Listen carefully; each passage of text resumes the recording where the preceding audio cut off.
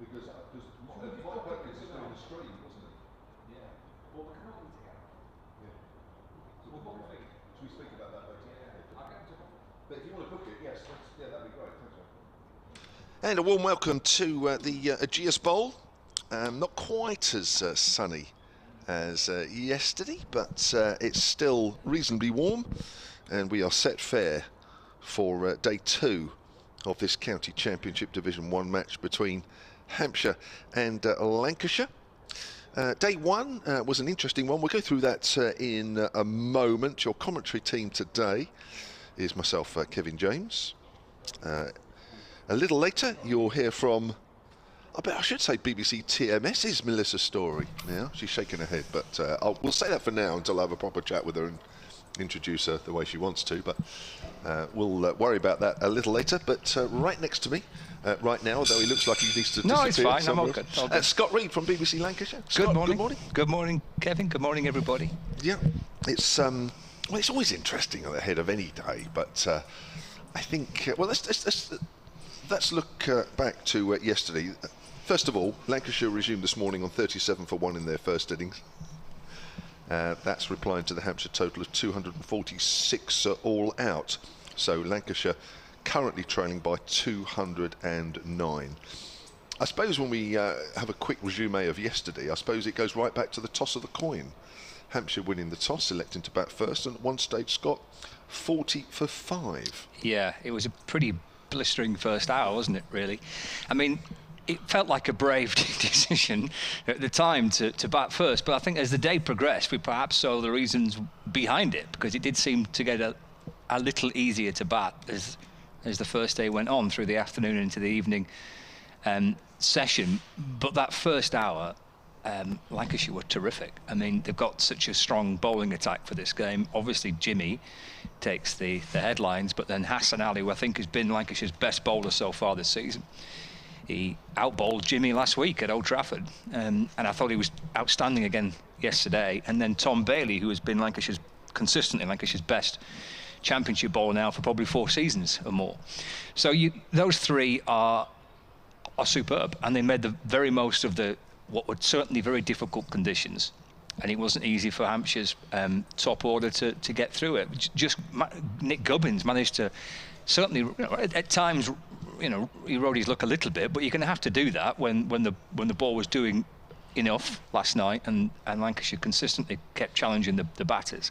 But he got through that and went on to make a magnificent century. But that first hour, I thought Lancashire were terrific, and it was just really tough for Hampshire to try and stop the sequence of wickets that fell in the first 55 minutes. Things appeared to get a little easier as the day wore on. Probably because the ball got a little softer as much as anything. 69 for 5 at lunch, Hampshire. And after that first 55 minutes where Hampshire, as we say, were 40 for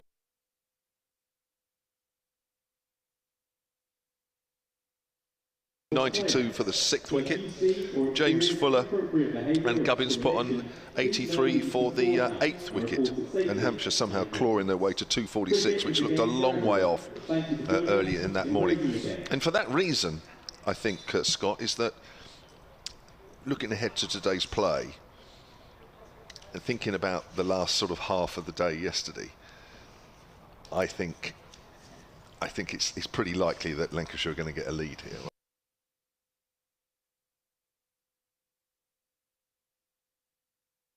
Progresses. I thought that Keith Barker, when he switched ends last night and bowled from the hotel end, was excellent, and he really was a problem, wasn't he? And Abbott and Abbas are a pretty impressive threesome. So let's see how day 2 unfolds. I would agree with you. I think Lancashire would be disappointed if they didn't get themselves a decent way in front of 250 and get themselves into a strong position. But I think the strength of these two sides, certainly, you'll know better than me, Kev, feels with the Hampshire team is in their bowling, and Abbott and Abbas and Barker, I think, have got to have a good morning for Hampshire. Definitely, yeah, no, I agree. George Balderson will resume on 13 not out. Danny Lamb moved up the order because of that late wicket of Luke Wells last night, will resume on 1 not out. I think if Hampshire will have had a pretty, not a mega day, but up there, if they can keep first innings on a parity. Yeah. I'll be honest with you, I think the best Hampshire can hope for here is that Lancashire get about a 50, 60 run lead. Okay. I think Hampshire would have to be happy with that. Yeah, and in a quirky way, I don't know who you spoke to last night, I presume it was Gubbins, but it could have been an awful lot worse for Hampshire yesterday. We were looking at Lancashire batting kind of early mid-afternoon type thing, wasn't we? And perhaps a total of 150 or below. So the fact that they've managed to get a little bit of something to work with gives them some hope, I think, going into today. If they can restrict Lancashire to somewhere in the region of around about 300, yeah, I think. And I actually think that makes it quite an intriguing match if they can do that. I thought yesterday was quite an intriguing day. Yeah, the way that Hampshire were able to get a couple of partnerships, which, I think on the flip side of it, probably encouraged Lancashire to believe that it's actually quite a decent pitch and you can get runs on it. Yeah. But if they can restrict Lancashire to something in the region of around about 300, it's not an enormous lead, but obviously it gives Lancashire a strongish position. But it would make for quite an intriguing couple of days on the back of it, I think. Yeah, I think you're right. I briefly spoke to the Hampshire camp. I spoke to Gubbins individually, and that interview, or part of the interviews on their Twitter site at Sonnet Sport, the full interviews on the Hampshire Cricket website. But I think the feeling was that it was a close decision whether to bat or bowl. Mm-hmm. I think had Hampshire got through that first hour, maybe 3 down rather than 5, I think it might have been slightly different and I think that's what they were hoping for. I think 5 down puts you really behind the 8 ball, and they did, as you said, they did really well to get to 246. I think what we saw with the new ball from Hampshire last night suggests that for the top order for Lancashire, it's a bit easier, no doubt about that. And as the ball gets softer, it will get easier. And I think that's why Hampshire have got a tough day here to keep the lead down to a minimum. Mm-hmm. Yeah, I think I agree, and a lot to be proven. Not necessarily proven, maybe that's the wrong word, but there's a great challenge here for Hampshire, because a lot of people think that these two are two teams that will challenge for the title at the back end of September. Yeah. And Hampshire obviously starting in a position where they've not had a great first day. Yes, they fought back with Gubbins and the help of Felix Organ and James Fuller as well, but this is a great chance for Hampshire to show what they're all about, which is a very good team that almost won the title last year. And a great opportunity for them to, against a potential kind of rival for that title position in September, for them to come roaring back into it. Should be good fun, looking forward to it. Yeah, for sure. Yeah, so we are very shortly to get underway. Keith Barker, fortunately from a Hampshire point of view, will start this morning from this commentary and the hotel end, the northern end of the ground, which is the one where he took the wicket last night of Luke Wells, one that just straightened on the left-hander and he edged through to Ben Brown for 18. We did say yesterday that Barker bowling from the pavilion end didn't look quite the same. The ball wasn't moving at all for him. It looked quite easy to play. He looked a slightly different prospect bowling from this end, so that's good news.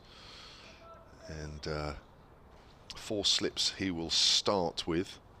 Again, the crowd mainly over towards the west side of the ground. That's the way the wicket is cut on this strip. 4 strips in from the right as we look. So we're underway as Barker comes in, left arm over and bowls, and forward is the left-hander Balderson. Everybody excited behind the stumps, even though it was played out towards extra cover. Mike Martin at Sonnet Sport, first of our tweets this morning. Just realised that all the Hampshire Cricket partnership records that he was quoting against Lancashire were all at the Ageas Bowl. That's right, I think we mentioned it actually, Mike.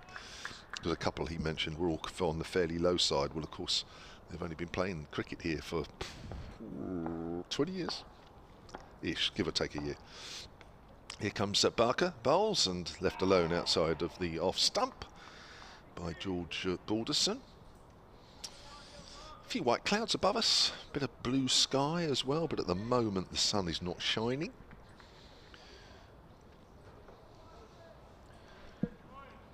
And I know we got lots of emails yesterday as well. sonetcricket@gmail.com.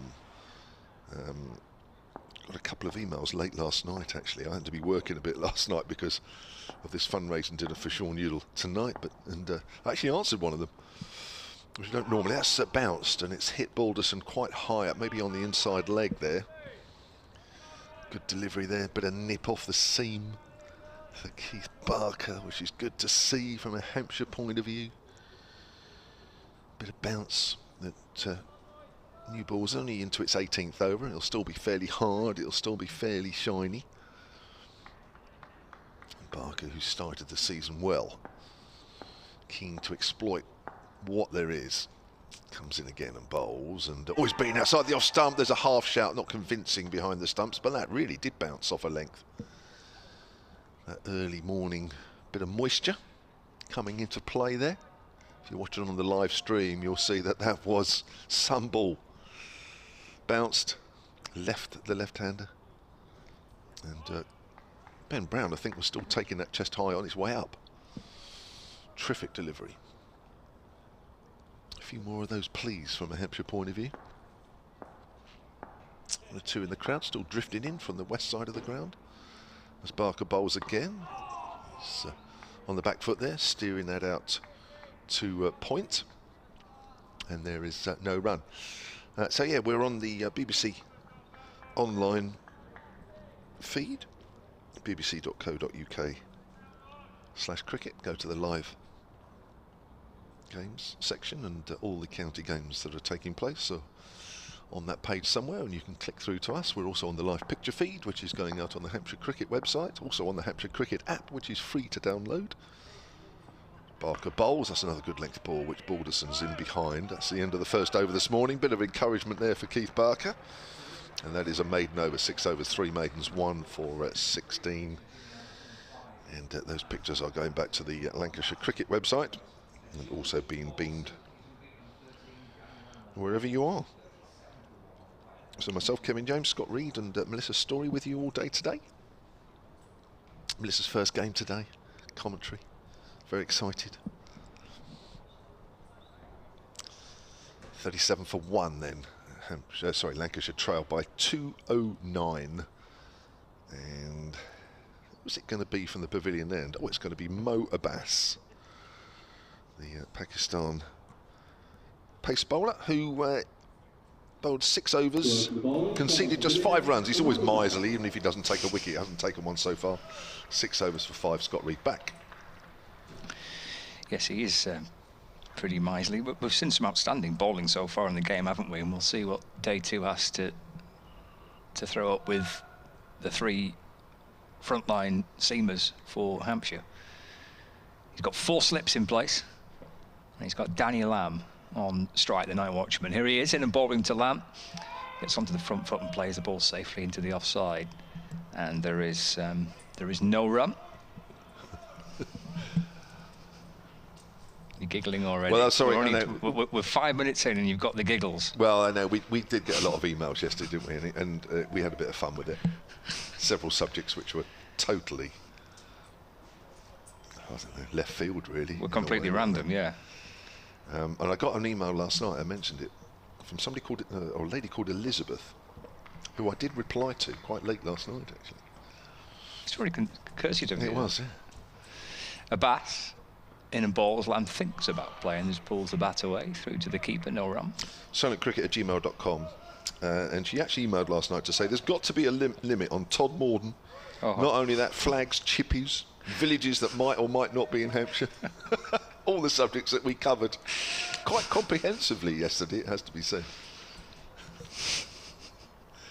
If you had a chippy and you were even remotely a sports person or an ex-sports person, if we didn't mention you, you were unlucky. We got across as many as we possibly could, I think. There's a bat from the pavilion to Lamb. It's tittled down towards that third man region, just steering it into the ground, to the right of 4th slip, to the left of point.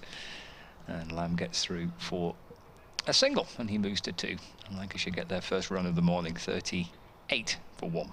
Yeah, basically just to sort of summarise the email, because Elizabeth has asked me to summarise it. It basically says, you know, make sure you get the balance right between describing the play and all the other stuff. So, and I did email back to say, yes, point taken, thank you very much. She then emailed back saying, very nice of you to reply. Balderson's on strike. Here's Abbas around the wicket and balls. And that's played down into the offside by Balderson, but for no run. I did get another one actually, well actually just after play, saying did I know that if admission's free after tea? I don't know. I have absolutely no idea. Late now. It's free for us. It's free for us from any time during the day or evening. Normally it tends to be, doesn't it? For the final session you can wander It used to be on some grounds, didn't it? Whether that's Yeah. still the case now, I would say it would be. Abbas to Balderson. It's defended up to Barker at mid-on, and there is no run. A decent crowd in yesterday as well for the first day. Yeah, it was okay, wasn't it? It was all right. I still think that it's slightly down. Okay. Slightly. I think it was. I'm sure it was during the first game against Somerset. But I also felt that at Kent. I don't know how you found the crowds at Kent when you guys were there the week before us. I thought they were slightly down there as well. I think we were told that they're about 1,500 a day. Okay. As Abbas is in bowling to Balderson, who takes a step down the pitch and brings the bat up above the shoulder, and it's through to the keeper, and there's no run. It's the end of the over, just a one run off it that Lamb was able to steer down to third man for a single. So 38 for 1. Lamb to Balderson on 13. Maybe you guys are a bit more watchable than Hampshire then. I think that was their first home match. It might have been their first home match, I think. Yeah. So that might have helped. Plus it was Easter, Yes. so that might have helped as well. Okay. I'm not sure there was quite that many on each of the days in our game. I don't know. It's difficult. I mean, at other grounds. I mean, I wouldn't know how many's here at the moment. But I mean, yeah, it's okay. But I just get the feeling it's a few down on last year. But it's not a lot in it. I just think that if this ground was on something that tips over, the ground would be slightly leaning to the right because everybody's over that side, aren't they? Barker's round the wicket this time, and he's wrapped on the pad is Danny Lamb, but I think that's going down the leg side. Not out, says the umpire. Yeah, that's the sunshine end of the ground, isn't it? Yeah. Just watching it on the replay. Looks quite high and worth a shout. It was peculiar, wasn't it, yesterday for Barker? He got absolutely no joy, really, from the pavilion end, and then he switched to this end, and he was a different bowler. He was, wasn't he? He bowled a really good spell just before the close of play last night from this hotel end. Sounds like a helicopter going above. I can't see as that's pushed out towards extra cover. Yes, it is. Making its way from behind us over Telegraph Wood in front of us. I was in there again this morning. Went for a walk around. In Telegraph Wood? I was, yeah. Went for a walk around this morning. Nice. Lovely. I was a little concerned I might have taken the wrong turn in, and then started to think, oh, blimey, I might not be able to get back here. Started to get lost a little bit. Barker bowls outside the off stump and left alone. Because there is a sign that tells you there's a blue path you can take and a red path you can take for a little kind of a loop around the wood. Okay. But I thought I was on the blue path, and I may have been on the red path, and I was just quite literally going around in circles. So I was getting a little concerned at one point that I couldn't quite work out how to get back onto the blue path to get back down to the Ageas Bowl. But it was very nice. Here's Barker, straighter, and that's played into the ground off the front foot by Danny Lamb. I've never been in Telegraph Wood. Is it quite a bit? I mean, I'm looking at it obviously in front of us, and it appears a reasonable size. Does it take a while to walk around? Mind you, if you did it loads of times. Let me tell you the steps. I'll come back to you with this. Yes. He's got the number of steps in Telegraph Wood. How exciting. Big mass of green above the pavilion and the two stands either side as we look.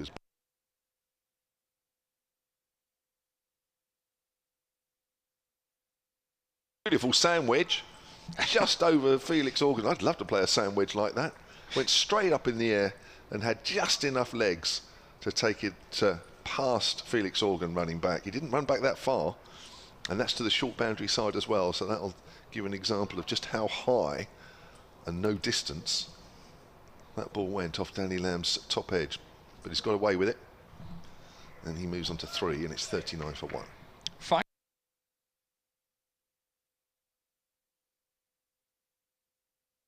But you said you did a few laps, did you? Well, you got lost. Not by choice. Length ball, which is pushed towards mid-wicket. So, in other words, you didn't walk all the way round it.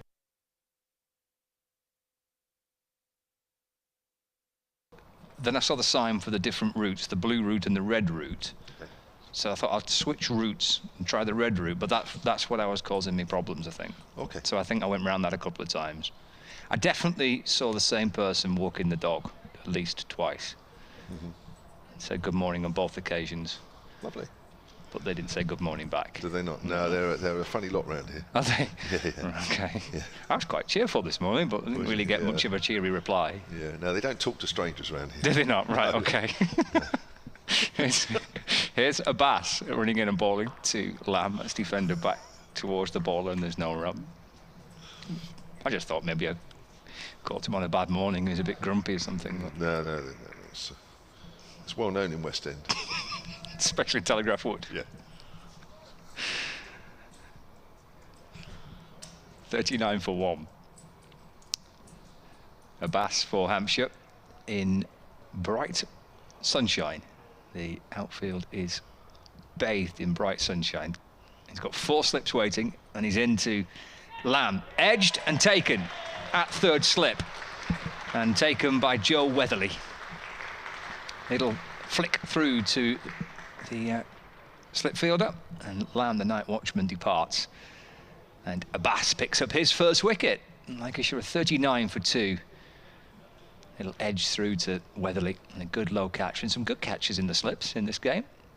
And that one was neatly taken, and Abbas celebrates his first wicket of the day. I think the slip catching so far has been exceptional. Yeah. It's been some low ones, isn't there? Ones that have sort of gone off the bat and have never gone high. And the fielders have been able to sort of get very low down, stay low, and make catches look very easy. I don't think there's been one that's dropped yet. I think there's been 1 or 2 that have dropped short. But you're right, both sides have caught in the slips well. Liam Williamson has emailed this morning, sonatcricket@gmail.com. Morning all, glad to have cricket to keep me going on site in enemy territory today. He's put Sussex in brackets. Didn't realise Sussex was in enemy territory, but anyway. Hoping, I thought it was quite a nice county. I've never really seen. Hoping Hampshire can keep themselves in the game for when I go along tomorrow. After Somerset fell apart last time, after I bought a ticket to go after a bit of weekend work. That's right, that game finished rather abruptly. So, first wicket of the morning, Danny Lamb, who was elevated up the order late last night, has lasted just 13 minutes this morning. And Josh Bohannon now, looking forward to, well, I'm not looking forward to seeing him bat, but in terms of a young player doing well, already got a double 100 this year, average is 47 in first class cricket. I mean, that's impressive. He must be close. He's got to be, hasn't he? Yeah, he went with went to Australia with the England Lions over the winter. That was the first time he'd received a Lions call up on the back of his best season last year for Lancashire. But he really has not had a period since making his debut where he's dipped in form. And obviously is reflected by his career stats. He's in at number, well, would be in at number 3 in this fixture for Lancashire. As Abbas is in and bowling to Bohannon, that's defended to mid-on, there's no run. Last year he got most of his runs at 4, but whether 3 or 4, he's established now in Lancashire's top order and has become almost at times, along with the captain, kind of the first pick on the team sheet for Lancashire. He's been impressive since making his debut. He made his debut in a day-night match. Remember those county championship day-night games with the pink ball? Oh, yes. That was his debut. Okay. Under the floodlights at the Oval, facing Mornay Morkel about 8:30 at night with the pink ball. Yeah. And he got through it, and the following day went on to get a 50 on his debut. Yeah, but looks a really well-organised player. His double century last week was every bit as good as you'd imagine a double century to be. 4 slips are crouching down. Here's Abbas in, Bohannon plays forward. And that's just dabbed up towards Abbott at mid-off, and there's no run. 25 years of age, he's about the right age as well, isn't he? If it's going to happen for him, you think it's going to happen fairly soon. Averaged 50 last year, you're right, yeah. Yep. Good season, 850 odd runs. Good season, that. That's a more than solid season, averaging 50 throughout the year, isn't it? That winter call-up for the Lions would suggest he's very much kind of in the thinking. Abbas to him. He's up onto his toes, just dropping the ball into the offside, and will scamper through for a quick single. He gets himself off the mark. And Lancashire move on to 42 for 2. It brings Balderson back on strike. Another Lancashire-born player as well. You've got a few in the side, haven't you? Which is quite impressive. Yeah, he's from he's a Bolton lad, just going through that team then. So Balderson, Lamb, Bohannon, Croft, Jones, Bailey, Anderson. Yeah. It's pretty good, isn't it?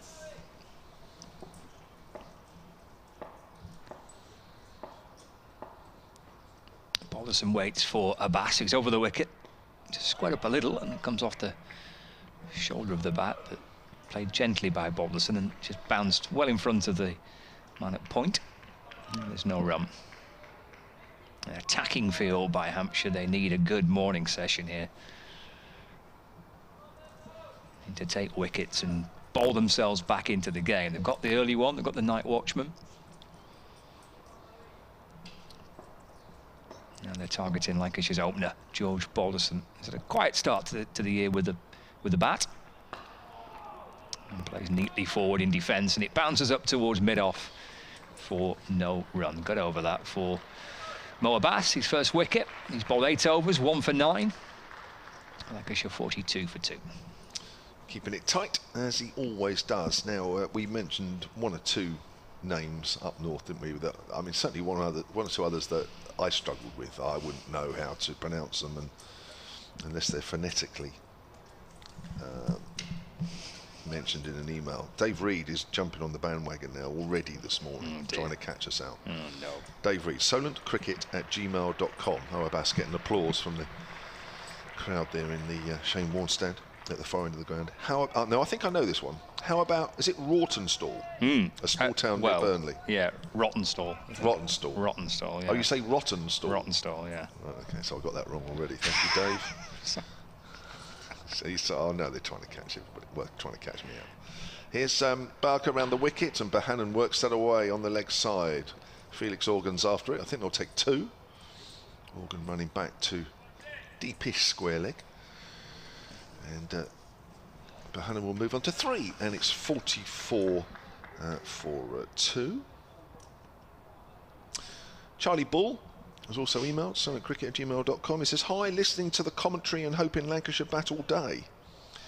I'm taking my 2-year-old son to his first cricket match tomorrow at the Ageas, and hopefully he'll get to see Jimmy bowl. Barker round the wicket, and Bohannon pushing forward up towards mid-off. Do we think Jimmy will probably bowl tomorrow? Just trying to think how this game may go. I think that's a pretty fair chance. He might bowl tonight. Yeah. Well, Hampshire would hope so. Yes. I think if he's not bowling his first overs until tomorrow, I think Hampshire are a bit behind. Yeah. Let's say they're 202 behind currently. Lancashire have advanced by 7 so far this morning. Fuller, and it's left alone by Bohannon outside the off stump. Joe Hughes, Joe's from Petersfield, picking up on your comments about walking around Telegraph Wood. Okay.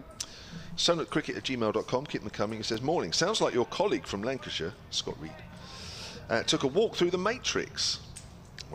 Wow. Telegraph Wood compared to the Matrix. Confusing the blue and red options would certainly... Hang on, I'll come back to that as Barker bowls. Bohannon drive down the ground through mid-off. Lovely shot. And that is probably going all the way. I don't think Fuller's going to reach that. He doesn't. Fuller's quite wide at mid-off, and that went past his right hand. Lovely straight drive there from Josh Bohannon. 48 for 2, or was the scoreboard? The scoreboard has moved on. Bohannon's on 7. He says, confusing the blue and red options would certainly make for an interesting experience. Desperately hoping to see Hampshire back in the middle, batting by the end of the day. However, I fear it might be a long, hard slog from the bowlers. Yes, it will certainly be harder than I think Lancashire found it. So, so you did the blue route and the red route there. I didn't even know there was any of them. Bohannon's on the back foot, steers that up to Fuller. Well, the red route appeared to be kind of the shorter one that went kind of like across the wood, and the blue one seemed to go the length of the wood. At one stage, I was on Telegraph Road. I don't think I was supposed to be on the pavement. I don't know how I managed to find myself there. No. There is an opening from there, isn't there? Just at the top of the... I think I came back in that way. Yeah. But then I got confused as to whether that was red or blue then. It was very stressful. I thought it was brown. Here's Barker. Length ball, Bohannon steers that away to backward of square leg for a single. Moves on to 8, 49 for 2. I thought that was just one of those standard sort of wooden fences you get that's saying it's telegraph wood.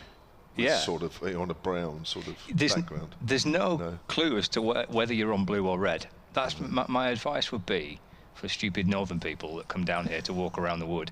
You just need a little bit of kind of indication as to what route you're on. Like just like a little red line or something on a tree would help. Yes. And then there's lots of little paths that cut off from these routes. I think unless you knew where you were going. I mean, it's quite. I'm in the middle of winter. You could be in there forever. It could be, but fortunately, it's not such a big wood that you would get totally lost. Oh, I was getting quite anxious at one point. Yeah. There's Ageas in and bowling to Bohannon. Something we've seen yesterday quite a bit, which is a nice bounce and carry through to the keeper. It's left by Josh Bohannon. There's no run. Joe, who's on the ground again, and it's her birthday today. Hello, Joe. Happy birthday. As tweeted at Silent Sport, it is free after tea here at the ground. So there you go. Ageas from the pavilion end with those woods behind him. He's in and bowling to Bohannon up onto his toes. Again, he leaves the ball. Gets the bat to about chest height and allows that to go through to Ben Brown, the keeper. There's no run. Sun's out. Beautiful. Yeah, it looks great, doesn't it? The temperatures yesterday were quite mild. Took us a little bit by surprise because it was relatively cloudy in the morning. You were expecting it to be quite a chilly April morning, but it wasn't the case. It was a pretty pleasant day. Ageas to Bohannon. That's a good delivery. That brings him forward and it snakes past the edge of the bat. He didn't go at it hard, really, Bohannon. He may have indeed perhaps just tucked his bat inside the line, but it felt like he played. The ball nipped past the edge and through to Brown. It's a great test, this, isn't it? A batter in great form, Bohannon, against a high-class bowler in Ageas. With a bit of bounce here and there. Yeah, that's been pretty consistent, hasn't it, from this match so far. Bohannon gets in behind and defends to Barker, who's at mid-on, and there is no run. He didn't get too many runs at Ageas last year, I remember, towards the end of the season, did he? But I remember sort of thinking, this guy's in good form, obviously a good player. I didn't get to see much of him. You'd seen him loads during the summer, but I think even just looking at him here now, he just looks good, even in defence. Just looks good, doesn't he? Just looks a good player. Somebody that you think, if he had to step up to the next level, would be all right. Ageas to Bohannon. That's steered down towards third man. It's quite a short boundary down there. It does reach the boundary rope. It's a pretty valiant effort from Ian Holland trying to catch up to it, but despite his charge towards the boundary, the ball had enough on it to reach the rope, and that brings up the 50 for Lancashire as well. Softly played by Bohannon down towards that third man region for 4 runs. The Lancashire 50 flashes up on the electronic scoreboard, 2 of them inside the ground. I was reading the other day as Ageas comes in and bowls to Bohannon. He doesn't offer a shot and the ball goes through underneath the bat and gathered by the keeper. There's no run. 53 for 2, Bohannon 12, Balderson on 13. That there's plans to extend the hotel, is that right? There's kind of redevelopment plans. There is some redevelopment plans that went in a couple of months ago, maybe not quite as long ago as that. Yes, that's one part. So this hotel that we're in, there is going, well, there are plans for, assuming they get passed and it goes ahead, there are plans for another hotel to be bolted on to the existing one at a slight angle behind us. Oh, so it's not going to kind of lap around the edge of the ground like this one? No, okay. You would think extending it. That's what I just assumed, Yes, no, that's not happening. No, right. It's good. So basically behind us where the golf course is, as Keith Barker bowls left arm over, and that's a length ball to Balderson, pushes forward out into the covers. So if you're watching on the live stream or you're listening online, you're near a computer, just call up the Ageas Bowl site and you'll know what I'm talking about. So behind us is the golf course. So if this hotel is built, hole 1 goes, so by the car park, the hole 1, you drive sort of along the car park and then it goes left round the lake up to the thing. That's sort of coming out, and most of that lake, if not all that lake's coming out, it's going to be, well, it's going to be filled in basically. Okay. And the hotel, or a hotel, is going to be built. That's pushed away off the back foot behind square on the offside, and that's kept down to a single. Lancashire move on to 54 for 2 now. Balderson moves on to 14. So that's one part of it. It's not going to be the same Hilton as we've got right now. It's going to be another Hilton, but of a different level. Right, so that's that part. There are many others, and I'm just trying to work through it, maybe not in any particular order. So, as I say, as we look back towards the pavilion, over the Shane Warne stand to our right, which is about 2 o'clock, there is a big area, big gravel area that extends a bit up the hill towards Telegraph Wood. And there's a drive, and it's gone through Keith Barker's hands, and Bohannon's going to pick up a boundary here, and that is 4 more to him and to the Lancashire total. He moves on to 16, 58 for 2, and time to say a very good morning for the first time this season. Melissa Story, how are you? Oh, can't hear you. It's been a while since Melissa. Well, you did some commentaries for TMS during the winter. You probably didn't have to do your own mics. That was absolutely shocking. The simple concept of electricity hadn't quite got into my mind, that you have to connect this wire into the box which produces the signal. But I thought I could do it telepathically, but I guess I've lost that power. We haven't got Bluetooth at the moment for that sort of thing. You see, at TMS level, you get all that done for you. Yeah, it's all automatic. Little microchips in the brains, I think. Here's Barker outside the off stump, and that's left alone by Bohannon. I'll come back to that redevelopment bit in a moment. But how are you generally? Because we haven't heard you since last season from a Hampshire point of view. I'm very good. I'm excited to be here, to be honest. I mean, it's awful. So I was recently in Canada, which is why I missed a few of these early games. But you've got all this beautiful scenery around you when you're out there. I just kept saying to everyone out there, I was like, I can't wait till I'm at the Ageas Bowl next week, because I'm doing Hampshire versus Lancashire, and they're going, you're in Canada, what are you thinking about? And I was like, Jimmy Anderson might be playing, that's why. So I'm very excited to be here. Barker's round the wicket to Bohannon, who leaves that alone outside of the off stump. Nice spot, Canada, or it's a big area, so I guess I don't know how much you got to see or whatever. Yeah, I was in Nova Scotia, so essentially the Cornwall of Canada. A lot of hard-working area, but a lot of holiday homes there as well. So there was, a lot of Christmas decorations up still, which was interesting. Really? But it was a really nice natural scenery. I mean, the scenery of it was gorgeous and very amazing. But it is nice to be back in the greenery of England. Yeah. It's not very green out there.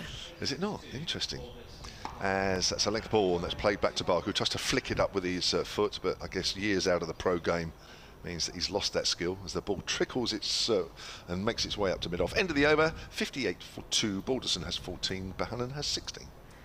Yeah, I was listening to the commentary yesterday, and the very vivid descriptions of all the woods around, and it's good to hear Scott's already been lost in the woods once already. I've never managed to go up there, I must say. I've not, no. Maybe in the lunch break I'll have a wander, see if I can time? stick. I can run quite fast, see if I can stick to the red or blue path, and if you don't hear from me, then assume the worst. Assume a Lancashire fan has found me and held me hostage. We'll send a search party out. So, so bit of time in Canada, how lovely. Back to cricket commentary. Yeah, a bit more enjoyable than university, I'll say that. But I mean, being outside as well, you suddenly find yourself, especially with a lot online at the moment, just being ground down, staring at a screen most of the time. So what's better than staring at a cricket pitch and a screen? But great to be back, and especially in this longer format of the game. I've been following these first few rounds for Hampshire. And very, up and down kind of start. I think in classic Hampshire fashion that you look like things are going completely your way, and then they find a way to disappoint you. They do. But then in other ways find a way to completely delight you. As Abbott into the attack, and that's a fuller ball pushed into the offside by Balderson for no run.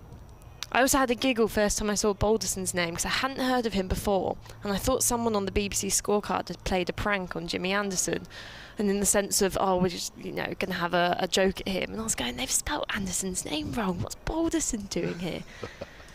But it's a good surname. Yes. 21 years of age, Balderson, so a few years between the two of them. And he bowls seam as well, doesn't he? Yes, yeah. It's not too often, because I was thinking about this the other day, apart from, I could think of Ian Holland, when the opening batters and kind of upper order batters bowl, it tends to be spin. Just because it's a bit easier to do as Abbott in, and that's full and driven, and to the fielder at mid-off who slips. Otherwise, that could have been a bit of a close run there for the Lancashire batters, but the fielder there has absolutely stacked it. Or Luke Wells would be an obvious one, opening the batting, spin. I guess it's just one of those things you pick up when you're, they need a bit of a bowler in the nets, and you're going, what can I do? I can chuck a bit of off spin down there. But interesting, as I say, to see an opening bowler who can also bowl. Quick update here, 59-4-2, half an hour gone this morning, so Lancashire have lost a wicket. They started the morning 37-1, and Mo Abbas had night watchman Danny Lamb well caught by Joe Weatherly in the slips for 3. Josh Bohannon, who you think may be on the verge of an England call at some point this season, he's a good young player, he's 16 not out. Balderson is 15 not out. Lancashire 59-2, they trail Hampshire on the first innings by 187. That ball just there from Abbott, pushed into the offside for no run. Sorry about that, interrupting your... It wasn't a very interesting point, so I'm thankful for the interruption. As well, I mean, the games I've been doing over the winter as well, obviously they've been from the studio, so been looking at these screens all throughout the night for the Women's World Cup, and suddenly having it in front of you, you actually forget to watch the game sometimes. As Abbott in again, slightly straighter ball and pushed by Bohannon into the leg side. Thought no run, and the fielder there just again not too happy with that patch of grass. He slipped over again just a little bit, and I mean, what can you do about that? It's pretty lush, isn't it, the square? Yeah, I actually got to play on here once. It was very, very nice, and I'm usually a fielder in the deep because I do like to dive about and stuff, and it was a lot better than what I'm used to, I'll tell you that. It was like diving into a cloud. As Abbott to continue, 5th ball of the over, and that's flicked off the pads by Bohannon. This is going into the leg side, and the fielder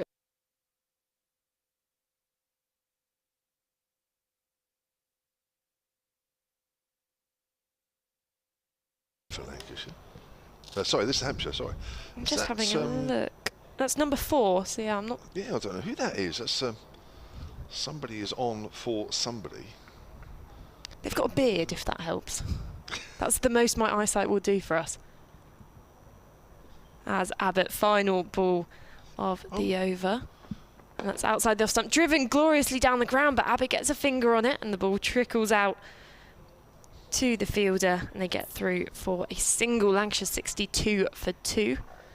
Nicely plodding along here. Yeah, going nicely. And it's, as I say, it's going to be harder for the Hampshire bowlers this time because there's not quite as much movement for them. It was Ross Whiteley who's got a white ball contract with Hampshire. Played for Southern Brave last year.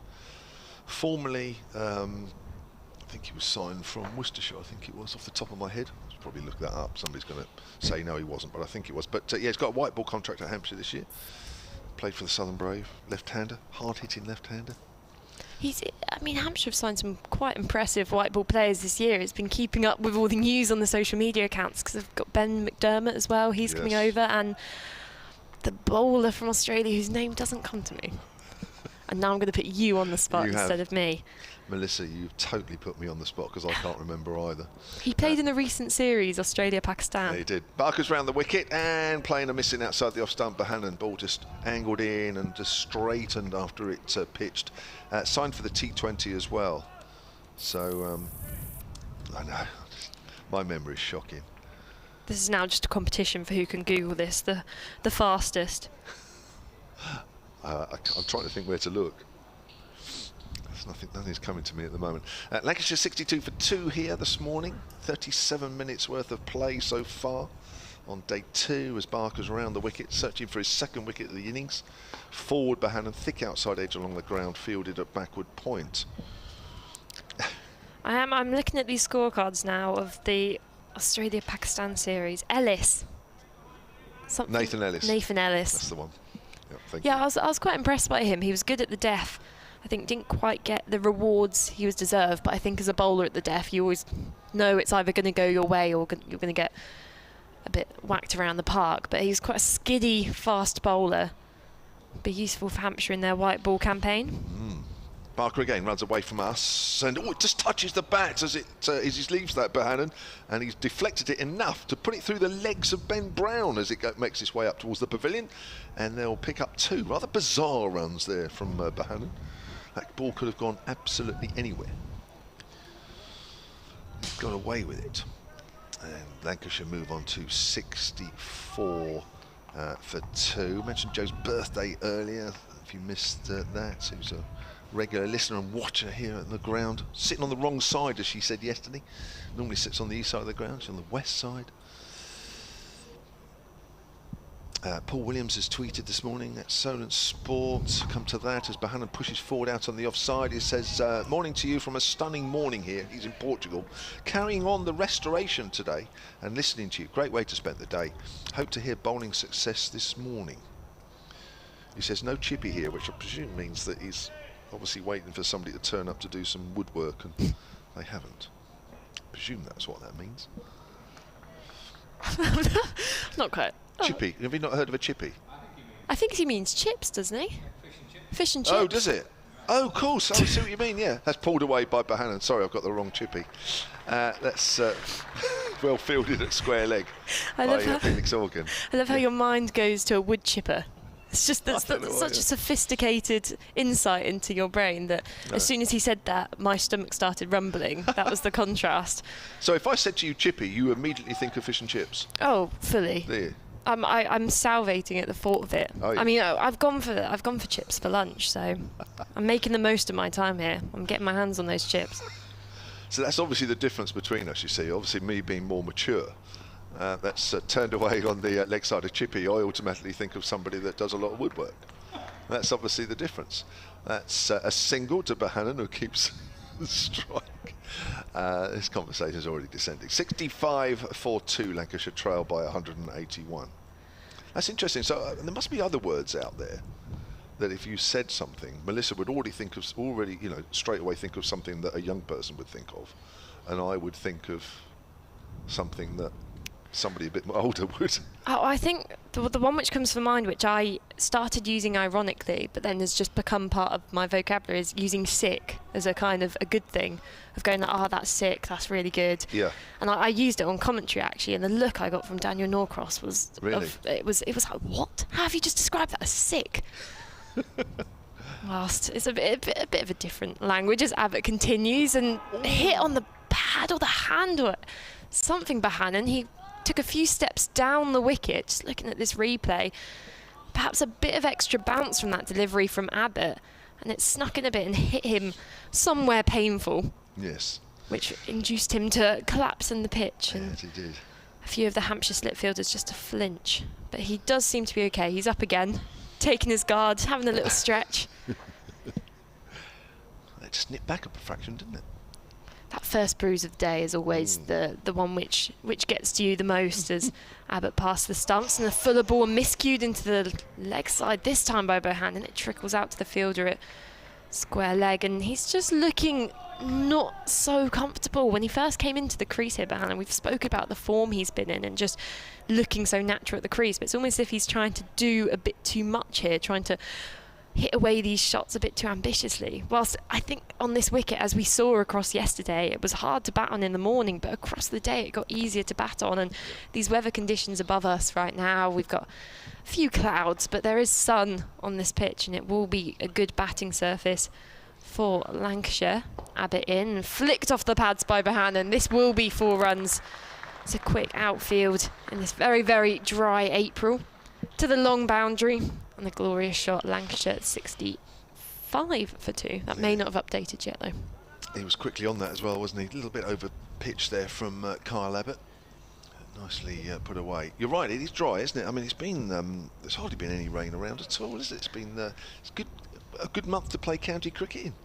Well, it is, and obviously, you know, there's been all this talk recently of pushing the championship into April, and is this a good thing, is it a bad thing? But you know, people have looked into it and said that April is actually a really, really good time to play cricket, as Abbott passed the stumps, and it's back of a length and edged almost down the slips past them, and that was 4 runs down to the 3rd man boundary.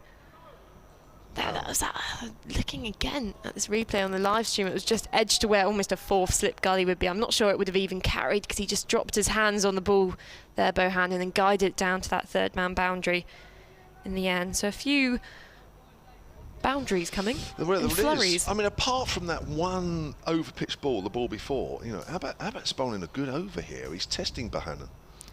Well, I've put Abbott in my fantasy team.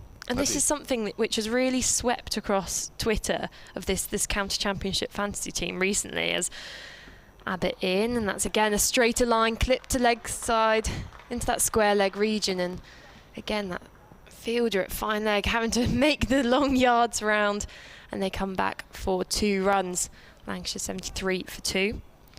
So yeah, there's this, you know, as all fantasy leagues work, but I'm not really a football follower, so I've never really engaged in one before, but I've got involved in the county championship one. I thought I'd done well, and I'm not doing very well. I think there's a Hampshire supporters group, so if you say your club you support is Hampshire, yes. There's I think a group of about 500 people in that one. I think I'm in the 490s. A latecomer. That's Abbott in, and that's left alone, a bit of inwards movement towards the keeper, and that's the end of the over.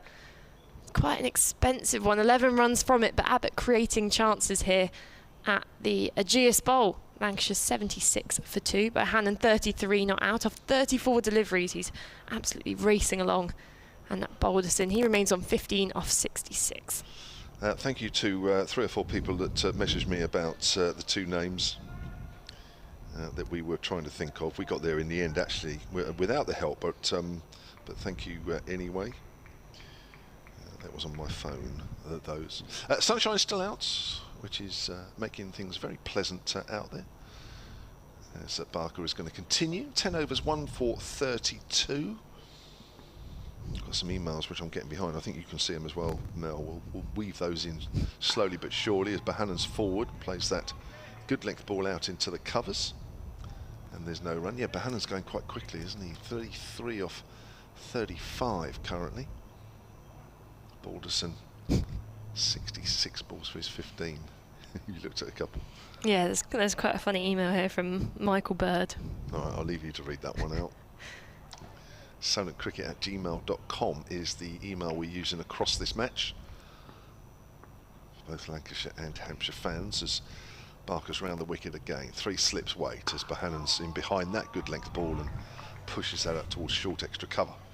This email from Michael Bird, he reads, "We Lancashire fans value Scott highly, so could our Hampshire hosts help us out by ensuring that in the future he does not venture into Telegraph Woods without being accompanied by a responsible adult, if you have one. Enjoying the cricket and commentary, good work, and thanks." I don't think we've got any responsible adults. No, nobody that I can think of. So if anyone in the crowd thinks they're responsible and has one of those harnests for toddlers, that would be wonderful. That would be the one. Barker bowls, it's slightly fuller this time, and Bohannon's punching that up to mid-off, where it's fielded by Fuller. Yeah, get him a harness. I think I used to have one of those. I was a bit of a When you were tyrant when I was... Yeah, this was about 3 years ago, yeah. 3 years ago? You ran up. Did you tend to run off? Yeah, I was just very unpleasant from what I've heard, so I'm surprised they did put it on. I think they probably should have just let me keep running, but... I think the other thing you should do in woods, don't you sort of, I don't know, few handkerchiefs or something. Oh, it's edged and he's called it third slip. He's got his man. That's Joe Weatherly again this time. And Bohannon goes for 33. Just succumbs to a bit of extra bounce there from Keith Barker. And Weatherly's taking a really good catch there at third slip. And Bohannon goes for 33. It's 76 for 3. As we say, these Hampshire bowlers are just creating some chances on what looks like, you know, there's not too much outwards movement, there's not too much swing in the air, it's quite sunny overhead conditions, but they're just making things happen with this extra bit of bounce. Barker there and Abbott just persisting on that line outside the off stump, and Hampshire slip fielders, as we've seen in the many previous last seasons, they are consistently good. I mean, Hampshire benefits from having that almost set slip cordon, and they perform so well in there, but Hampshire taking these necessary wickets they needed in the morning session. They'll be looking just to slip in a few more if possible, and then might be a bit more of an even battle for them. Yeah, Lancashire trail by 170 currently. Yeah, I think what I was trying to say just before that wicket was I think if you take some ribbons out with you, Scott, next time you venture to telegraph wood, don't you sometimes mark a tree with a ribbon so that you know that if you go past that tree 5 or 10 minutes later that you've already gone past it? It's very Hansel and Gretel. What's the story where they put the breadcrumbs down to lead their way? Yeah. We've got a couple croissants over there. I reckon you could just crumble them along the path and just hope that the birds don't take a fancy, otherwise you'd be lost. That's right. Yeah, who did that? Drop breadcrumbs or something? Is that in a fairy tale or something? Must be one of those grim ones where, yeah, I think the birds eat the breadcrumbs and it results in probably a witch grabbing them at some point, as it goes. No, I haven't spotted any witches in that woods yet, but you never know. You can't rule it out these days. Stephen Croft is the new batter for Lancashire. 37 years old now, playing his 194th first-class match. Averages 34. And am I right in saying he wouldn't normally be batting at this number 4 position if there was to be a fully fit Keaton Jennings in the side? He would maybe slot down to that 5 a bit more? Yes, Scott's agreeing with you there. As Barker's round the wicket, big stride, but left alone by Croft, who's already scored 100 this season, 155 against Kent in that huge Lancashire first innings total of 506. Now, was that at Kent? Yes. It doesn't count. Does it not? No. Why? It's like playing on the M25. From what I've seen at this Kent ground so far, I think 100 is equivalent to a 50, but a double century, maybe I'll allow it. I mean, I genuinely think I could get a 50 at that ground. That's saying a lot. Here's Barker. That's straight and that's pushed off the front foot out towards extra cover. Successful over there for Barker. 2 for 32 from 11. Lancashire 76 for 3. Balderson has 15. He's added just 2 to his overnight score. And Barker's wicket maiden there. 2 for 32 from 11. I mean, there's been a lot recently. I mean, we're saying that he's already registered 100 this season. I don't think there's anyone in the Lancashire squad who hasn't, but there's so many people saying that could this current Lancashire squad, assuming, you know, Mahmood back in the side, Parkinson back, Keaton Jennings back, could they beat the England side right now? Wow. Because a lot of people are saying that they reckon they could. I think they're a good side, Lancashire. I have them right up there, don't you? Absolutely. As Abbott to continue, he's bowling to Balderson, who leaves it and through to Ben Brown behind the stumps. I think the Lancashire-Surrey game, whenever that is, would be a top game. Last game of the season. You've got to wait till then, have you? Should get in a good crowd, though. Yeah. Is it Old Trafford? Old Trafford, yeah. Could be a title decider. Hampshire's not involved, so I don't think so. Actually, we probably would have already won it by then. Maybe it was like a second place kind of fight off for them. You've got to be optimistic. It's manifesting it to happen. Past the stumps comes Abbott and driven, but not timed, by Balderson to the fielder at mid-off for no run. Lancashire 76 for 3.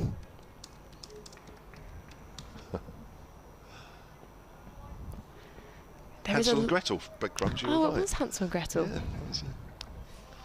yeah, then they find the house made out of the sweets. I'm not sure that would be in the woods here, but you never know.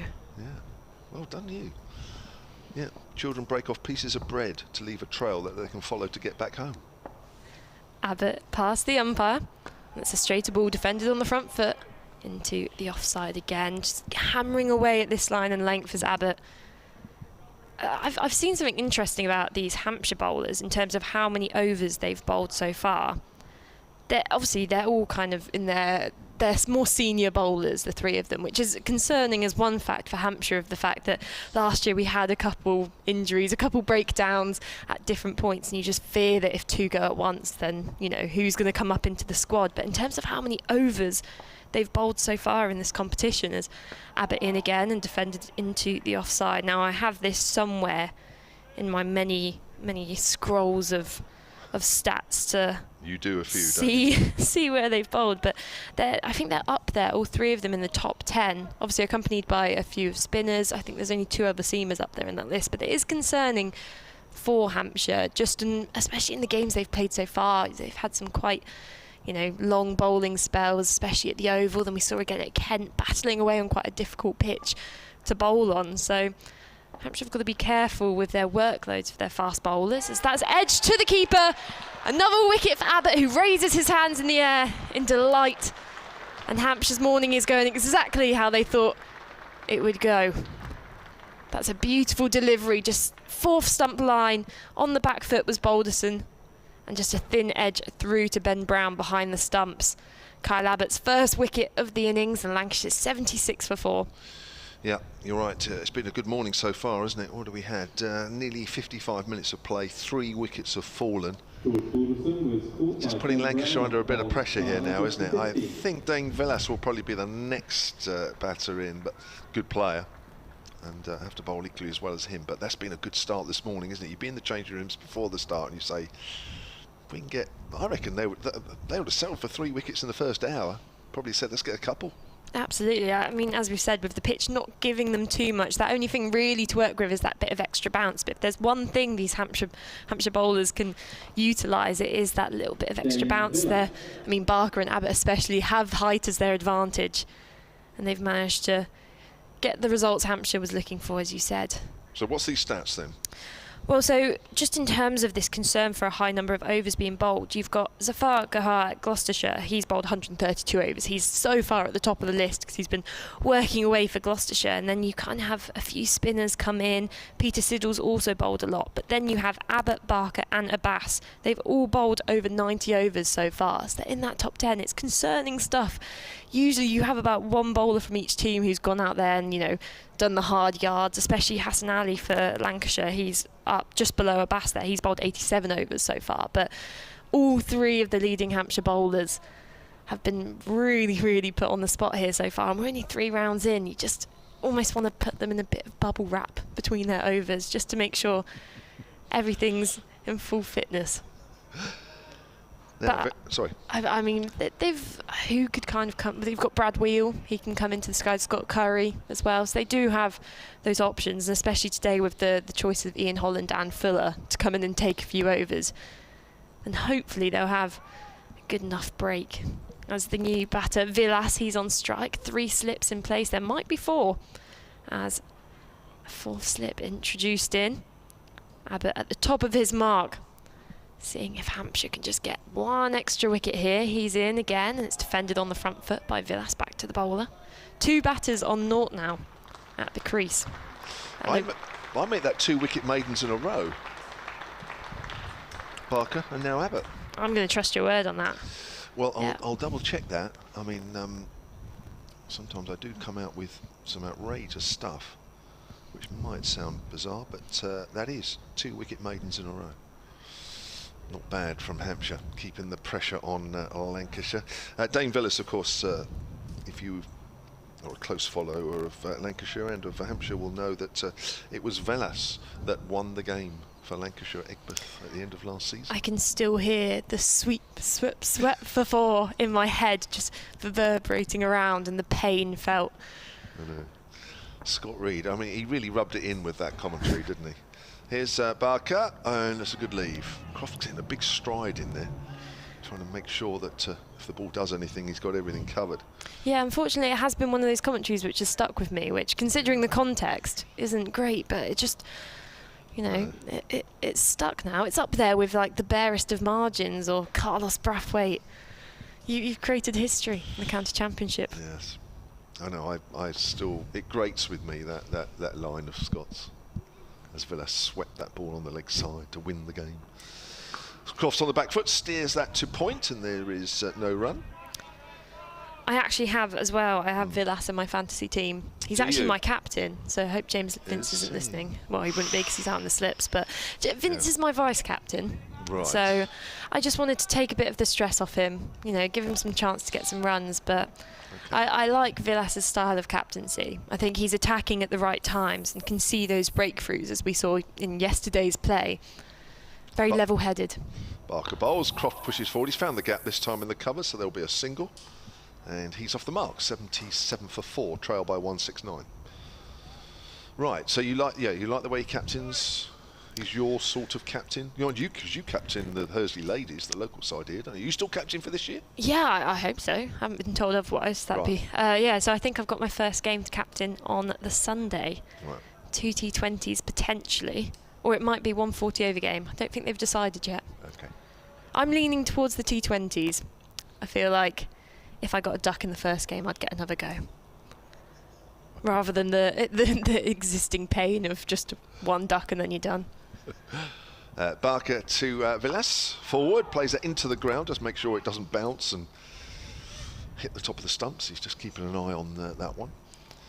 So Villas is captain, so Vince is your vice captain. You also said you had, who else did you say you had in your fantasy team? I'm actually just getting it up because I kind of wanted the policy of mixing about, trying to get as many counties as possible and not being too biased. I think I've got 3 Hampshire because I'm legally obliged. But I think, yeah, I tried to just split it up a bit. Okay. I'll have a look now, actually. I'm quite intrigued. Yeah. Barker's round the wicket again. Villas pushing forward. It's gone out square on the offside. Bit of extra bounce there for Barker. Once more. Sunshine still out here at the Ageas Bowl. Melissa's looking up her fantasy team. You obviously don't check it that often then. Yeah, I think you're meant to swap it each week, but I'm not really used to this. I just kind of choose players who I think would be friendly. Right. Well, I've got Haynes and Bohannon opening my batting. So opening? Yeah, I'm not sure why. I just felt like it. Yeah. So Haynes from Sussex, of course. He's had a good season, so I've done well with him. He got runs the other day, didn't he? That's left alone. Good length again from Barker, asking questions of the batters. 12 overs for Barker now, 2 for 33. Lancashire 77 for 4, trail by 169. Durham's Beddingham, yes. number 3. Got him in. Good shout. Vince at 4. Have to be consistent with that. I've got Lyndon James at 5.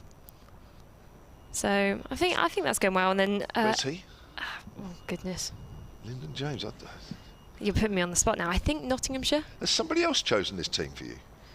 No. I read a lot of other people's wise words on Twitter and kind of copy what they're doing. Tom Abel at 6. Okay. Got Dane Villas obviously with the gloves. I've given him the gloves, obviously, but then he's not keeping this game, so I might have made a mistake there. Lyndon James, Nottinghamshire, yeah. And then my bowlers I've got is Matt Milnes from Kent, who's obviously going to be struggling on that pitch a lot this season. You need to change that. Yeah, Kyle Abbott, and then I've got Simon Harmer. That's okay. As in comes Abbott again. That's a shorter ball, just waved off. It's the short leg. By Stephen Croft. That really did pop in the air again. We're seeing that extra bounce from Abbott. He played that uncomfortably, Croft. And it just drifted, almost hung in the air for a bit. Where's the short leg? He bowled a great bouncer. Admittedly, Nathan Gilchrist is not a high-order batter, but when he took those 3 quick wickets after tea to win the game at Canterbury last week, he bowled a wicked bouncer at Nathan Gilchrist, very similar to that. And Croft didn't play that particularly well. In again comes Abbott and left outside the offside by Croft.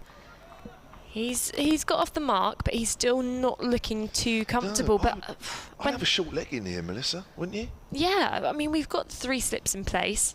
Taken out that 4th slip already, which makes a bit of sense. It means we're not seeing that sideways movement. But when you're getting that unusual bounce, which we do so often at the Ageas, and certain deliveries keep a bit lower, why would you not bring someone in under the helmet? And actually, he's in pain because he's been hit on the hand. So we're going to have a break in play here. Going to have the physio on with a bit of spray and maybe something else. That was a wicked short ball. It was, and I'm hoping in this gap Hampshire take the opportunity to bring a helmet out and find the poor youngest person in the team and tell them to get underneath it. Although, doesn't Nick Gubbins goes under it quite a bit? Felix Organ? Yeah, and Joe Weatherly, they kind of spread it around a little bit, I think. So we're going to have a break, yeah. Did you ever do that? Yeah, it's horrible, isn't it? Oh, have you done it? No, I've never been allowed to. Have you not? Why? No, I think my dad would not chase me home. Unless I had about 3 helmets stacked on my head, then a bit too much of a risk. It's not a nice position. It really isn't. Especially when you see that one being dropped down short and then gearing up for that pull shot, and you just know I'm going to have to take evasive action here to get out of the way. I mean, some people are good at it. I mean, they just duck their head, don't they, down like that. And so if it's going to hit you, it sort of hits you on the helmet and that sort of thing. But I used to turn my back, and it was horrible. It was horrible. So while we have a break in play for some treatment on Stephen Croft's hand, got a few emails. Earlier on, Don Garnett emailed.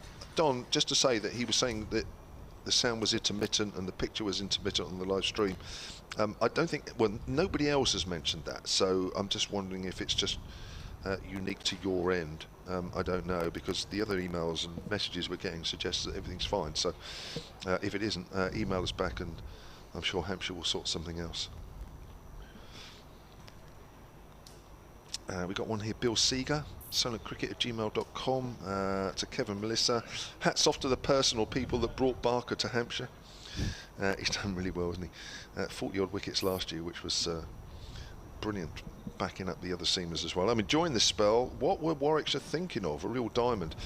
I can't remember the exact reason. I think Warwickshire just decided that he was surplus to requirements. They were looking to go down a different direction, and they just sort of released him. It was a bit bizarre. I'm not surprised sort of Hampshire came straight in. A real diamond, says Bill. The bounce is proving difficult. If things go to plan, the team batting fourth may have a tough time of it. That's exactly what Nick Gubbins said to me last night in the interview I did with him, that they do think that by the time we get around to a fourth innings, assuming that the game doesn't go forward too quickly, that the fourth innings will be the most difficult. But I actually would counter that as to say I never think this pitch gets worse. But I know, I was thinking, obviously James Vince must have considered that in his decision at the toss, as the play resumes and Abbott continues with a fuller ball on the offside, driven out to Barker at extra cover for no run. And the short legs in. The short legs here, well done.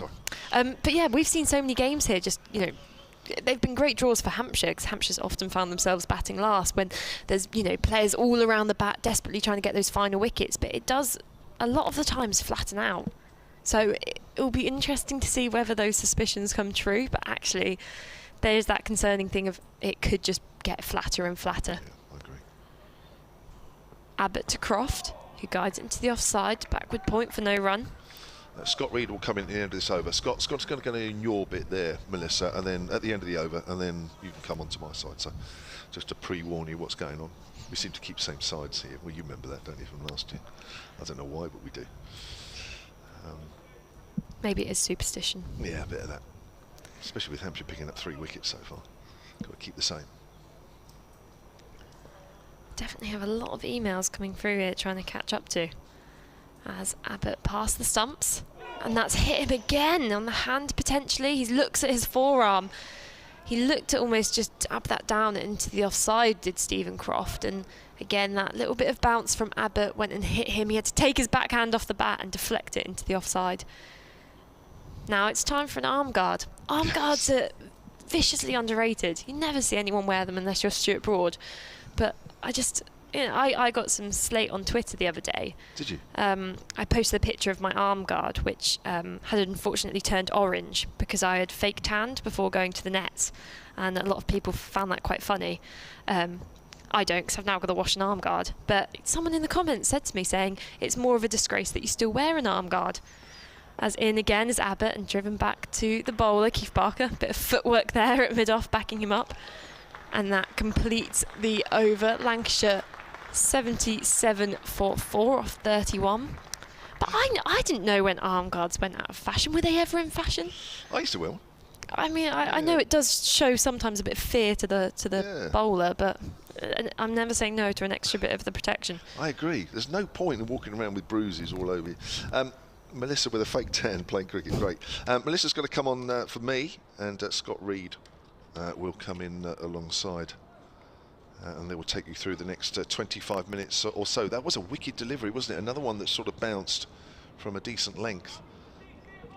And maybe that's true what Nick Gubbins was saying and what Melissa was hinting at there, that maybe the fourth innings it may get a lot harder, which I think is slightly unusual for this pitch. But we'll have to wait and see. Scott Reed is back with us, and then it'll be Melissa's story.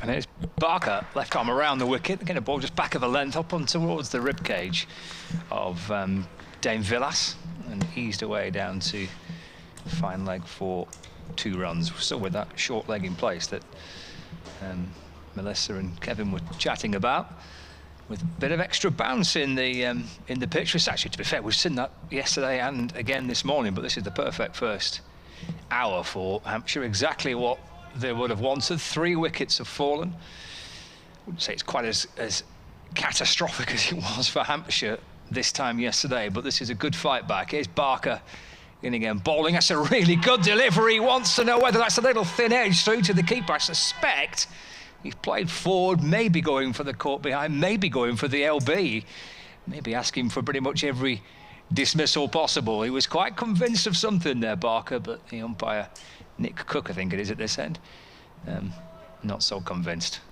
At 79 for 4 it remains. Good afternoon, Melissa. Good afternoon. It's normally an indicator if there is that little thin edge, through the batter will almost quickly have a glance behind them to see if it's carried through to the keeper there. But Villas did just look down at his pad straight away, so I'm inclined to think it just maybe tickled that back pad. It was a good ball, wasn't it? Barker back in. That's played off the back foot, kind of carved away down towards that deep third region for 4 runs for Villas. And he moves up to 6. And Lancashire move on to 83 for 4. Just makes you think that those few runs kind of put on at the end by Nick Gubbins, and then when Fuller came in and hit those quick fire ones now, as it's looking a bit more difficult to bat on than Lancashire thought, are they going to be looking back and going, we shouldn't have let them get those runs at the end? We could have got them all out for under 200, but actually those extra 40 runs could be, yeah, could make the difference. I reckon they were probably eyeing up something below 150 at this stage yesterday. Forward goes Villas in defence. And Barker fields off his own bowling, and there is no run. But I mean, it was a brilliant knock by Gubbins. He got some good support, didn't he, from Fuller and from Felix Organ. And it felt like a really strong recovery from where Hampshire were. And at 80 for 4 in reply, it's runs on the board, isn't it, for the home side? It's been so far a difficult morning to bat again. 3 slips, short leg, deep backward square, point, mid-off, mid-on and mid-wicket. Barker's been excellent from this Hilton Hotel end, and his left arm around and his Villas leaning into it and just nudging the ball away into the onside, but for no run. 83 for 4. Did you complete your fantasy team? I heard you get to Dame Villas as captain. Yeah, did you finish it? I got through to my bowlers. Right. I've got Milnes, Harmer and Abbott. Okay. My seam attack. And I actually didn't input an 11th player. Or I didn't change them at least, so I think I've got a player who's not even playing. Excellent. Yeah, cracking. Barker in. That's another sharp delivery. Again, he's spinning round and asking whether that's out. And, well, he's celebrating. I think they're celebrating without the umpire having actually raised his finger. Villas eventually has been dismissed. That was slightly bizarre, wasn't it? Because Villas wasn't for walking, and then eventually Nick Cook raised his left arm with his finger outstretched and said, I'm afraid you've got to go, mate. You're out. And Lancashire captain departs in slightly bizarre circumstances. He's gone for 6, and Lancashire have lost a 5th wicket. That felt almost like a send-off from the umpire, going, what are you doing? Come on, get off the pitch. But, I mean, it's really turned around. I was not expecting this in this morning session. Of course, Hampshire fans, we like to look at the doom and gloom of things, but Hampshire really turned this on their head, and looking at the position now, what are Lancashire's tail like? Would you say they're quite a strong tail, or they're a bit of a... I mean, you've got Jimmy Anderson at 11, so easily strongest in the country. Well, they're going to have to find some runs from somewhere, aren't they, Lancashire's lower order. I mean, they have strengthened their batting. because the changes made from last week, a bowler for bowler in Bailey for Mahmood, but then Parkinson for coming out and Jones coming in. So they've added an extra batter into their team. And at 80 for 5, they might be pleased with that outcome. I mean, that's a terrific piece of bowling again by Barker, isn't it? It's turned Villas round. And presume just off let's see the replay of this. As he shapes to play it through the leg side, the ball just deflects down behind, and it wasn't for going, was he? And then Nick Cook walking forward went, off your pop. I'm afraid you're out. I think it would have been more awkward for Barker because he actually had gone off and done the full celebration, embraced all his teammates, and then did a frantic turnaround to the umpire just to check that all the celebration had been for something. Caught brown ball, Barker for 6, Villas. Abbott then, he's coming into his 11th over of the morning. He'll be bowling to Croft, who pushes that into the leg side. They take a quick single here to the fielder at mid-off, but I think Mohammed Abbas there had a shy at the stumps. But he gets through for a single. Desperate runs now from Lancashire. He feels as if every single run counts, because suddenly, I mean, I wouldn't say necessarily on the back foot yet, because of course they had that night watcher come in. Yeah. That means Salt Everin moved down the order a bit, extends that batting. But still, perhaps a few more runs wanted on the board before they were 5 wickets down. But the Ageas Bowl pitch always bringing surprises. You never know how it's going to play. This is a different challenge for Phil Salt as well, Melissa, because the previous times he's come out to bat for Lancashire. As Abbott past the umpire. And that's miscued onto the leg side, but there's a fielder at deep square, and they get through for a single off the mark. He's had runs on the board, so he came out to bat at Kent, and Lancashire had 300 on, and something similar last week against Gloucestershire. So he's come out in a position where Lancashire have got loads of runs on, and he can come out and play with a lot of freedom. We know he's like as a one-day player. It's a very different challenge for him now in this game compared to his previous 2 for Lancashire, because obviously, unlike the previous 2 games, Lancashire are on the ropes. Salt and Croft looking to build that partnership to get Lancashire out of this, as Abbott in again, a fuller ball, just defended to mid-on for no runs. I mean, I was impressed with him in the white ball stuff for England, and also slightly disappointed because I wanted to see him in that opening slot when they went over to the West Indies, played those T20s. But then suddenly you took a player who's been, opening consistently in white ball, who's really good against those seamers in the power play, and England pushed him down to 6 or 7, where he was coming in with about 6 or 7 deliveries left in the game, and wasn't really able, apart from that half century, to show what he was capable of doing. As in again, a shorter ball, and it flies over the slips. 1 bounce, 2 bounce, 4 runs. Short ball there from Abbott. It's really banging it into the wicket now. A bit of extra pop off the pitch, and I'm not sure whether that's caught a bit of the top of the edge of the bat or a bit of glove from Stephen Croft, but the runs have gone on to his total, so it must have hit something. Lancashire move on to 89 for 5. Just creating chances here at the Hampshire bowlers. They're not going to be too keen to take these 2 off with Abbott and Barker, the 2 of the taller seamers, but I guess they have that option. Fuller could come in. He's quite a tall stature as well. He could come bowl some back of a length stuff to these 2 new batters at the crease. 5th ball of the over from Abbott. He slips a bit in his delivery stride, but it's pushed down the ground for no run. Made an impressive start in his debut, didn't he, for in that series for England. Phil Salt, just looking at some of his performances. Got a 50, didn't he, in one of the matches? Yeah, I remember there was one where, but I'm not too sure. I think it may have been his debut game. I'm just trying to find it. It was the one where England had a classic England collapse. Yeah. And he found himself probably about 5 wickets down at the crease. Abbott in, final ball of the over, and it's leg stump line. It drops just short of the short leg fielder. That was just worked uncomfortably off his pads by Stephen Croft. Again, a back of a length delivery from Abbott. It just falls short. End of the over, Lancashire 89 for 5.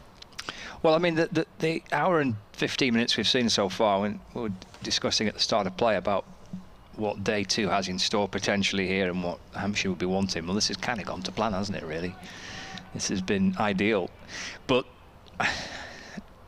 should it really be a huge surprise? Because the quality of the bowling across the game so far has been of the kind of really the highest order, hasn't it? And set up by Anderson and Hassan and Bailey yesterday, and then the three seamers that Hampshire have got. I mean, these are seriously good bowlers, and clearly the pitch is doing enough to challenge the batter, and every bowler so far has caused problems. And the three that Hampshire have used so far have been no different. Barker left arm around bowls to Salt, who leans into it and defends away into the offside, and there is no run.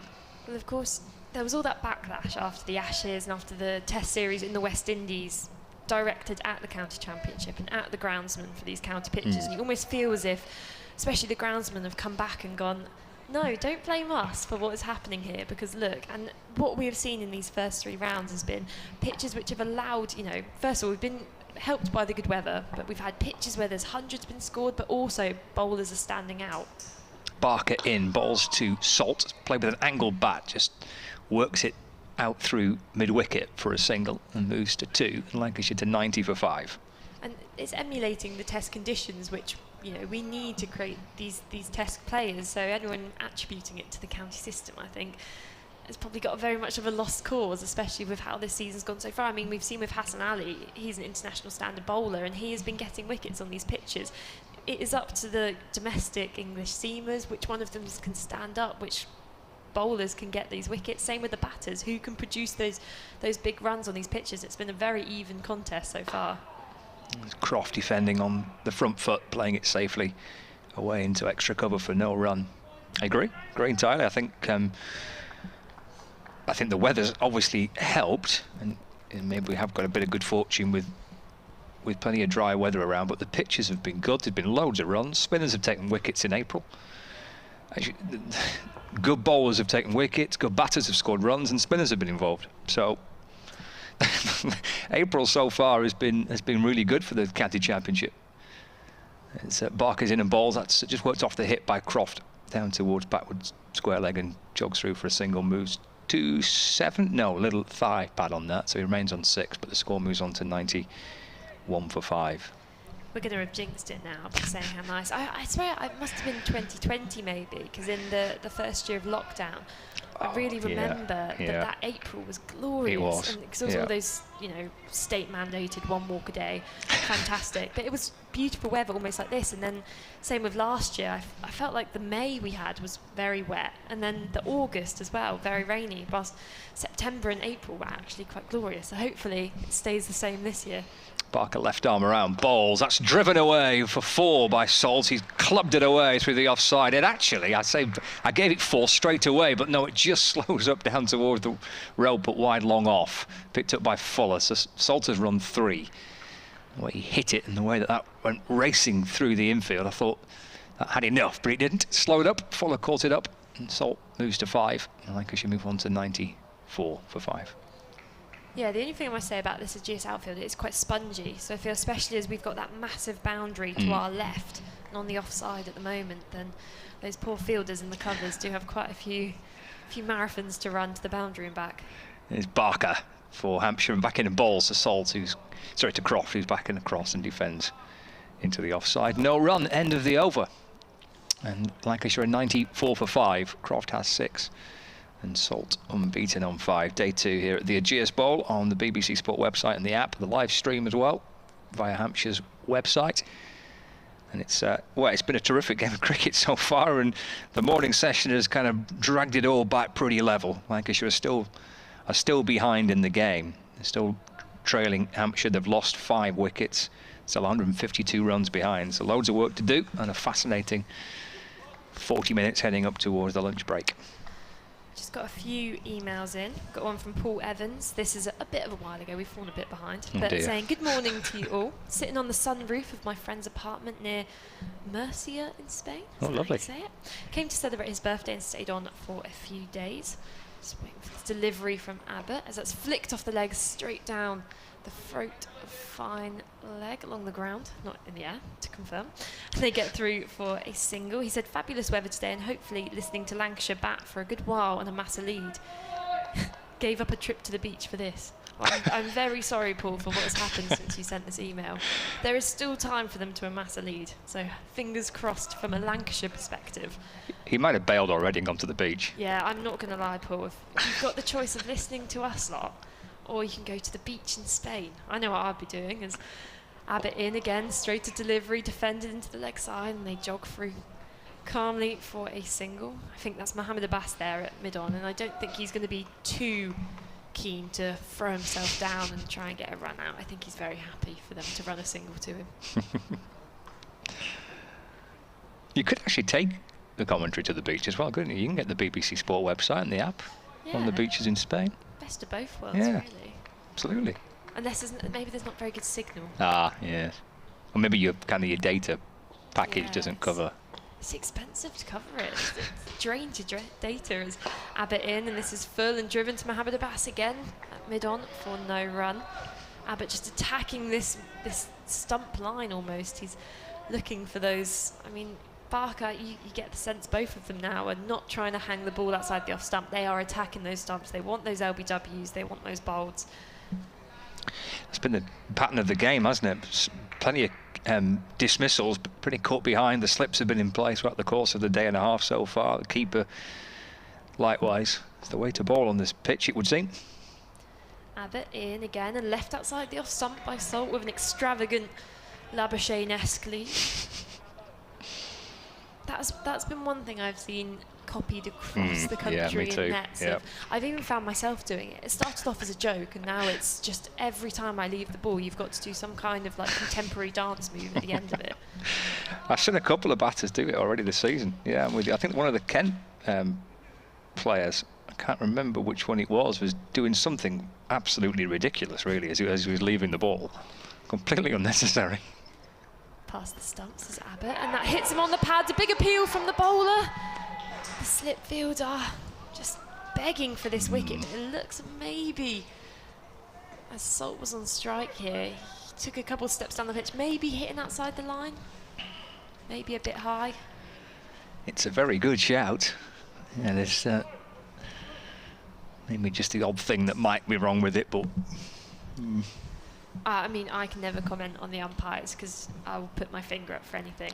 Even in I think it was the second over of the day, 2 went through to the keeper when Bohannon was on strike, and I thought he'd edged them. You're giving it out. I was really jumping up in my seat. Final ball of the over then from Abbott, and this is driven into the offside, straight to the fielder, and he finishes that over with a dot. Wipes the sweat off his face. It's been a long spell for him so far. 12 overs completed, 6 maidens. 38 runs, but he's not going to care about that runs column too much when they're looking for these wickets. Lancashire 96 for 5. We haven't just seen the 3, haven't we, so far? Yeah, Barker, Abbas and Abbott. Yeah. When's the change going to be made to break this sequence of these 3, kind of rotating it around between themselves? Barker 14 overs, 3 for 43. Abbas 9 overs, 1 for 13, and Abbott 12 overs, 1 for 38. I guess this is the benefit which comes with their experience as senior bowlers, that even if they're maybe starting to hurt a bit, they'll recognise the importance of this situation and those, them staying in. And I say that as the change of bowling announcement comes over, so that's perfect timing. But it is the other senior bowler coming in. Yeah. Mohammed Abbas has come back. Still the 3 between them, isn't it, at the minute, doing the work. We've had 35 overs of the Lancashire first innings and just the 3 bowlers used for Hampshire, but Fuller is warming up actually at mid-off. Did we see much spin yesterday? So a bit of Wells.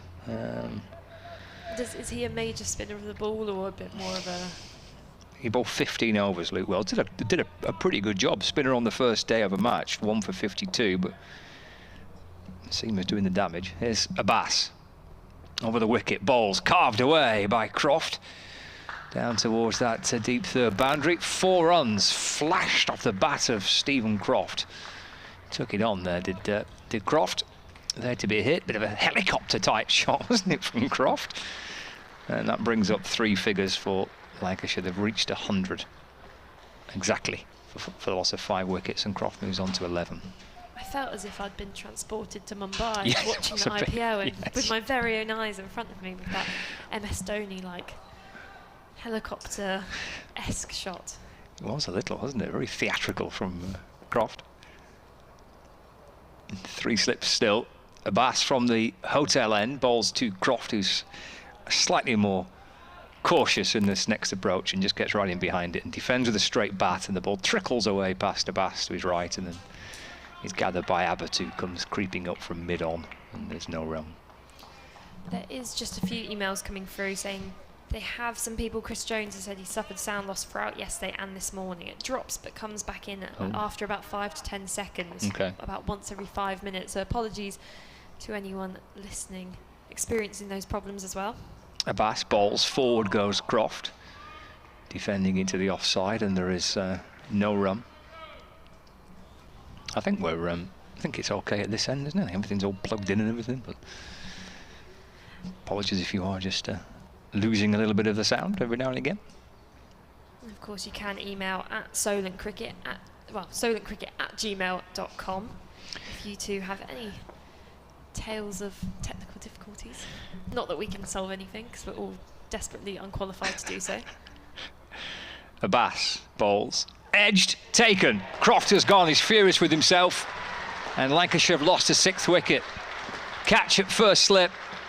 There's a real thrash of the bat from Stephen Croft, and he departs, and he's spun round and he waved his bat in frustration, and Croft has gone for 11, and Lancashire have lost a 6th wicket, and the morning session continues to go from strength to strength for Hampshire. We wondered just how difficult this would be for Lancashire's batters. We saw just how well Lancashire bowled yesterday with their 3 frontline seamers, and the magic 3 for Hampshire have done the same again. It's Ageas back into the attack. Vince with the catch, a good catch too. Came quickly off cross bat. He took it about shoulder height, just leaning to his right hand side. Terrific slip catch again by Vince. We've seen plenty of good work by the slip fielders in the match, and that's another example of it. Croft has gone for 11. It's 100 for 6, and Lancashire are still 146 behind, and the game is right back in the balance again. It's been a really good comeback and fight back by Hampshire in this morning session, and this intriguing game of cricket continues to take another twist, Kevin. Well, it's kind of the morning that Hampshire and fans especially would have kind of hoped for more than anything, and it's turned out that way. I must admit I'm surprised. I didn't see this coming. There is a bit of extra bounce from time to time, isn't there? Croft was undone by that extra bounce. That's why he was mad, wasn't he? It's the sort of shot that you play. It's fine if it doesn't bounce on you. But if it bounces on you and you're committed to the shot, you've had it. You've absolutely, because you're in no position to get on top of the bounce and play that away. If you actually look at it and you're watching it on the live stream, you'll see that he's inside the line of the ball. He's playing across the ball. When it bounces, you've had it. And that's why he was mad, because he was already drawn into the shot. So the extra bounce from time to time is the batter's undoing here. There is a bit of nip from time to time, and well, I mean, both these sides have got good seam attacks and they make the most of the conditions.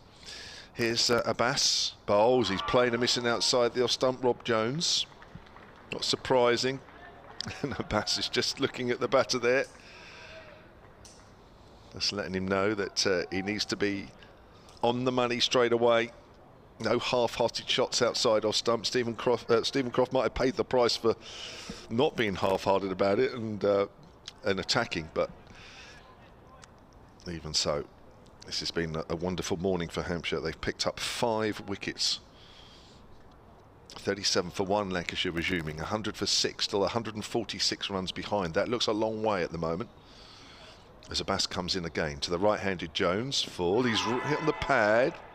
Half shout. Everybody's excited out there at the moment, as I say, because Hampshire and the crowd, as you can hear, have really got into this session. Hampshire needed a big session, and so far they've had one.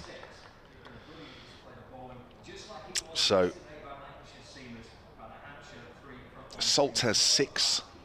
Jones will cut the balls, yet to get off the mark, and Mo Ageas 2 for 17 from 10 overs. Kyle Abbott 1 for 38 from 12.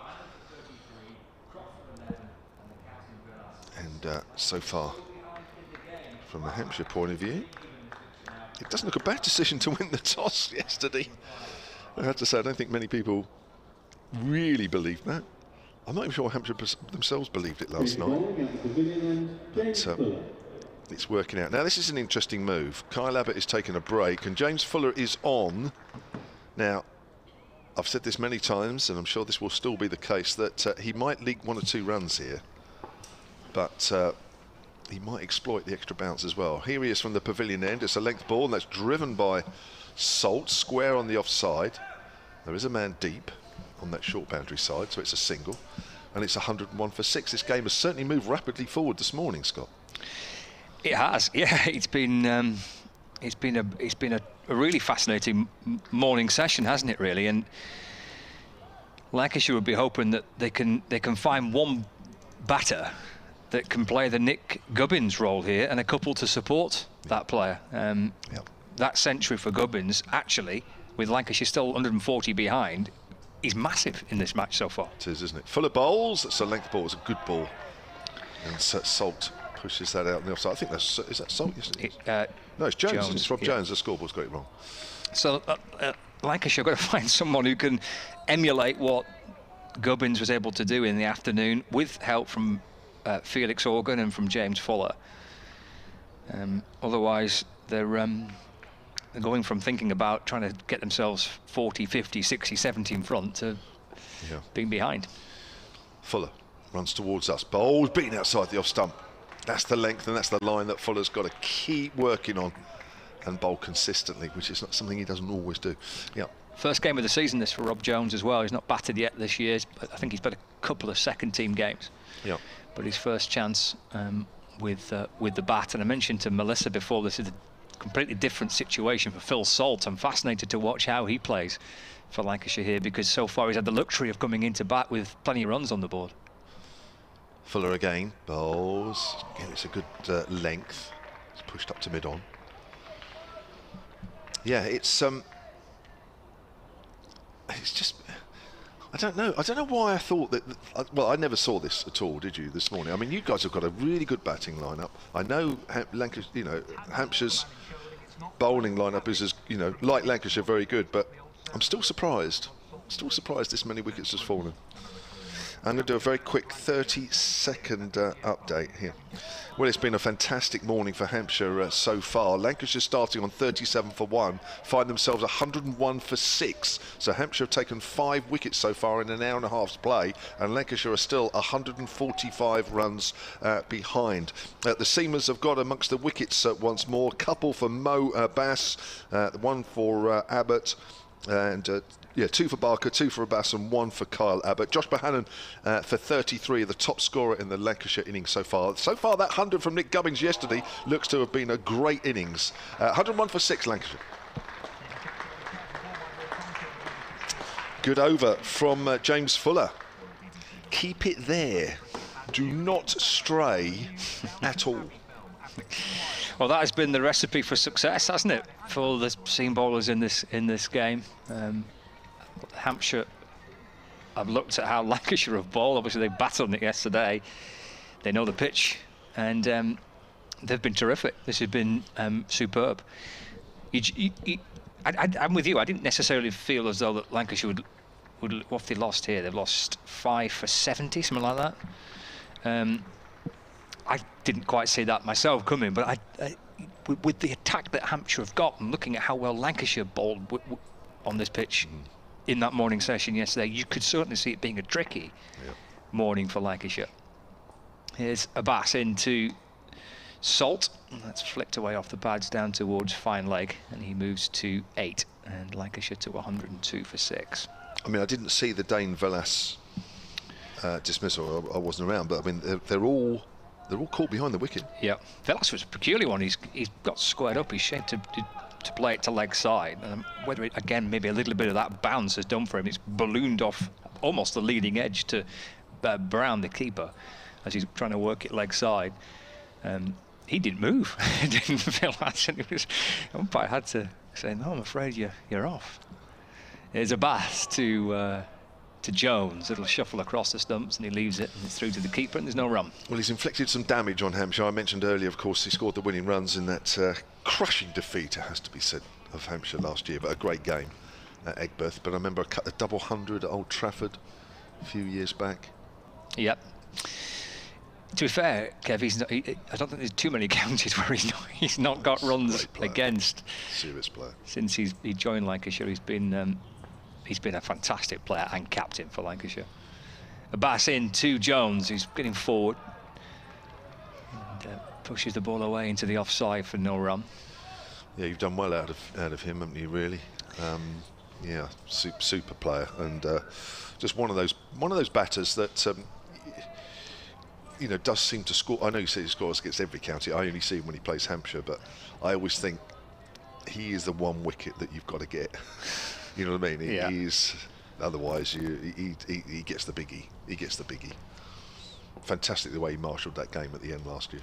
4 slips waiting. Ageas bowls left again by Jones, rocking onto that front foot, bringing the bat up and across his shoulders, and the ball taken by Ben Brown, who runs across for Vince at first slip and then ends up disappearing behind second slip, Liam Dawson.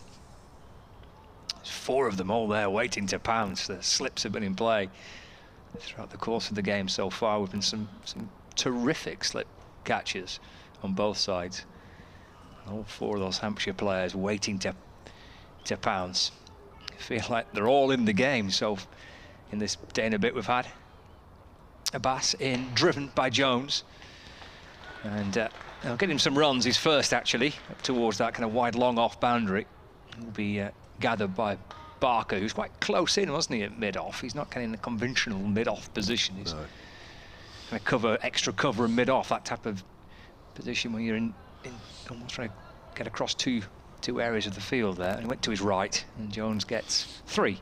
And Lancashire move on to 105 for 6. Do you know what, Scott? We discussed the situation that we might see throughout the day, and especially the first morning, this morning, and I think we both said, I certainly said that I think the best Hampshire could have hoped for was to get the innings on parity from the first innings. I think Hampshire now would be disappointed if they don't have a lead in the first innings. Ageas to Salt, who defends, and there's no run. End of the over. I agree entirely. Yeah, 105 for 6. This is the Gubbins innings now just absolutely stands out a mile. I mean, it did in the context of the Hampshire innings in isolation yesterday, with the help of Organ and Fuller. So just looking at that innings for Hampshire, obviously that stands out. But now you broaden it out to the game.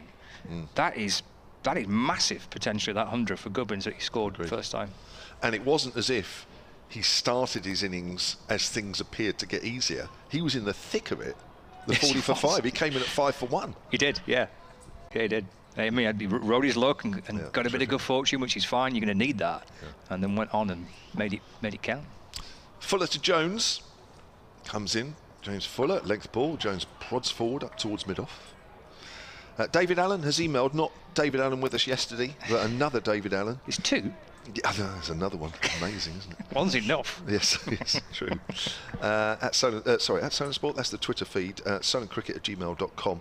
Unbelievable for Hampshire so far today. I agree. Enjoying the commentary and the banter on the live feed. Thank you very much, David. It's very kind of you. Here's Fuller again, runs towards us and bowls, and he's beaten outside the off stump. No, he's edged it. Everybody thinks he has, and he's walked off. Well, that's another wicket that's behind the stumps. That's how they're all falling this morning. And he's just prodded forward, caught the outside edge. Fuller celebrates, and Jones goes for 3, and it's 105 now for 7. Great work by Fuller. I mentioned his contributions with the bat yesterday, and right on the money with the ball as well. And to reinforce what we just said a few moments ago, Hampshire will be really disappointed now if they don't actually get themselves quite a sizable first innings lead. They've transformed the game. They've bowled beautifully. They've made this morning session absolutely count. And it'll edge through to Brown. He doesn't make any mistakes with the gloves. And what a fight back for Hampshire. It was we suggested in the preview, didn't we, Kevin, about it's these two sides will fancy trying to win the title this year, and this is a test for Hampshire's credentials potentially against a rival. After a tough day, albeit we mentioned the highlights with Gubbins and Fuller and Organ with the bat, but this is a sign of a team that are serious players. They've got a fantastic bowling attack. And against a team here that started the season with 2 wins, that have stacked up loads of runs in the first 2 matches of the season, they have they're showing what they're all about, Hampshire, this morning. It shows, doesn't it, to have a good all-round seam attack. What a difference it makes, doesn't it, really? If you feel that you've batted slightly below par, and Hampshire did, then if you've got a good bowling attack, my word, it gets you out of some difficulties. And that's exactly what's happening at the moment. But make no mistake, as well as Hampshire have done this morning, there is still a lot of life left in this game. It's certainly moving forward this morning quicker than we ever would have thought, or even would have hoped, in a way, because us commentators always love a bit of time off. But even so, it's making for an intriguing game. And with every wicket that falls now, Lancashire are finding themselves under massive pressure. There's still 141 run difference. Is it me? Sorry, that's a length ball to... Do you know what? I was just thinking he was just running and thinking, who's that? Who's over?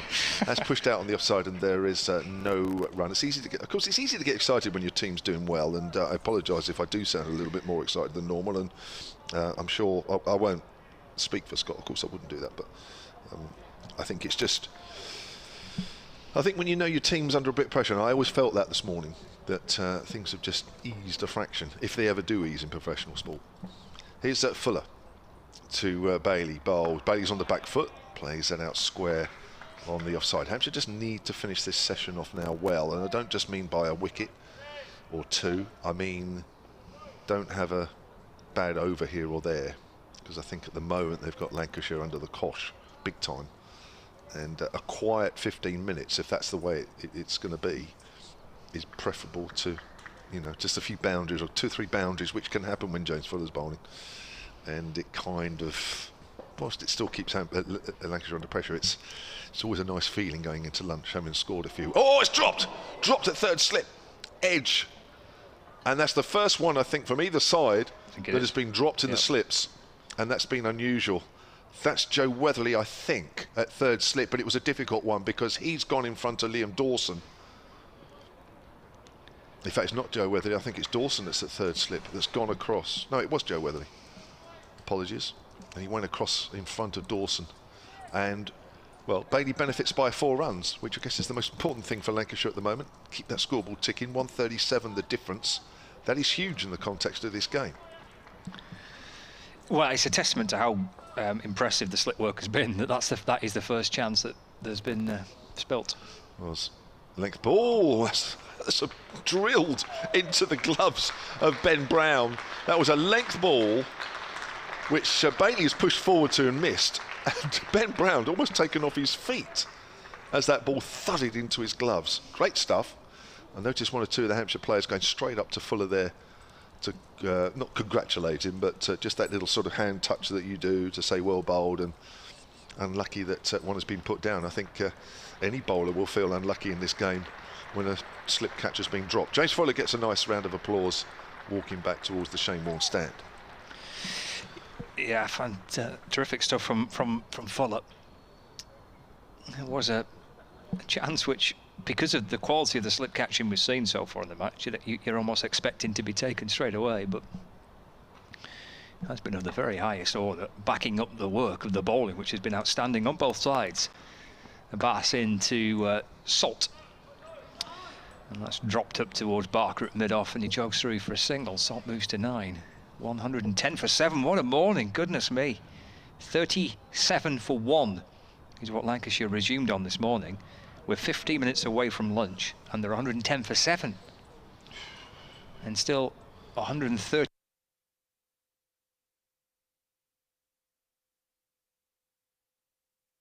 Been terrific. They've barely put a ball in a bad position. Abbas in and bowling.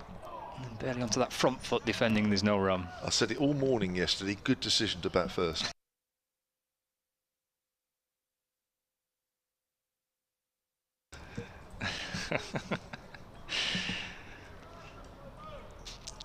Indeed.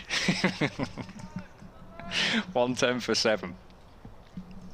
What's Abbas got here? 2 for 22 into his 12th over from the bowling from the hotel end. 3 slips, point, extra cover, mid-off, mid-on, mid-wicket, and long leg. Abbas bowls to Bailey. It's glanced off the pads out towards deep backward square leg. Bailey moves up to 5, and the score moves on to 111 for 7. Got an email here from Ken, sonatcricket@gmail.com, under the heading of wearing a Lancashire cricket shirt. Good afternoon, Kev, Melissa and Scott. Thank you for all the continuing great commentary of the match. Thank you. Yesterday afternoon you had an email from my mate Andy Worth from Sparsholt. That's not far away, it's near Winchester Way. Who's at the Ageas Bowl today. There's a pass, right arm over, balls edged, put down at Weatherly. Third slip by Weatherly. Salt dropped, and the Bass with a chance for a third, not taken. Well, we've waxed lyrical about the slip catching, and two have gone down in the space of 2 or 3 overs. I hope that doesn't cost Hampshire too much, especially Phil Salt, dangerous man when he gets going. Yeah, we should really have kept quiet about the slip catching, shouldn't we? 2 chances put down. The Bass back in to Salt. He plays a forward defensive, and there is no run. 111 for 7. I've just spotted Melissa and her friends, actually, funny enough, as I was looking at the board. She's just below to our right, about 4 rows down from the barn. Can you see? So if you look at the bottom of the scoreboard, come down 1, 2, 3, 4 rows, and there's 3 of them sitting. Oh, yeah, got it. Yeah. Good view. That's not bad. Yeah. That curse in the slip catching all of a sudden, like us. I'll come back to the email in a minute. Okay, this is the final ball of the Abbas over. He's 12. In and balls to Salt. Let's steer down towards backward point, and he'll jog back for 2. He moves into double figures, gets to 11, and Lancashire move on to 113 for 7. So Salt put down on 9, and Bailey put down on no score, which hasn't helped. Right, let's come back to Ken's email. Yesterday afternoon, the email at Sparsholt, who's at the Ageas Bowl today, wearing his Lancashire shirt, and wondered if you could see him and his mates on the ground. That's what reminded me, actually. I was thinking, I wonder where Melissa is. Re-losing the sound on the live stream, which has happened apparently once or twice yesterday and today. There's been intermittent problems. I have no control, or we have no control over the live stream.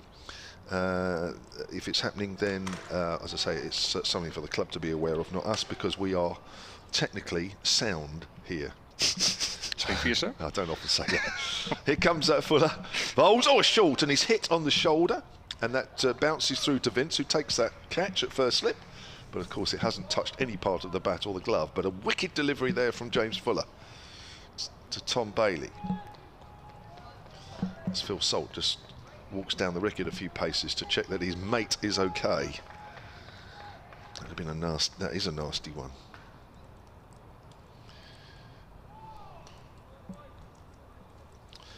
Don Garnett might have an answer to 1 or 2 of those problems on the live stream. I'll just come back to that in a moment. As Fuller bowls, it's a length ball which is pushed up to mid-on. Switch to the Hampshire website stream, and the sound has been much clearer and consistent, and the picture has not dropped out. So it sounds like, I don't know, it depends how you're listening and watching. That there might be 1 or 2 problems, but as I say, it's nothing that we can control. Martin McLaughlin, sonatcricket@gmail.com. He says, I looked on the live stream that Dane Villas got a rough one, he thinks. Here's Fuller. Length plays and misses outside the off stump. This is good stuff from Fuller. Looked to have missed it by a distance and caught his back hip on the way through, says Martin. Yeah, well, if you've got the advantage of the replay, he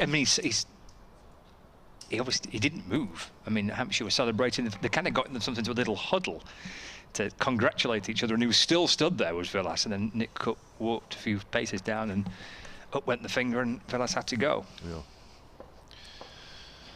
1-1-3-4-7. Here's Fuller again. Length ball. And Bailey stabs down on that one off a thick outside edge. Goes harmlessly down towards third man, where Felix Organ is doing the fielding in front of Melissa and her mates. 115 for 7. It's good to have Melissa back. Was a real star last year, doing her first commentaries for the Vipers and for Hampshire Cricket, and got a reward appearing on TMS at the end of the season, and has done a couple during the winter as well. Fantastic. So yeah, nice for her. She's got a few more games coming up as well, she was telling me. And that international summer coming up for the women as much as the men. Quite a lot of international cricket to come, and that's worked. It's behind square on the offside by Phil Salt. I think it starts with the women with the Commonwealth Games, I think, doesn't it? TMS are covering that. The international fixtures. Yeah, for the Commonwealth Games. I think they do. Yeah, I think they there's Charlotte Edwards, isn't it, to begin with, and then it breaks the Commonwealth Games, and then the Rachel Hale Flint, and obviously there's international cricket, other international cricket in the middle of all that as well. Yeah. And the 100. Wow. And the 100. And the 100, yeah. They'll be complaining about too much cricket soon as well, won't they? 115 for 7. Here comes Fuller again and bowls, and Bailey just works that off a thick outside edge. Just opened the bat a little, to be fair to him. Goes down to third man, fielded by Felix Organ. And it's 116 for 7 then, Lancashire at the end of that over. They trail by 130. Fuller has 1 for 8 from 3. Yeah, utterly breathless. 9 minutes to go before lunch. And it will be, I suspect, a dressing room on the far side of the ground, to the left as we look, that will be in a little bit of shock. That Lancashire dressing room, 37 for 1 to 116 for 7. Here's one almighty fight back by the home side. Abbas looking for his third. He goes, should have got one in the last over. He brings Bailey forward in defence. Let's smother back down the pitch and gather by Abbas off his own bowling. And there is no run. If you have just kind of flicked on the live stream or onto the BBC Sport website app, because you've noticed the tumble of wickets in this morning's session. A fall of Danny Lamb, the night watchman, for 3. Abbas finding the edge, and Weatherly with the catch. As Abbas comes in and bowls, back of a length delivery to Bailey, and through to the keeper, no run. Balderson caught Brown, bowled Abbott for 15. The in-form Josh Bohannon caught by Weatherly has got a really good ball from Barker, edging behind, out for 33. Croft was caught by Vince. It was a great catch at first slip by Vince, getting off the bowling of Abbas with a bit of extra bounce, so we've seen that a few times in the match. Villas caught Brown, bowled Barker for 6, and Jones with an edge behind to Brown off the bowling of Fuller for 3. Leaving Salt and Bailey here for Lancashire is Abbas bowling, and Bailey getting forward, playing the ball very deliberately off the front foot and into the ground quite nicely down towards that wide third man region. And Bailey gets 1 run. He moves to 8, and it's 117 for 7. Every run important now, isn't it? And bonus for Lancashire with these two having been dropped in the slips. Yeah, both put down. It was Salt put down off the bowling of Abbas in his last over, and he's back on strike. He's Phil Salt, 12 not out, with 3 slips waiting. And it's Mo Abbas in bowling, and Salt wants a single hit. Just to back up what Kevin was saying, every run that is an offer Lancashire will take. A little clip out towards wide mid-on, and he moves to 13, 118 for 7. Yeah, just the way the wicket's playing at the moment, isn't it? That bit of extra bounce from time to time. You know, and Anderson and Hassan and Bailey onslaught with a new ball in the second innings. You want a bit of a cushion now. I think Hampshire have earned the right to have a bit of a cushion. And 128 run deficit at the moment is loads, isn't it, in the context of what we're seeing? It is.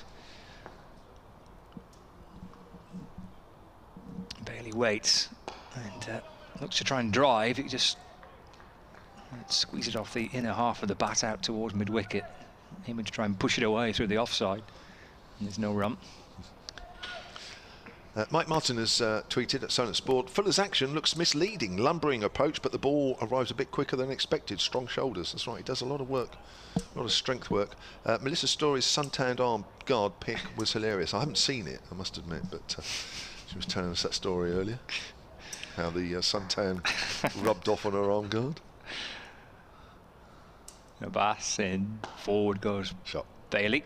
And he's got runs through the offside, and he's going to have at least a couple of them out towards the boundary. Might come back for a third, yeah, toward that deep point region. Just leant into it, eased the ball away neatly for 3.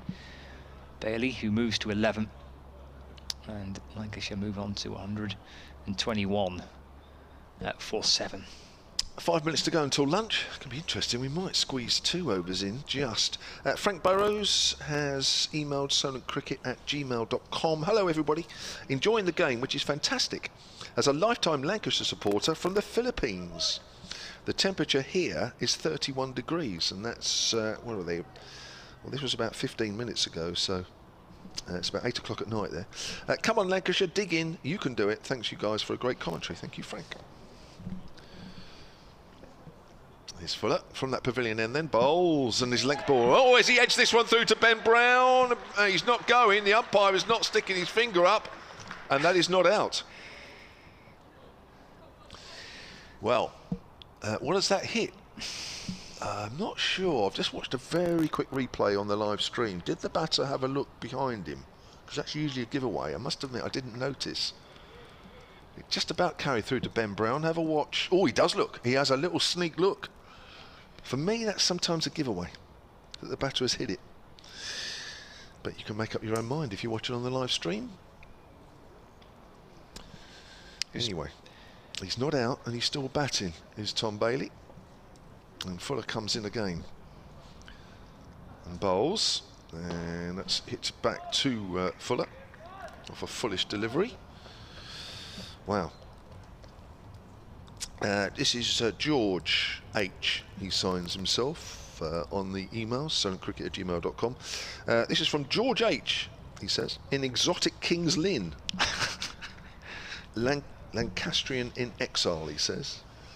I'm going for a few days near King's Lynn, actually, in the summer during the 50-over tournament. Oh, sounds not lovely. far from there. Well, I don't know, I've never been around that area, really. I'm told it's flat, that's about all I know. Bailey works that away on the leg side down towards fine leg, fielded by Abbas, 122 for 7. Have you been around that way? Not massively, no. I don't know why I'm going there. We're just going for a few days, quite a few days, with the family. Enjoying the coverage on the radio. Thank you, George. Working in the garden, so listening only. Was wondering if you think the pitch is of test match standard. The ball whistling about and all the wickets being caught in the slip cordon, stroke wicketkeeper region. Sounds like a track is lively. Old Trafford is a genuine 5-dayer. Oh, yeah, of course it is. Do you think 5 days of Test cricket at the Bowl? Length ball, Phil Salt pushes that up towards mid-on. Doesn't seem likely. It's not a criticism, just an inquiry. Keep up the good work. Cheers for now, says George. Go on then, Scott, you go. I'll leave that one outside off stump. Well, we've said this a few times already. You've got two very good seam bowling attacks here. I could probably think of one or two teams that, if they were bowling on this, probably wouldn't get quite as much out of it. So I think you have to take that into consideration. Here's Fuller bowls, and that's whipped away by Salt, away on the leg side. He's timed that nicely through mid-wicket. There is a man deep who does pretty well to actually drag that back pretty close to the rope. And that's going to be, I think they've nearly run all three. That's Nick Gubbins out there, away to our left. In fact, have just picked up 3. Oh, listen, I suppose I'm going to err on the side of defending the pitch. To me, I think it's a goodie. I mean, if Gubbins gets 100 on it, I think all round this is a good pitch. But that's my view. Yes, it's given the bowlers a bit of help, probably a bit more help than I thought. But I think on the whole, it's a pretty decent pitch. Doing more than Canterbury, that's for sure, but I think any pitch in the country would have done more than that. That's play and a miss by Bailey. As I say, I think there's some very good seam bowling on show from both sides, and you have to take that into consideration. Good end to the over there from Fuller, 125 for 7, 121 runs behind, and with 1 minute to 1, we are going to get another over. Sure, Lancashire are delighted at the prospect of that. No, I wouldn't disagree. I say we're miles off the pitch, aren't we? And I'm always reluctant to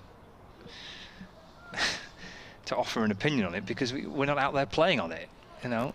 So it'd be interesting to get the view from the two teams that have played on it. But the bowling has been of the really highest standard. It's been outstanding. You know, these are international bowlers that are on this.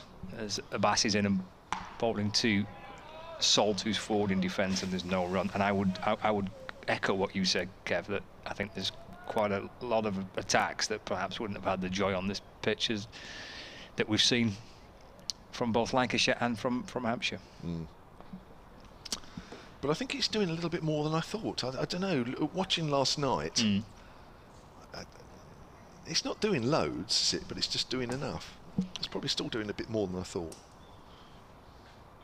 Abbas bowls to Salt, who's playing forward and defending out into the offside, no run. Ralph Brooker at Solent Sport says, read Melissa's arm guard. There's never been an arm guard that's attracted so much attention. I once bought a fake tan instead of suntan cream by mistake. After a while, I noticed my hand was yellow. Thank God it wasn't hair restorer. Right. We've all pulled that trick. Oh, I bought it by mistake. Yeah. Pull the other one. Here's a bass in bowling. Forward goes Salt. And defends back down the pitch. No run, 125 for 7. This is an interesting point, actually. We are talking about the bowling attacks on both sides, and they have been exceptional. But James Booth says the bowling of Lamb and Balderson was a bit ineffective, and it looks to be the difference between the two sides here. That is interesting, actually. And I have to say, to a point, that's true, but of course you've got to balance that out with the other three in the Lancashire attack. Hampshire are sticking with their best bowlers who are being efficient, whereas Lancashire allowed too many runs before lunch. I agree with that as well. Here's a bass that's played back to him by Phil Salt. We've got 2 more balls to go before the lunch break. It's quite interesting. I'm just looking at the analysis of the 2 mentioned bowlers. And you're right, I thought there was a period where perhaps Hampshire were let off the hook a little bit. Balderson 13 overs, none for 57. Lamb 4 overs, none for 24. So that's 17 overs for 80 odd, 81. That's pulled away, short delivery, and that's gone over the rope, and that should be 6. Short boundary side. No, it's 4. Well, that must have bounced just in front of the rope, actually. The way that Phil Salt played that just looked as though he was just helping that in the air, but my eyes deceived me on that occasion. So yes, an interesting point in that situation yesterday. That's probably an area that Lancashire would have looked at and thought, yeah, we did actually at times made it slightly easier for Hampshire. But 5 for 45 Hassan Ali and 3 for 24 Anderson, backed up with 1 for 39 from Tom Bailey, certainly made life difficult. 129 for 7. Here's Abbas. Bowls, and that's a length ball which Salt works on the leg side, and that'll be a single. 5 runs off the last 2 balls before the lunch break. Takes Lancashire on to 130 for 7. The applause is because it's been a morning that's belonged to Hampshire. Phil Salt is not out on 21. Tom Bailey is not out on 12. And really, it could have been actually better for Hampshire, because both these batters have been dropped in the slips. Not difficult chances by the catches that we've seen from both sides in that area over the day and a bit that we've been playing. But nevertheless, from 37 for 1 to 130 for 7.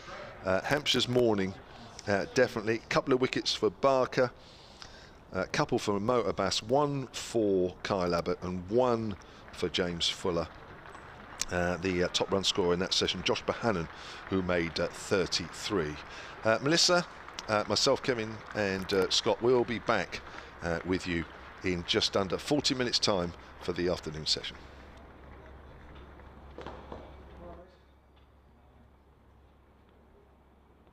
A reminder, throughout the lunch interval, a selection of food and drink is available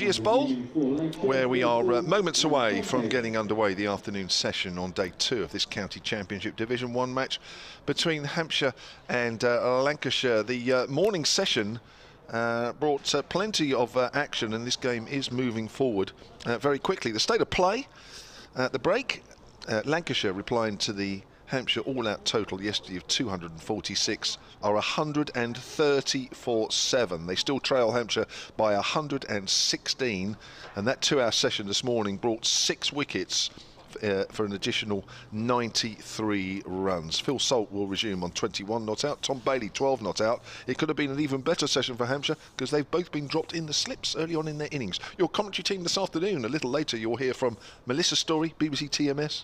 She doesn't want me to keep saying that, but I will for now. And also doing a bit of TMS as well. I feel like the junior partner in this threesome. I'm Kevin James, and next to me from BBC Lancashire, it's Scott Reed. Scott. Good afternoon. Yeah, what a session that was. What a morning that was for Hampshire. Absolutely terrific. And you say it could have easily been better with the 2 chances that were created and not taken. It has changed the entire complex of the feel of the game. Hampshire eyeing up a substantial lead on first innings when at 10:30 this morning we were chatting thinking what would Lancashire's lead be. So yeah, breathless morning session, brilliant for Hampshire, and Lancashire need to try and fight back. Here's Kyle Abbott then to get the afternoon session underway to Phil Salt, and it's a line and length delivery straight on the money. You must have had a light lunch as it's pushed out towards extra cover, and there's no run, unlike us. I've not had mine yet. Oh, have you not? Why is that? Well, I wasn't massively hungry, so I brought it back over here to have it later on. Oh, okay. This afternoon. What have you ordered? Jacket potato with tuna. Oh, lovely. You like them cold, do you? I don't mind that. That's fine. And cope with that. That's not an issue. No, that's all right. Me and Melissa have stuffed our faces I know, full it's over having some chocolate as well now. In fact, Melissa still is. Yeah. That's turned away down to fine leg by Phil Salt. First runs of the afternoon. Takes Lancashire on to 131 for 7, trail by 115. It was this classic situation of I'm not going to have a big breakfast, but then when it's in front of you, you can't help yourself. I feel quite stuffed still, but thank you for the lunch. I'll have it a little bit later on. Well, it was nothing down to me. It's well, the club, yeah, the club, of course. Hampshire. Good lunches. They are, aren't they? To say, yeah. We're happy with that. Very lucky, very happy. Good all round. Good game we're watching. Hopefully we're conveying it well to you. Actually, the messages suggest that we are, so thank you very much for all your kind messages that we've had. You can watch us, of course, on the live stream via the Hampshire Cricket website, which is going back to the Lancashire Cricket website. That's turned up to mid-on by Bailey. Another good delivery there from Abbott. And we're also on the BBC Sport online website. Go to bbc.co.uk/cricket. Go to the live action, and we're one of several matches, of course, that are going on in the County Championship. Yeah, and again, we've had another fascinating round of games, haven't we? We've not really had many interruptions. I think Yorkshire went off for a bit of bad light last night, but apart from that, it's been great. Yeah, it's been a good month, hasn't it, for cricket? As Abbott bowls, Bailey works that up a little harder this time to Keith Barker at mid-on. Yeah, it's been amazing, isn't it? When you get a month like this, it starts the season well, doesn't it? You're into it, and there's already plenty of drama, lots happening. I think when you have a wet start to a season, which we've had, haven't we, over the years, it's just horrible, isn't it, really? Well, look, I don't want to go down. Well, you can go down the avenue of of how the championship might look in future, but it is one of the risks when you reduce the number of games, is that you then just increasing the likelihood that you're going to see even less cricket because there's less games and there's rain around. Agreed. That's a nice shot through extra cover by Bailey. Just stroked that one. It was a length ball again. Won't reach the rope to the short boundary side. That's away to our right. But Bailey will pick up 2. Moves on to 16. 135 for 7. A lot said about they play so many first-class matches in Australia compared to the number of first-class games in this country. But you ain't losing many games in Australia for bad light and poor weather in the middle of their summer. But that would be a risk. If you went down to something like 10, then you're looking at potentially something like 8, aren't you, really, because of time lost? True. Abbott bowls, length ball, which is pushed up towards Keith Barker. End of the over. 133 for 7. Lancashire then. They've added 3 runs in that over. 113 behind. Yeah, I mentioned this morning about how Phil Salt will play it. It's a different type of challenge for him. He's had the real luxury of coming out to bat so far in the first 2 games with Lancashire with loads of runs on the board, and he comes out with degree of freedom to try and play his shots and do his thing, but Lancashire just trying to chip away as much as they can at this deficit. 3 wickets left, 113 behind these two. They can try and find a partnership. And Hampshire had a couple in their first innings, really important ones. We mentioned a lot about Gubbins, but you've got to give enormous credit to the 2 guys that stuck with him, Felix Organ and then Fuller. Very different approach.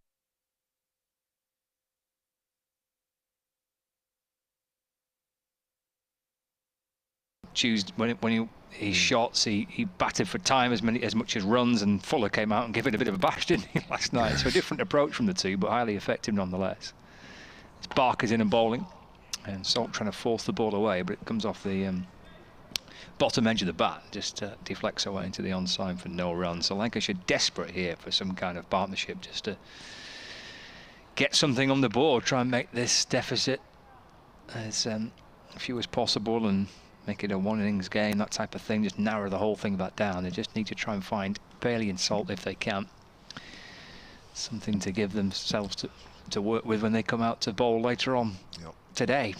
Barker back into Salt, shaping to work it leg side. Ball just deflects off the pad and into the offside, and there's no run. Joe's tweeted at Sonnet Sport. We mentioned earlier that it's her birthday. She's on the ground. She's just tweeted a picture of her having a Prosecco and a cupcake. How lovely. Beautiful. Very nice. Happy Melissa's birthday. mates, Melissa's mates having a few drinks, but that's why Melissa's here. Sat out in the sun having a few drinks watching the cricket. That sounds absolutely tremendous. Perfect.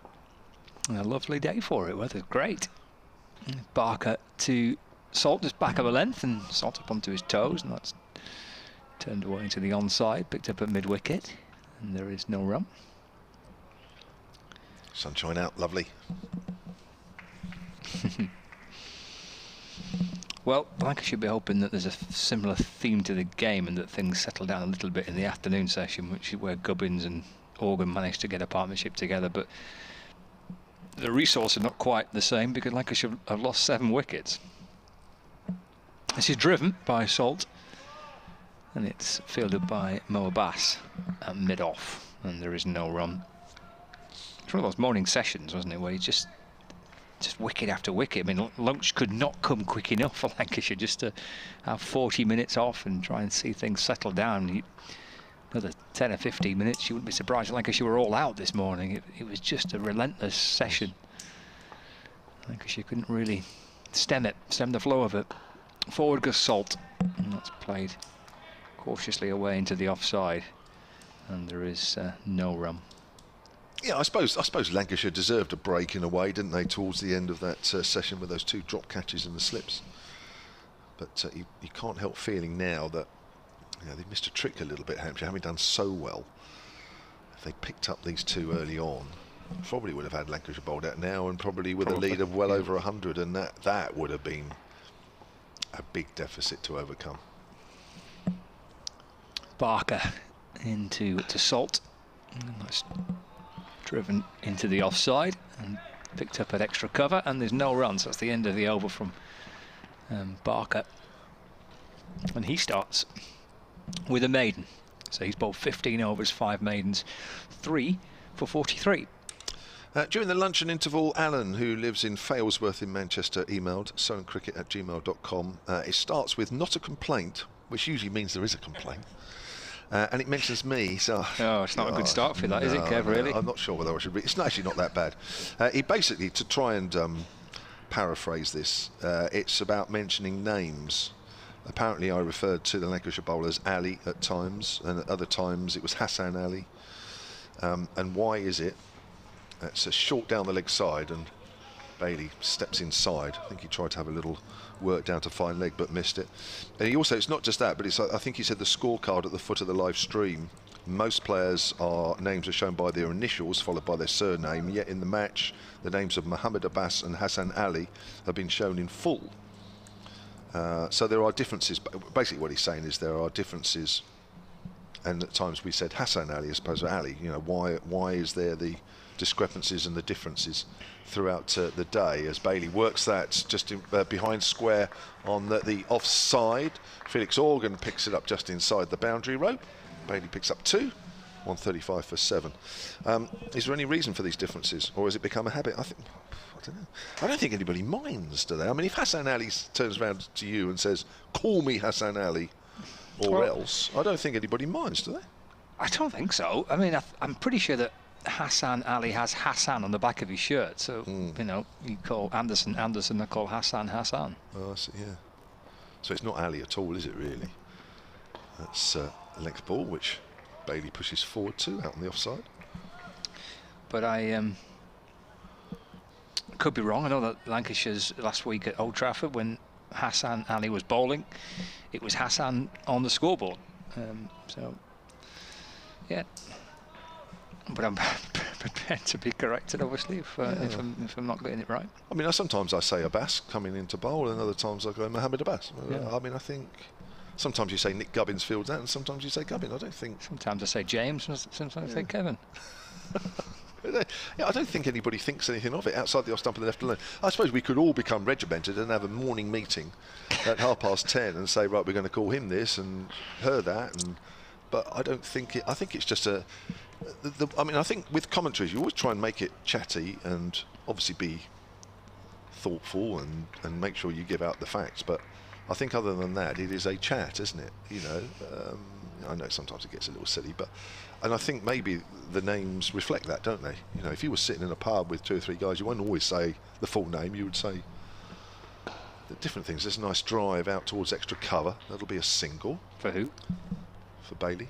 Is he not Tom Bailey? Well, there you are. I mean, you say Tom Bailey, I say Bailey. It's just Bailey, isn't it? This is the thing. So I think, you know, we can get a little bit, we can overthink it, I think. Keith Martin, solentcricket@gmail.com, says, hi Kev, changed completely my prediction from yesterday thanks to Gubbins. Well, here we go. Organ and Fuller. You say that. We say James Fuller, Nick Gubbins and Felix Organ. Hope Lancashire can't do what we did. But cricket is a funny game. That's right. Here's Parker again. Nice drive back past the bowler. That's a beautiful shot, Phil Salt. That may not quite go, or will it? Yes, it beats Fuller up towards the boundary at the far end. That's a nice piece of timing. It wasn't quite half volley either. Salt moves on to 26, and it's 140 for 7. Hampshire lead by 106. Pleased to hear Melissa's very incisive commentary compared with last week, when although they seemed to quote there was 2 women down at Canterbury. And, well, Melissa's very good, basically. The other 2 last week were learning. That's the difference. Melissa's already had a year on them. Under your tutelage? Well, I wasn't... Nothing to do with me, God. Captain James is steering the good ship in Southampton. It's nothing to do with me. Melissa's plenty good enough on her own. Well, I mean, I'm sure she's taken all the sound advice to ignore everything that you do. And just do the exact opposite, really, and... Don't agree. Look where it's taken her. You're not supposed to agree, Mel. Barker left arm around, balls his back of a length to Bailey, who's up onto his toes and defends away into the offside for no run. 17, Tom Bailey. Lancashire 140 for 7, so we're into the afternoon session on day 2, but it feels like about a third day of the game because it's advanced so quickly. But yeah, just day 2 here at the Ageas Bowl in, I'm going to say Southampton. We're not technically in Southampton, are we? No. No, I didn't think so. I've been saying Southampton on my updates, but We are we're Hedge End. Hedge End, okay. West End. Yeah. Barker balls again. Forward goes Bailey, smothering the ball away into the offside. There is no run. Well, again, a lot of places say Southampton, don't they? Because They it's do. the easiest thing to say, but it's, we're outside Southampton. Just. Bit like Verwood to the New Forest. Let's not go down that route. No, we're not going back there. But it's a similar kind of scenario. Barker. He's got 3 for 43. 3 slips awaiting. Bailey waits. Here is Barker for Hampshire in a bowling. Sure. And guided down to third man. For 4 runs for Tom Bailey. Got right on top of the bounce. And it was dug in a little bit by Barker. And there he goes, spun to his toes, and that steered away safely enough down through that gap between third slip and backward points, and 4 runs for Bailey, who Cam Barty's had first-class 50s to his name. It's a useful partnership, this, isn't it? Lancashire desperate for one. 39.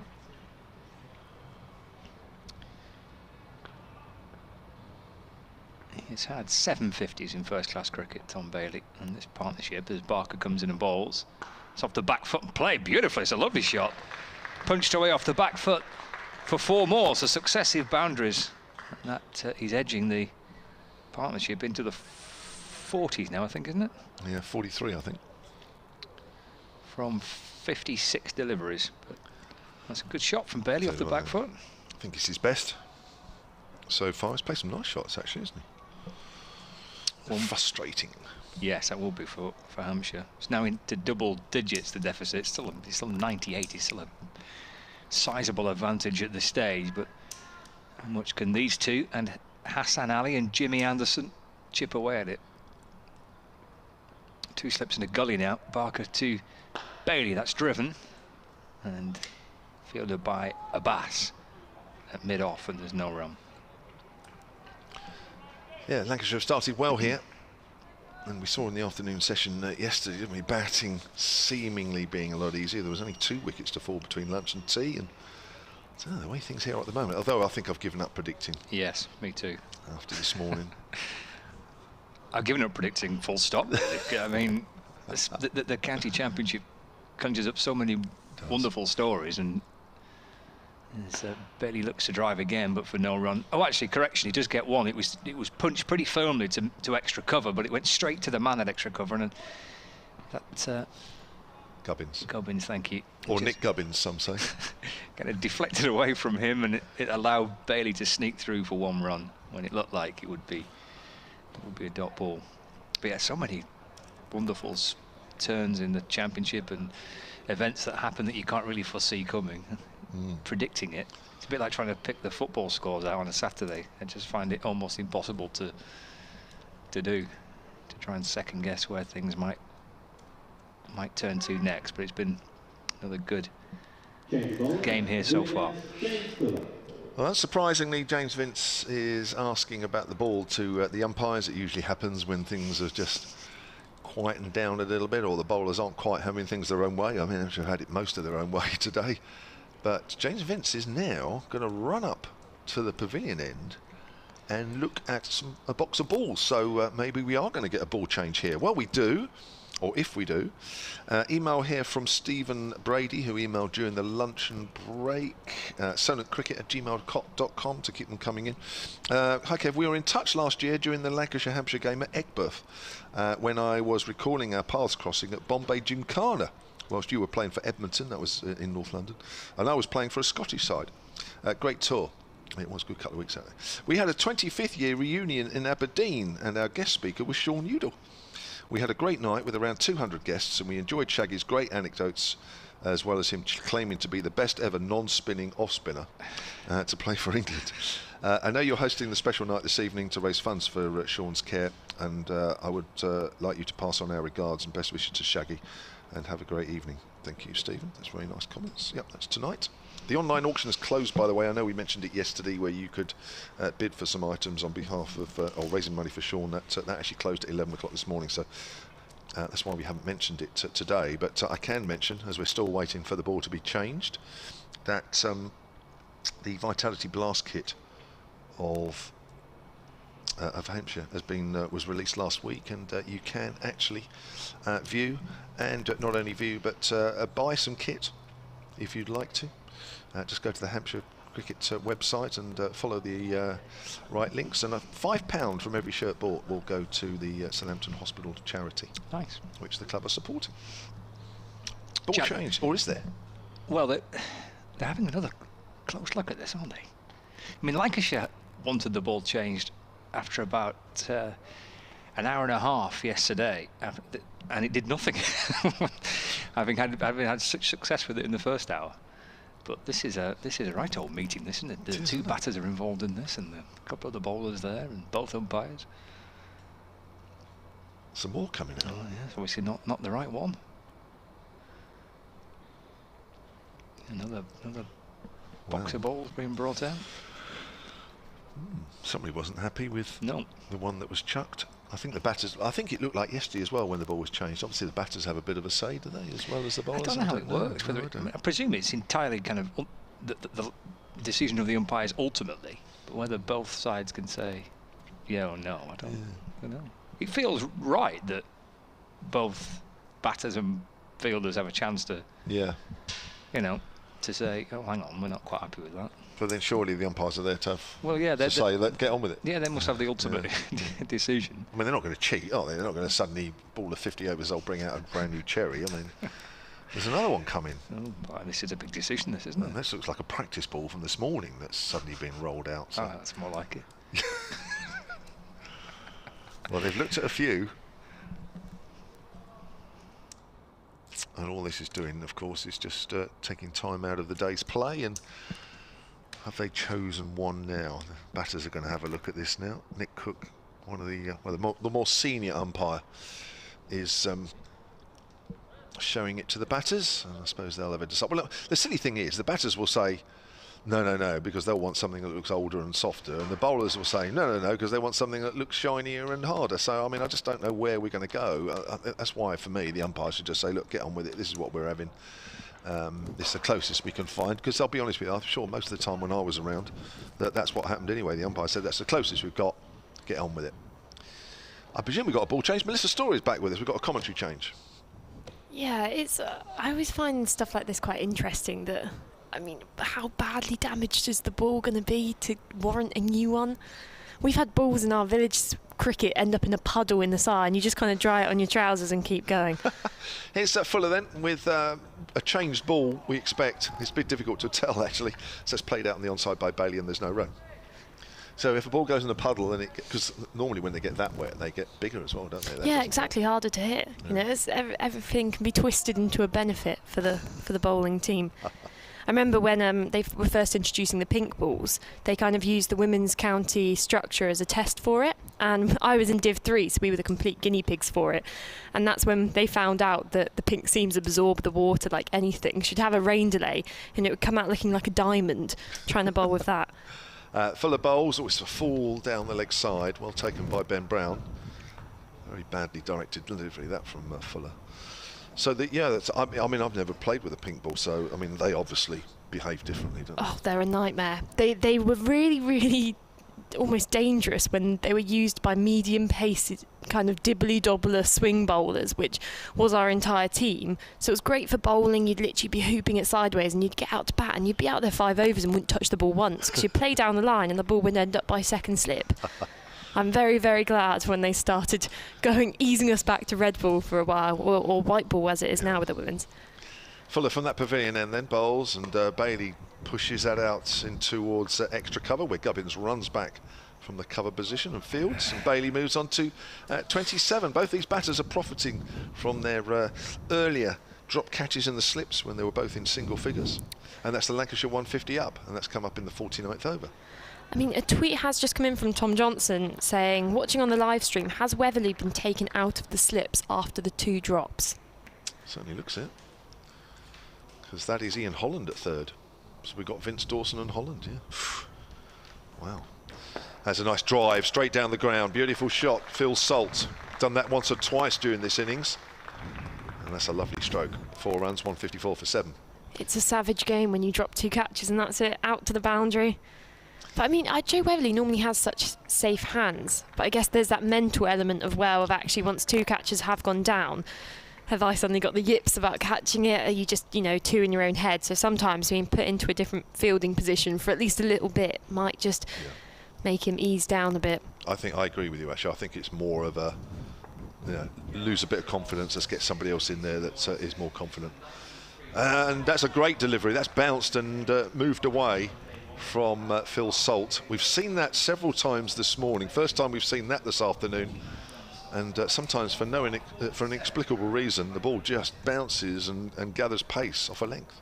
It's like there's inconspicuous trampolines under the pitch, just at certain areas where the groundsman would think it would be funny to plant them under. I don't know, that is a way, if they want to innovate the game, add any of these new features, trampolines in the pitches. True. Now full of bowls, and it's worked up to mid-on, and there's no run. I've got a correction here actually from Nick Jenkins at Solent Sport. Thank you.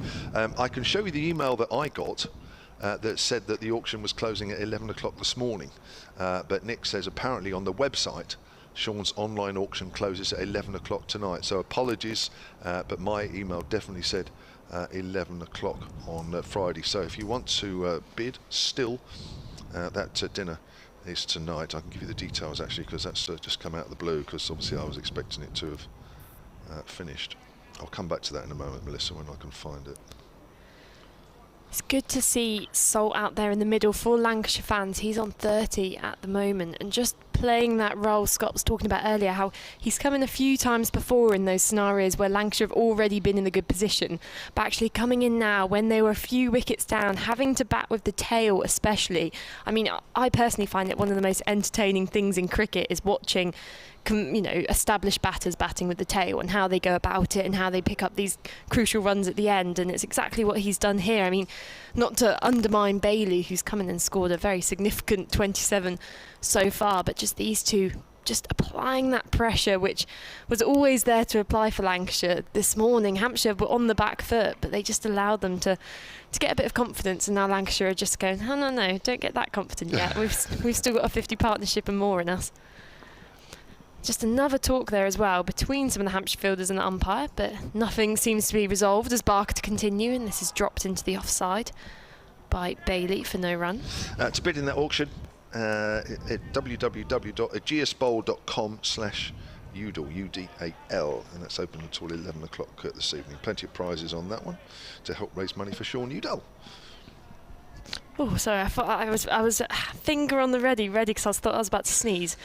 I'm not sure anyone really wants to hear that down the microphone, but yeah, no, it was a phantom sneeze. It's the hay fever at this time of the year. Good weather, bad hay fever as Barker in, and that's a shorter ball, dropped again into the offside for no run by Bailey. They're looking almost here to, I've seen Hampshire, they've taken that fielder out from closer in and put them in to really reinforce the fielders in the cover, almost maybe looking at the Lancashire batters and going, they're just going to drop it into the offside, they're just going to run, they want to keep rotating the strike. We can stop that. I mean, they've got the fielder in point now, they've got someone in the covers, mid on, mid off, mid wicket there, and the rest of the fielders in the slips as Barker continues. That's a fuller ball and driven, but straight to the fielder at point by Bailey. Well, these two have done a great job, haven't they, out in the middle? You just feel that the momentum has been lost by Hampshire here a little bit.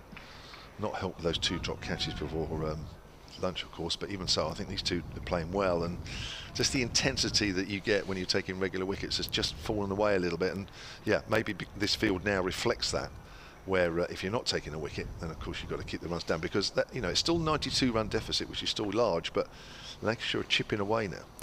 It's just the key one wicket would break this partnership for Hampshire as Barker in and strikes Bailey on the pads, but going down the leg side, a very muted appeal from the bowlers and the slips, who with their hands on their heads, as we're saying, they can just sense that perhaps it's got out of their hands a bit here. They need to find a way just to get this breakthrough wicket, and then suddenly it's all open again for Hampshire. But until that case, and especially as we said, the main man here, Phil Salt, he's going to be crucial to Lancashire getting past Hampshire's score, their first innings score of 246, of course.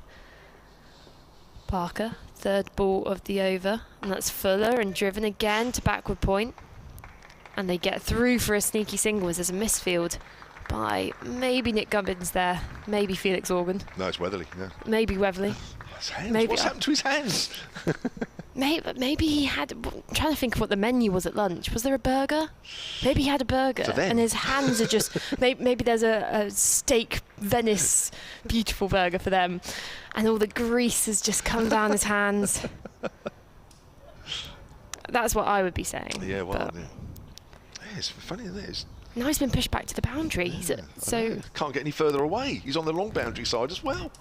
Correction for saying we were 3 balls in. It's actually the last ball of the over, but the scoreboard having some difficulties as Barker in final ball, and this is played uncomfortably by Salt into the offside for a dot. Lancashire 155 for 7, and another over completed by Barker. On your point about balls that get wet, Melissa, where's Spearman, who's part of the media team here? at Hampshire. He says, he's tweeted you as well, actually, Mel. I play at Minster Lovell Cricket Club, which has the River Windrush at one end. We have a net to fish out balls that go in. If we can reach the ball, we roll it across the outfield and dry it and carry on playing with it. If we can't reach it, we get a new one. I love that. It's very. I mean, I think more cricket grounds should do that. I can't remember. It must have been a while ago when I was kind of part of the Vipers Academy. There was a ground which had a massive ditch just running along one side, and you'd think there would be an initiative to put a fence there, but of course not. It's so fun spending about an hour's worth of the day fishing balls from a pit of nettles and thorns. And as I said, I tend to field on the boundary, so I think I came out of that game covered in scars. It's Fuller. That's a length ball to Bailey, who works that up towards mid-wicket, and there's no run. The score remains on 155 for 7. You get all sorts of weird grounds at club grounds, don't you? I'm sure there's 1 or 2 stories out there about losing balls in all sorts of vegetation. And some fun retreat. I've got a couple of balls out of a cow field. There's a ground in Wiltshire called Potton, which is renowned for having a boundary, probably at a backwards square leg of being. When you're in the inner ring, you can take 2 steps back and basically be on the boundary. Fuller to Bailey, nips back, and as he inside edged that, no, they're not convinced, even though they're shouting not out, says the umpire. Nice celebration from Fuller there, and then completely reversed his celebration by jumping and turning straight back round. Look at this replay. He does a full fist bump, starts running off, and then goes, oh no, okay, back to the bowling end. But yeah, so that ground, as you can tell, there's quite a lot of 6s and 4s, and in the ground over it, when I was playing there was cows, so it was literally quite cow corner. And yeah, that was a bit scary to retrieve them from, because obviously cows are quite inquisitive and friendly, so they always want to say hello. Fuller to Bailey. Bailey gets a length ball, which he stabs out in towards the covers, fielded by Gubbins. Yeah, so let us know. I'm trying to think. I mean, I've obviously played some weird grounds like you, really, at times over the years. I'm just trying to think. You'd think we'd have a completely dead match in front of us when we're going, please tell us your ball retrieval stories. We'd love to hear them. But actually, it's very exciting, so do stick with us if you are listening. It is a good game. We're just, more talks between James Vince and the umpires here. He's still not happy about the ball. It's weird, isn't it? This has been going on now for a couple of overs. This is about the 3rd time, 4th time maybe. This is when we need a walkie-talkie with one of the umpires on the pitch and just report back to us what's happening. Yeah. What's he saying? Not happy with the seam. All right, roger that. And then we can start to get an understanding, but obviously quite in the dark up here about what's going on. But as you say, it's frustrating, especially when you get to the end of the play and all these minutes rack up into just delayed overs and overs not being bowled. And as a fan coming to watch these games, you're not here to come watch the players stand there in the middle having a little argument with the umpire. Oh, I agree. I mean, again, from this distance, a ball's nipped back on Bailey 2 balls ago, so it's not exactly doing nothing. But we are going to get a change again. Unbelievable. So we'll have another bit of a break. Going to have a couple of more of your emails. Enjoying the commentary from sunny Mediterranean France, says Angus Kirby, cricket@gmail.com. Before lunch, you made the point that both Lamb and Balderson's bowling were, I think he says received, but I think relieved the pressure on Hampshire a bit, which they did. I mentioned that they both bowled a few overs and didn't take a wicket. Also that of Wells, not mentioned. Well, I thought he bowled quite well, actually. He exerted quite a bit of control, I think, for the role he was meant to do in the moment. He did, create those chances and just hold down one end a bit, which is all you can really ask for a spinner in that capacity on day 1. Well, I can't believe there's any more balls left to look at, to be honest, but they are trying to find something. The poor intern at the Ageas Bowl is probably scrambling through cupboards and decades. We need Dave Allen to come bring out a ball which took a 7-fer in the 1940s and go, this is exactly the right amount of overs, use this one. I'm sure there's a stash over there in that stand of centuries.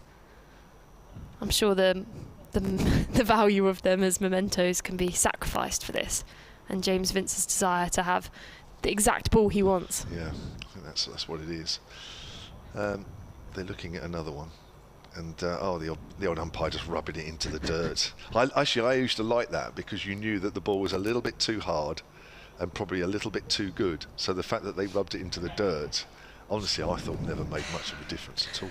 I think if they want to make a difference, get one umpire standing at one end, one umpire at the other, and just have them bowl to each other just for 2 overs, turn their arm over, absolutely, put them in short, give the umpire something fun to do, and just make the ball a little bit softer. Yeah. Well, they're still looking at it, the umpires and batters, and I don't know. Sebastian Grammer emailed Scott Reed.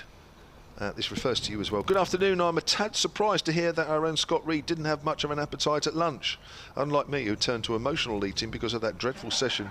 From a Lancashire fan's point of view, dreary me. Happy to report, Sebastian, that he has wolfed down his jacket potato in about the 15 minutes that he's been off commentary. I must say, the jacket potato was a rogue choice. There was quite a lot of options there, and I'm not sure the jacket potato would have sprung out to me. So, I respect that. I think there's a few choices for that. Yeah, it's a nice, healthy option. Very versatile. You went for the ham, egg and chips, didn't you? Yeah. It's the chips got me. They were big portions as well. That was very, very generous. Did they remind you of a certain takeaway fries? Is that why you went for it? They were actually quite, to name a notorious chip supplier, fast food, who has the same first letter as my name. Yes. Tasted very much like those ones. Did they? Not to suggest that. Fast food outlet that begins with S. Spud you like? Do you remember those? You won't remember that. Oh, see, look, Melissa's looking at me as if I'm mad. Spudgy light. Yeah, I think it's making a comeback, actually. Full of bowls, and that's whipped away down to fine leg very quickly. Is Mo Abbas going to get hold of that? Yes, he does. Just pulls it back and falls over as he does so, and they're coming back for 3. That's good running. That's very, very positive running from those two who are growing in confidence as they take this 8th wicket stand past 160. They came together at 105. Yeah, there was a chain called Spud You Like. You remember that, Scott? Not even Scott remembers. Am I the oldest one to remember that? I don't know what they did. I mean, suggest they did potato this, potato that, which I know is silly because I don't think I ever used them. But that was the only one I could think of. And I'm sure I read somewhere that they might be making a comeback. On the back foot there, and that's hit out towards deep point by Phil Salt, who moves on to 31. Is that in response to a growing demand for potatoes, or a? I don't know. I mean, I've just searched it, and it says it is a restaurant chain. Yes. It's specialises in baked potatoes. There you go. And potato-based meals and side dishes. I mean, potatoes really are up there with the top most versatile kind of things. I don't think there's a single form of potato I don't like. Potentially boiled potatoes. They're not boiled. Yeah, they're not. It's a bit bland. Full of bowls to Bailey, who works that up towards mid-on. End of the over, 159 for 7. Salt 31. Bailey also has 31. The deficit now is 87. And these two have put on 52. I was just going to have a look at some of the other scores across the county championship, across the country. So in the Essex-Northamptonshire game, Northamptonshire 367 for 9. So still their first innings there. And that was Proctor got 100 in that one. And there's been a bit of a tail resistance from Berg, who's on 64. Did Berg used to play? Gareth Berg, yeah, used to be here. And Middlesex, yeah. Then Gloucestershire, Surrey are 437 for 7. So again, still in their first innings. Gosh, Hampshire is looking like the anomaly here, aren't they? And Somerset eventually were 458 all out as Barker to continue, and that's shorter, wider outside the off stump and driven to what I presume is Joe Weatherly on the boundary for a single. Warwickshire have just started their reply, they're 12 for none. And then the only other game in Div 1 is the Kent-Yorkshire game. Kent were 291 all out, but Yorkshire in reply are 31 for 3. With Gilchrist and Milnes taking their wickets. There you go, there's one for my fantasy team. Which I took some stick from over there in the media centre for my fantasy team. Got some criticisms as in comes Barker, and that's left outside the off stump. Yeah, I was told it was quite atrocious, essentially, to shorten it. Really? Yeah.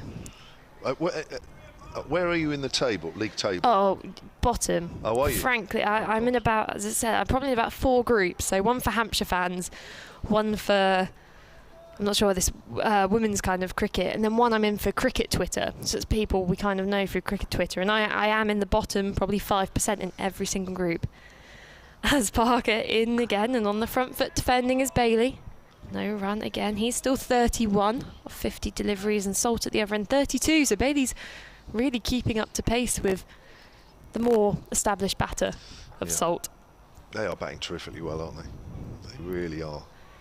And it's just these kind of partnerships which really, as we've spoken about, they just lug you down as a bowler, because you're like, how suddenly the sun comes out, the pitch goes dead, the fielders feel unmotivated, and just everything flips on its head, whilst one wicket will just change the entire feeling in the field, as that ball has a bit more bounce and gets up on Bailey, who drops his hand off the bat into the offside for no run. I think whatever ball they're using, and I don't know if they have changed the ball every time, they must be on about their fourth. There is, from time to time, that bit of bounce, isn't it? Just short of a length from both ends, that just every now and then just surprises the batter. I haven't seen any particular difference. If anything, this newer ball has, as we've said, has moved less. That one we saw for about probably an over and a half seemed to swing more than the other two, but there's definitely something James Vince wasn't happy about, as that's a fuller ball on the legs of Bailey, who clips it but straight to mid-on for no run. He's timing it well, Bailey, as well. I'm not too well known for how he performs as a batter. Is he more of an all-rounder, or just more of a bowler, definitely. What does Scott say? Just I'd say a bowling all-rounder. Yeah, Scott would say that. I'd say a bowler mainly. Let's bark it in, and that's dropped into the offside. They take a quick single, but the fielder at point just keeps hold of that ball. There was no one backing up there, and they finish the over with a single. 2 runs off the over. Lancashire 161 for 7.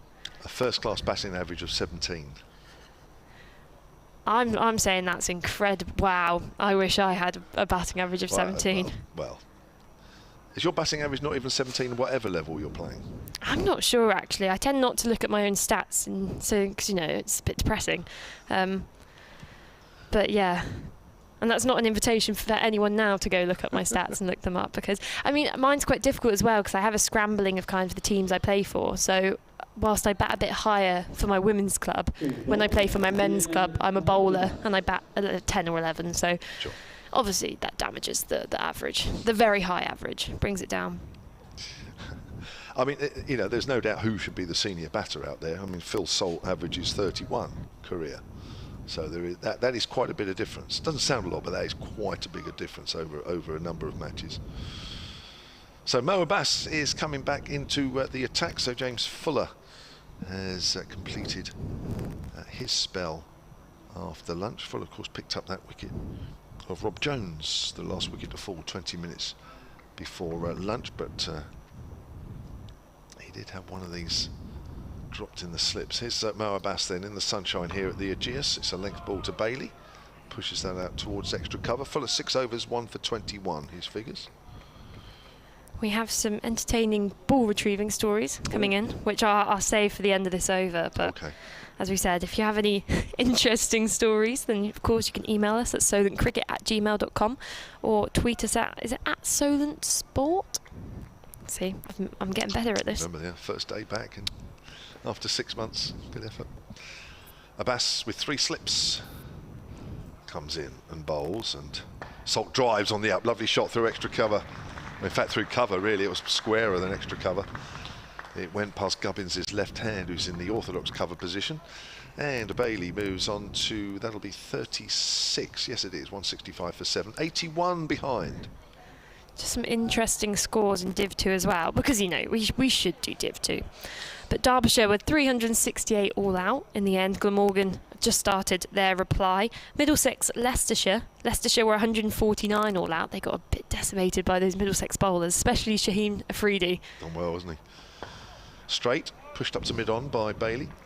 And in reply, Middlesex 292 for 5. Then Sussex v Durham. Durham were 223 all out. Sussex, in reply, 189 for 3. Mason Crane went, actually, of course, Hampshire's Mason Crane. He went as a night's watchman at 3, but he got 13. But he did his job, so. I think he batted with Tom Alsop as well, didn't he? They're both on loan from here. Yeah, he must have, actually. Yes, I'm sure somebody tweeted me earlier and said they're both batting together for Sussex. In fact, Alsop's got 58 not out. Oh, right, so they would have done, yeah. That's worked off a thick outside edge, past probably where forced slip would be. I'm not sure it would have carried, but a slight false shot there from Tom Bailey, but it's raced down to the third man boundary, and it's 4 more runs. 169, I think that is, if the scoreboard doesn't move. Yes, 40 now for Tom Bailey, and 77 deficit. And just the final score coming from Div 2. Now, if we thought this game was moving quickly on day 1, Worcestershire were 159 all out. In reply, Nottinghamshire 266 all out. And Worcestershire are into their second innings and they're already 73 for 4. Wow. So that one is a game which could be over by day 3. So Worcestershire behind? I think I'm just trying to do some maths. That's a bit of bounce, but he's left alone by Bailey. They trail by 34. 34, yeah. That could be over tonight, couldn't it? Broad's picked up another wicket as well. Back in the England side, or back in the England setup, as is Jimmy Anderson, following Ben Stokes' comments yesterday. I want them back.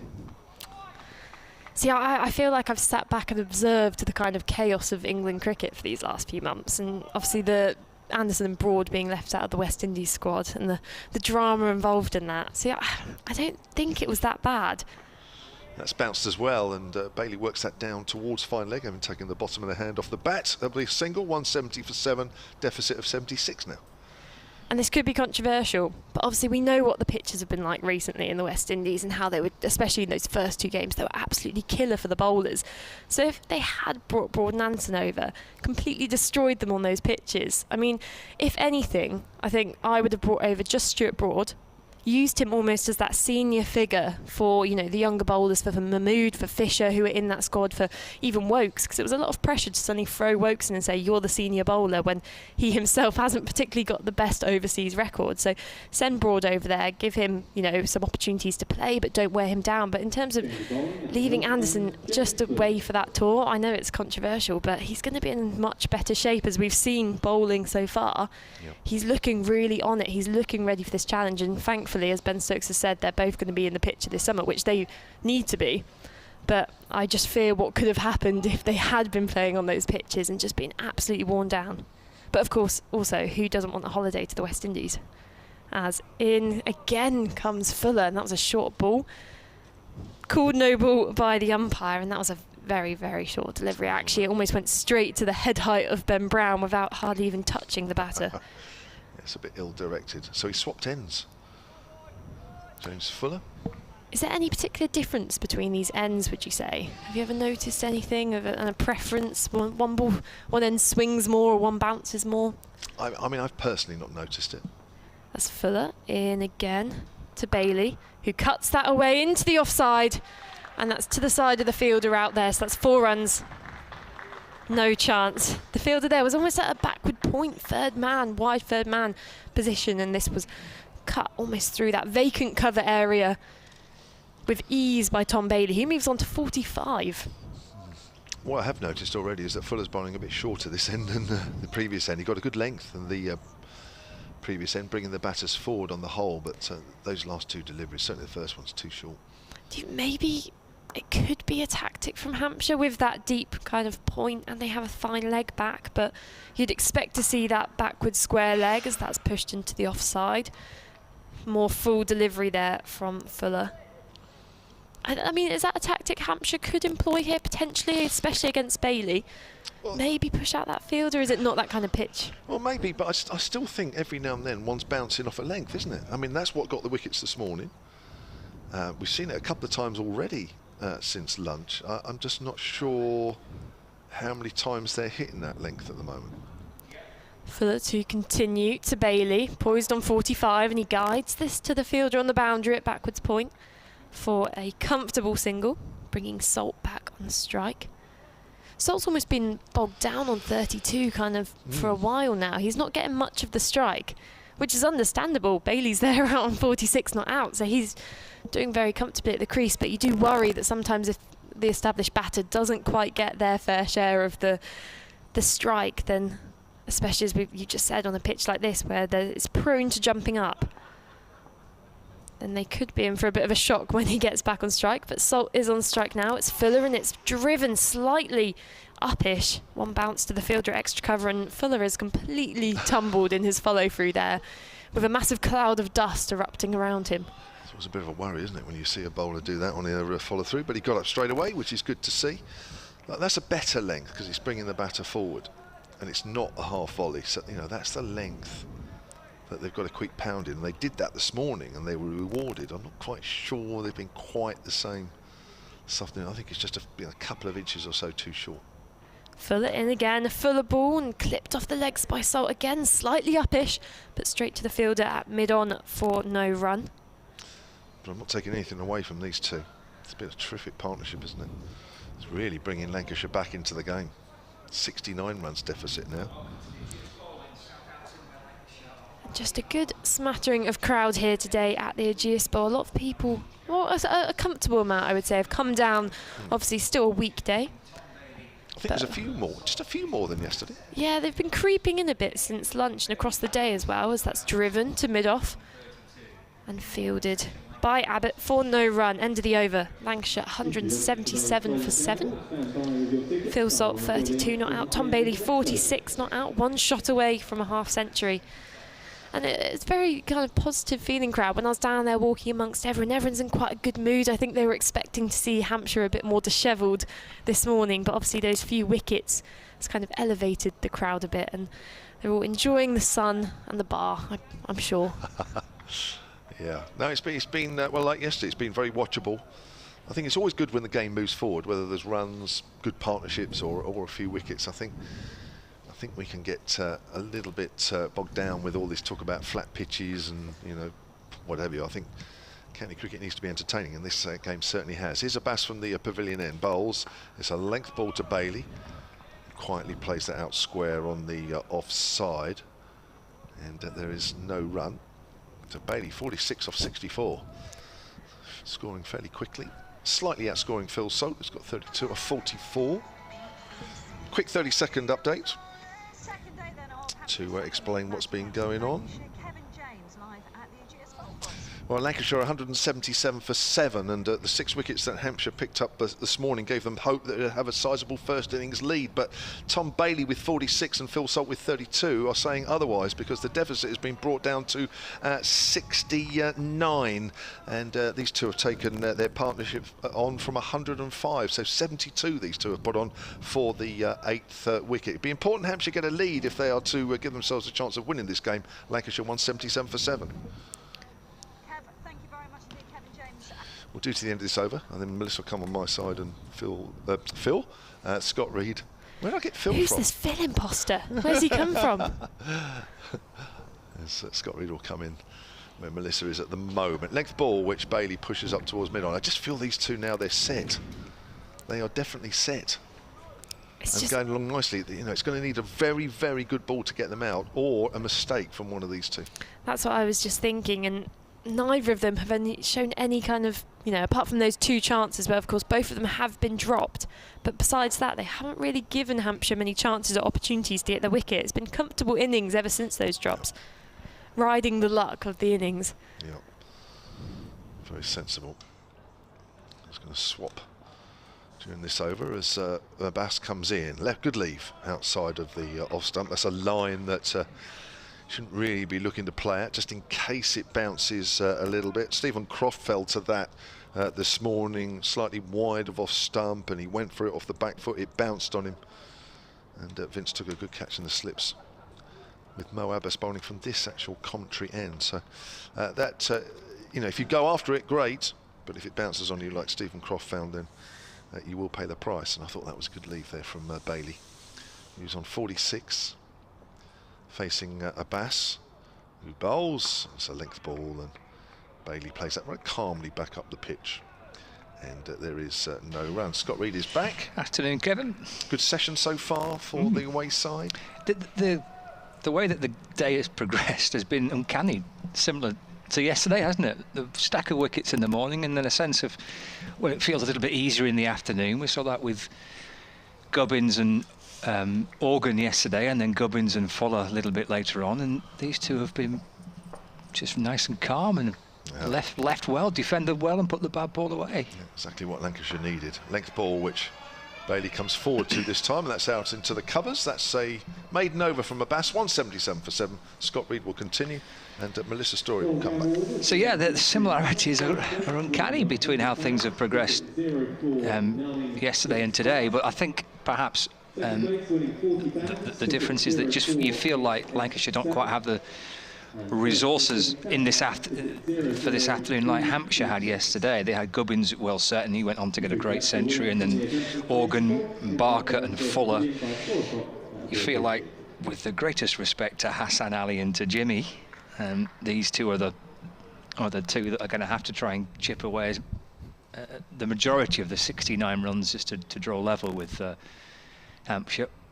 As Fuller runs in and bowls, it's a full-length ball, just an off stump. It's driven away neatly into the offside with a good diving stop at extra cover, and there is no run.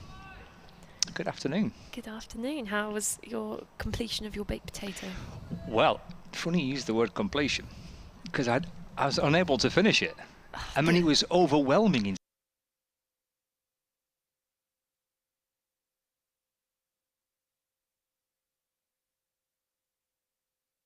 It's a sizable potato. Fuller in, that's taken off the pads back towards deep backward square leg for a good looking shot for 4 actually by Salt. It'll flick away just behind square on the leg side. The attempt to cut it off, I think, by Felix Organ there on the boundary. Diving low down to his right, trying to get his right hand on that to flick the ball away, but hit firmly by Salt. He moves to 36, 181 for 7. This is the danger of Fuller being used sometimes by Hampshire, because he doesn't offer that consistency which is offered by Abbas or Barker or Abbott, you know, the 3 main bowlers. So he can get you wickets, but if he's not, then he does tend to be quite expensive. Back in, just bowls back of a length, and Salt tries to take it on, but a play and a miss and through to the keeper, and there is no run.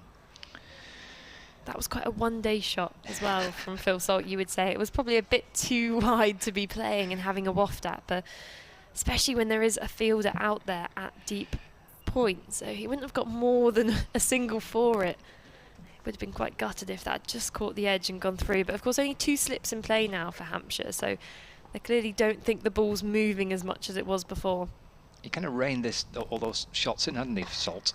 This one's worked away off the toes out through the onside. He wants to shuffle back for 2, and Felix Organ comes from deep square leg to deep mid-wicket and picks the ball up cleanly, and a good throw in over the top of the stumps at the bowler's end, but Salt and Bailey was safely through for 2.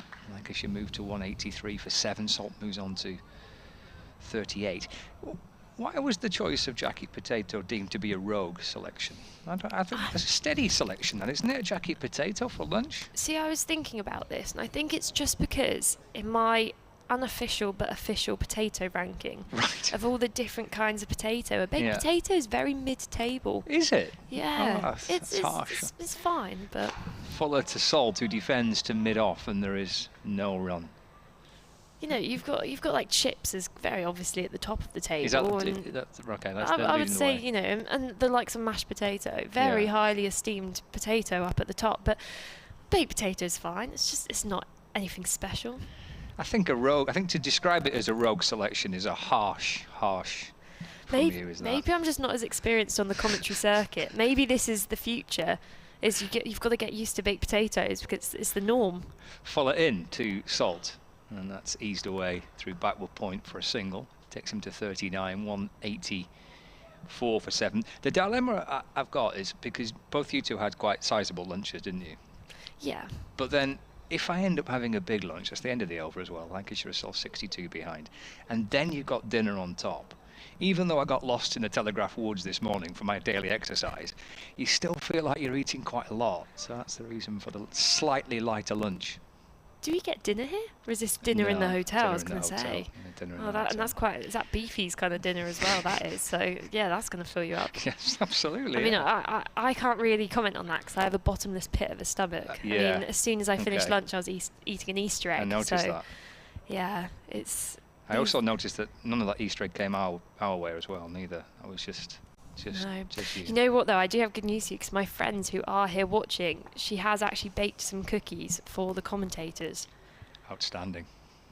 As Abbas is in again, and this is pushed into the leg side. They're looking for 2 here as the fielder comes in from the boundary, but only able to get the single in the end.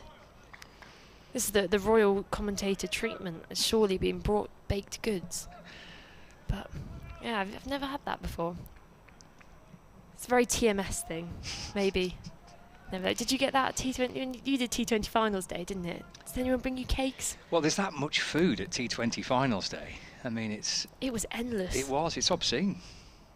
In comes Ageas again, and that's a fuller ball and driven a thick edge down to the third man boundary. That's the shortest boundary of the day. So it's 4 runs to Bailey, and that is his half century. Bailey 50 runs off 70 balls. And a healthy strike rate of 70 as well, so it's come up in quick time. 7 fours in that innings as well, and he's just given Lancashire that impetus to get over those flurry of wickets almost. But him and Salt have created this partnership which has just completely transferred all the pressure over to the Hampshire bowlers, who look like they don't really have an answer.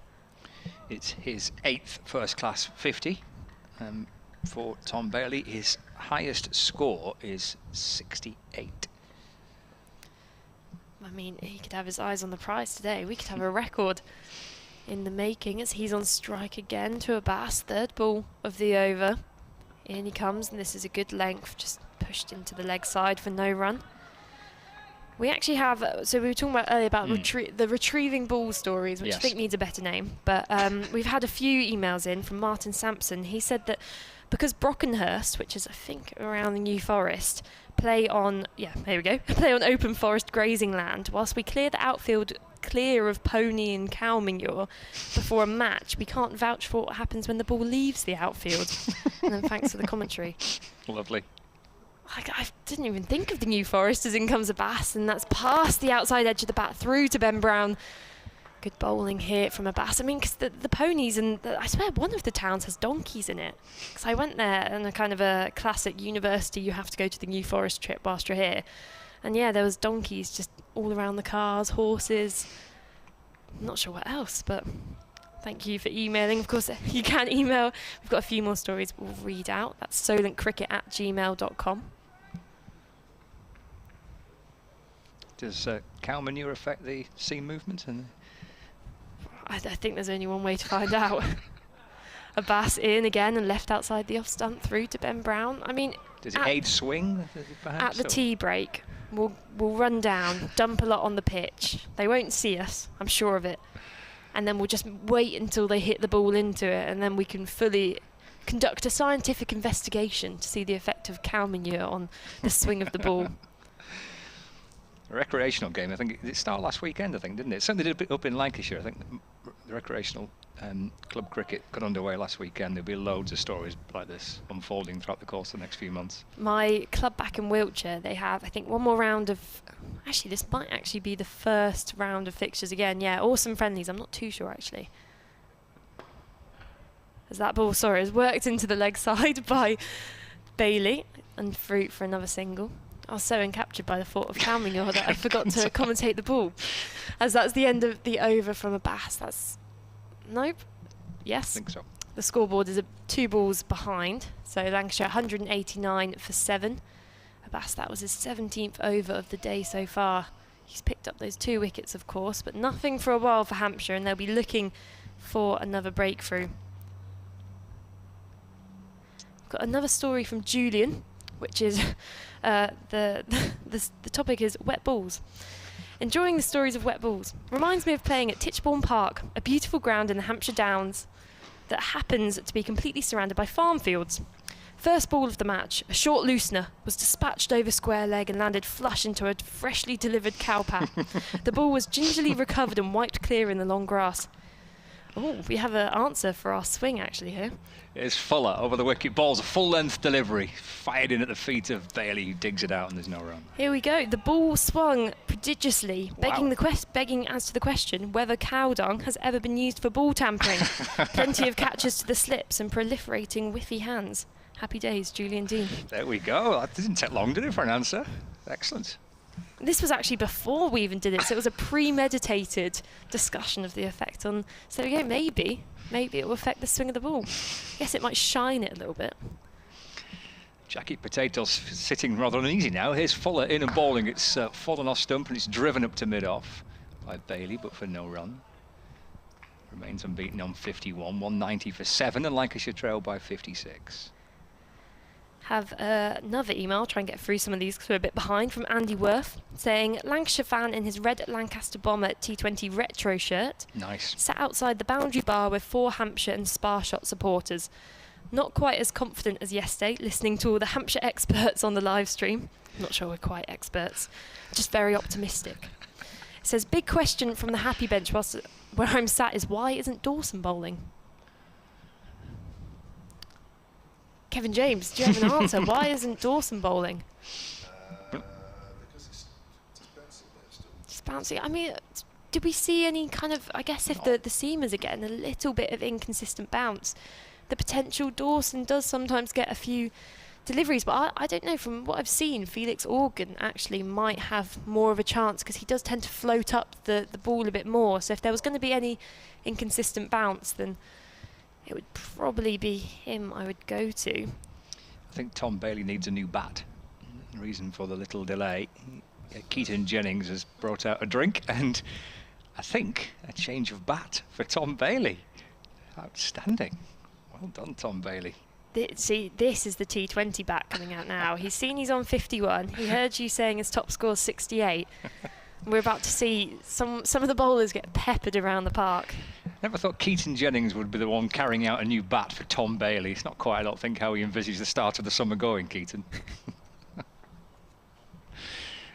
Almost back from a calf injury. There's Fuller into Bailey. That's clobbered away through the offside. And that'll be 4. That was heaved away by Bailey with that new bat. Absolutely walloped it through extra cover. And Lancashire move on to 194 for 7, and Bailey moves to 55. This must be the special bat which has all the red tape on it saying do not touch unless, like an expensive bottle of wine, you only open it on the special occasions, and this is it. This is his post half-century bat. This is the one he uses for only the 8th time now. This particular piece of wood has been brought out.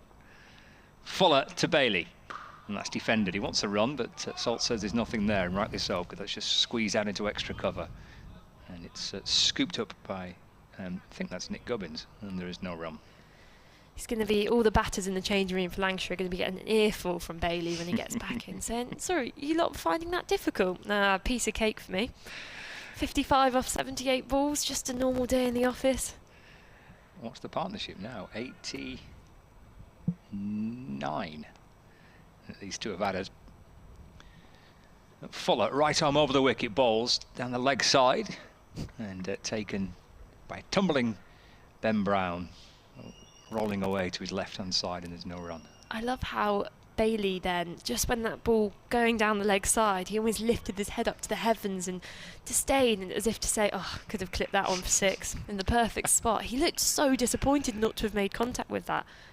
He's really changed his mindset going forward here. Maybe him and Salt have had a conversation. He'll go, I'll go on the attack, you keep digging in. It's Fuller from the hotel end bowls.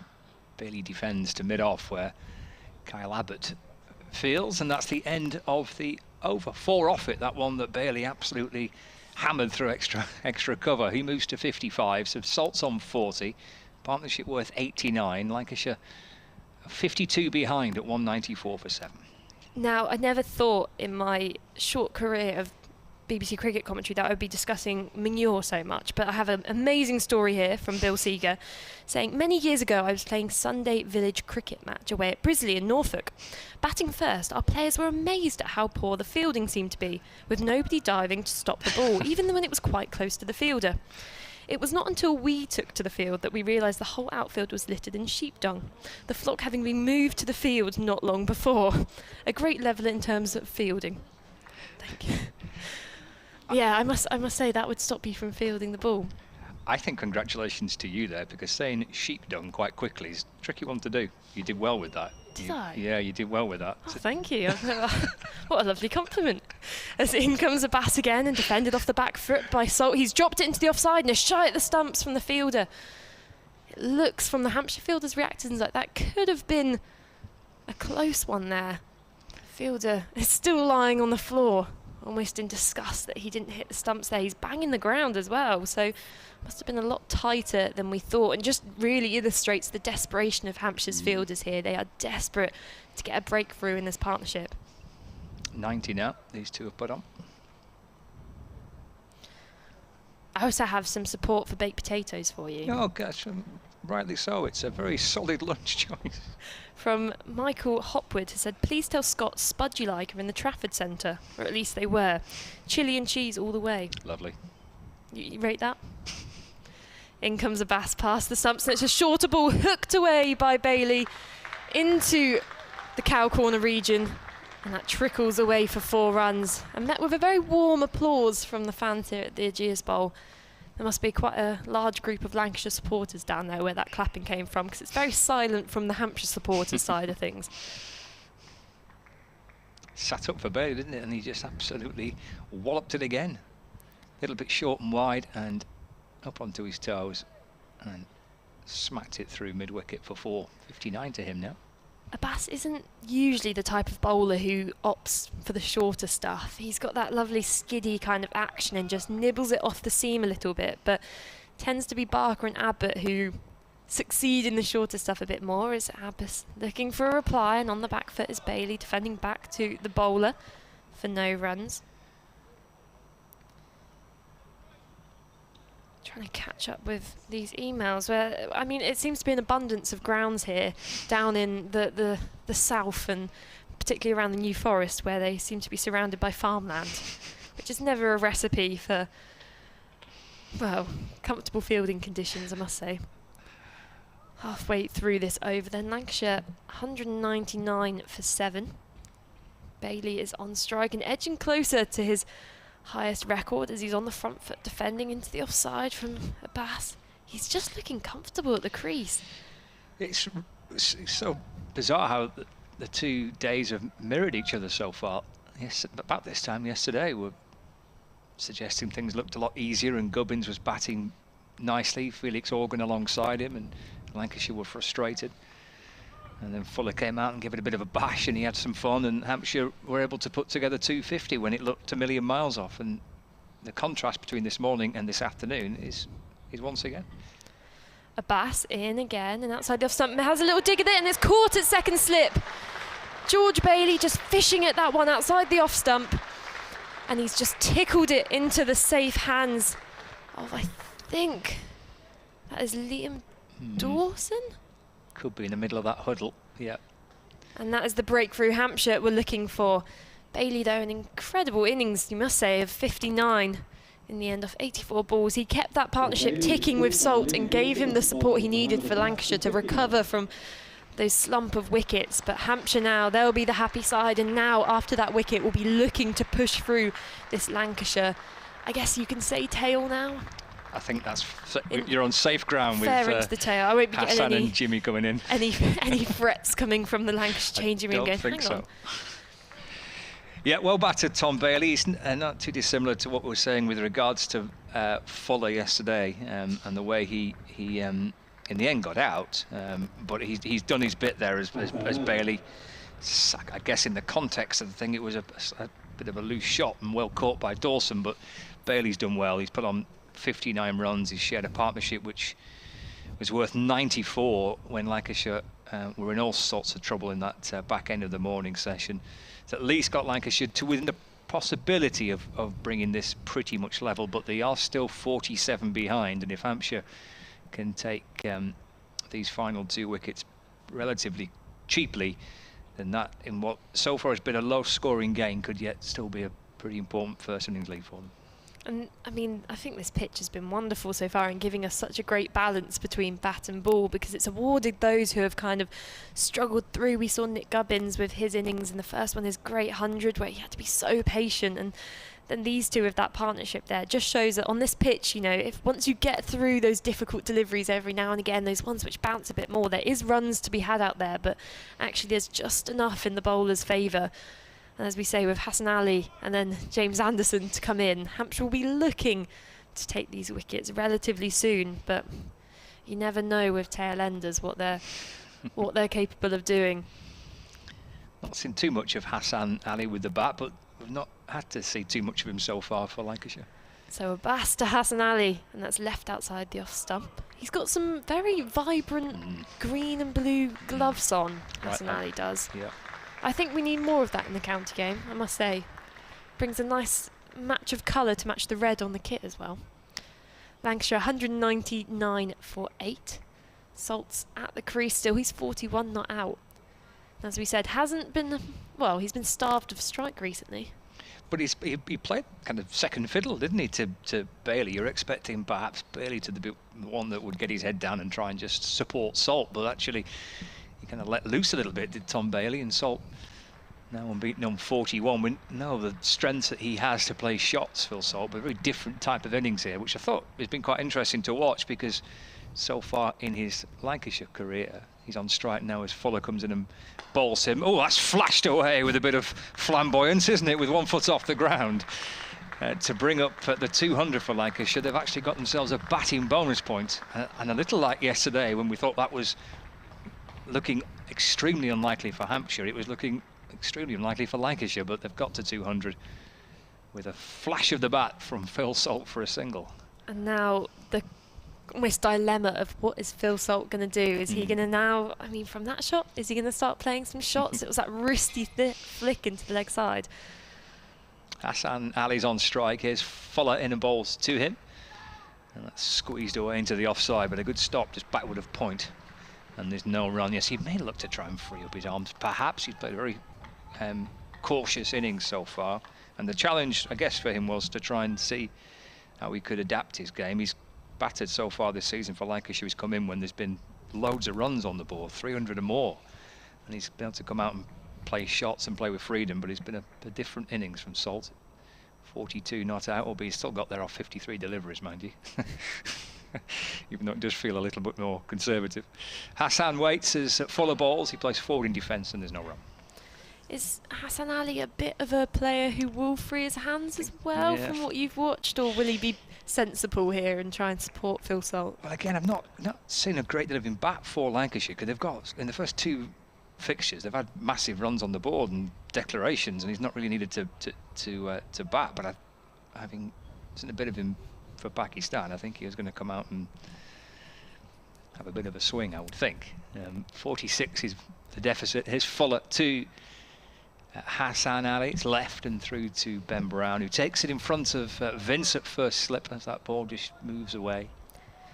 We have got a very, very important tweet from Phil Webb, which has come in. I think he's added all of us, which is in cow-based questions.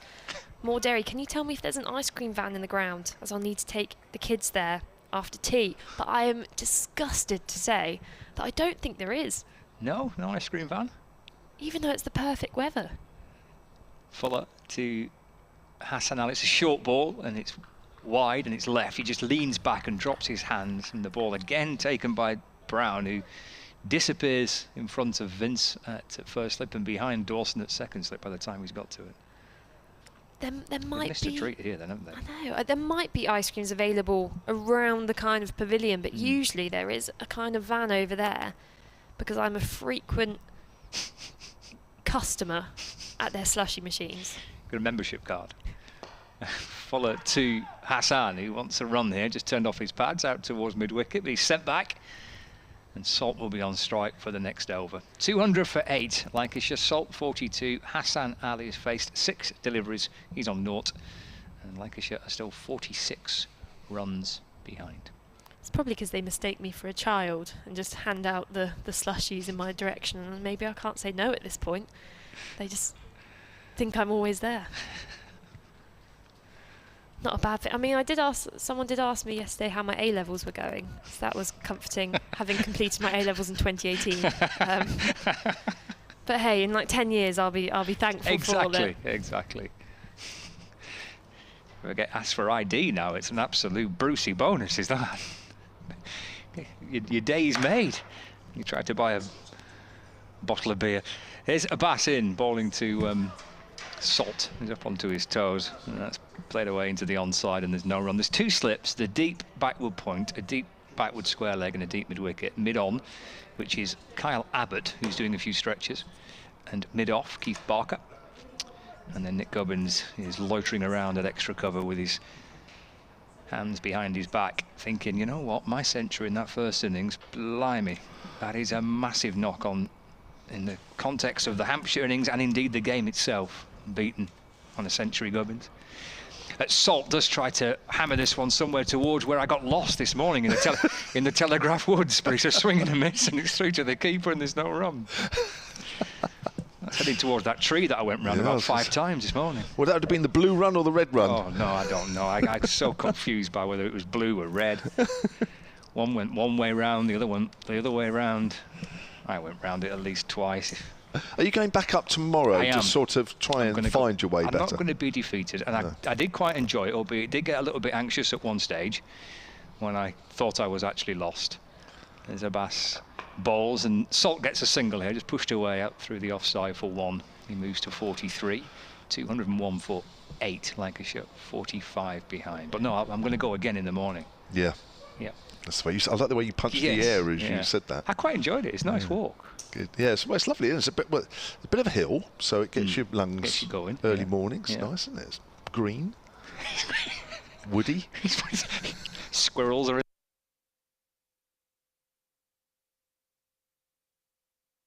You didn't? Oh, No. that's good. But I saw some grumpy dog walkers. Didn't say hello.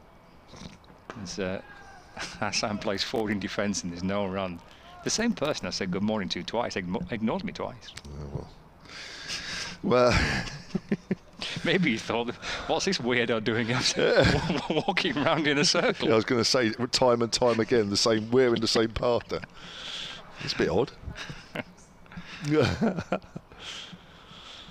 2 balls left for Ageas.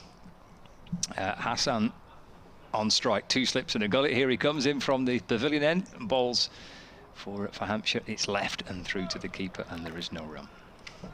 Scott will be back in a moment. Well, certainly Bailey made Hampshire pay. That partnership of 92 for the 8th wicket with Phil Salt has certainly changed things around for Lancashire. They were staring at one stage a big deficit on the first innings. Both Salt and Bailey dropped in the slips just before lunch when they were both on single-figure scores. In fact, Bailey, I think, hadn't scored at all. It's a wonderful innings from him. Not far off a career best. It's brought the deficit down to 45. What else can they knock off as Hassan Ali works that on the onside, and there is no run. Sun's just disappeared for a while. Actually, it has done for the last few minutes or so, which is, I won't say brought the temperature down, but it's just made it, it's still equally as pleasant, but a few more clouds around. This ball is 61 overs old. Well, we think it's not the same ball. I think it's been changed 2 or 3 times since lunch. It's roughly around at 61. Or in estate agents speak, offers around 61 overs. It could be a few more, it could be a few less, but even so, 19 overs effectively to the new ball, but I don't think Hampshire will be thinking that that will be the case, or they're hoping it wouldn't be. Lancashire will have done particularly well if they can get it to that point. Kyle Abbott returning to the bowling attack. Trying to now wrap up this Lancashire innings and have some sort of lead, which, as we were saying at the start of the day, would be something. That's worked down to fine leg by Phil Salt, who moves on to 44. Another important innings towards the back end of this Lancashire batting lineup. The deficit now is 44, which it is a shame because it actually is disappointing from a Hampshire point of view.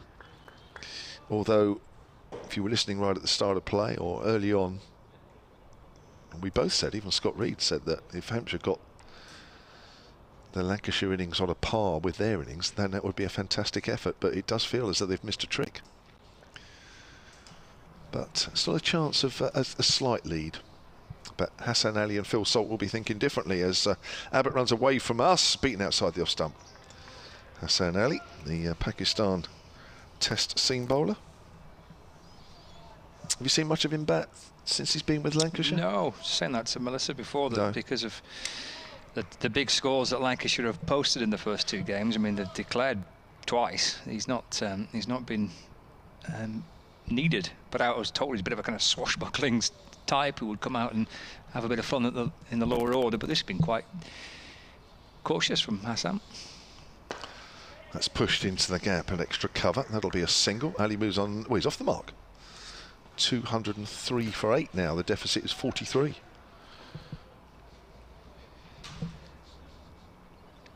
Yeah, it's just fascinating how both days have been so similar. Lancashire would have felt like they missed a trick yesterday by not perhaps wrapping up that innings earlier than 2:46, and now you feel like maybe Lancashire just riddle off the hook a little bit here as well. Yeah. Abbott bowls as an inside edge by Phil Salt's trying to drive on the up. I think that just nipped back a fraction. Goes out harmlessly on the leg side. Got an email here from Alice Baker. Is she a mate of yours? Obviously she is. It's never a good start, that is it, when you're denying your Mel friends. probably doesn't want me to read this out, but it's the first one I've come to. You're happy if I do. Alice, silentcricket@gmail.com. Wide Lane. Now that's in Eastleigh, isn't it? It's going out towards Eastleigh from Southampton, for those of you that are not sure on the local geography. Here's Abbott, bowls, and that's nipped back and bounced. Hits high on the pad. Phil Salt goes towards gully.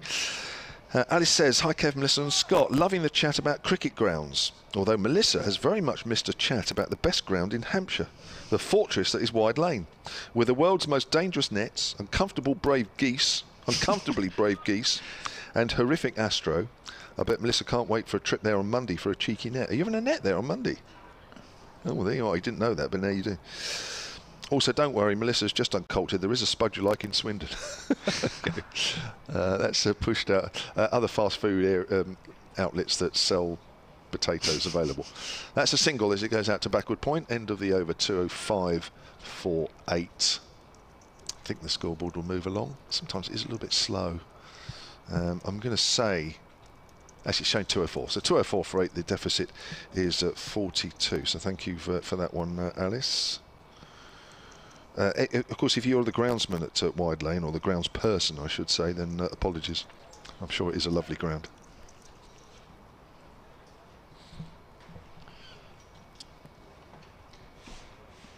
There's quite a few about grounds. Melissa said I can read a few out because she says she won't get through them all, so I'll try and get through one or two over the next 20 minutes or so. Abbas for Hampshire, in and bowls to Salt. And just leans into it, drops the ball away into the offside. Calls Hassan through for 1. Salt moves to 46. Lancashire 205 for 8. Deficit of 41. It appears that we've kind of stirred up something about cricket grounds, and in particular the obstacles that you face when you're having to field in some of these grounds. Yeah. No such worries on test grounds, of course. Lush. I mean, you look at a ground really hard if a ball just bobbled on you on these sort of grounds. Abbas bowls to Hassan Ali, who plays forward in defence, and the ball just slowly trickles up to Keith Barker, who's at mid-off, and there is no run.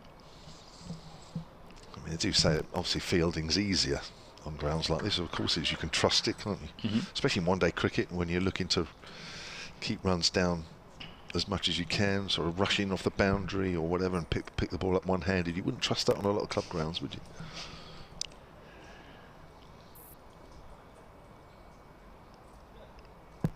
Abbas over the wicket bowls, and Hassan Ali turns the ball away.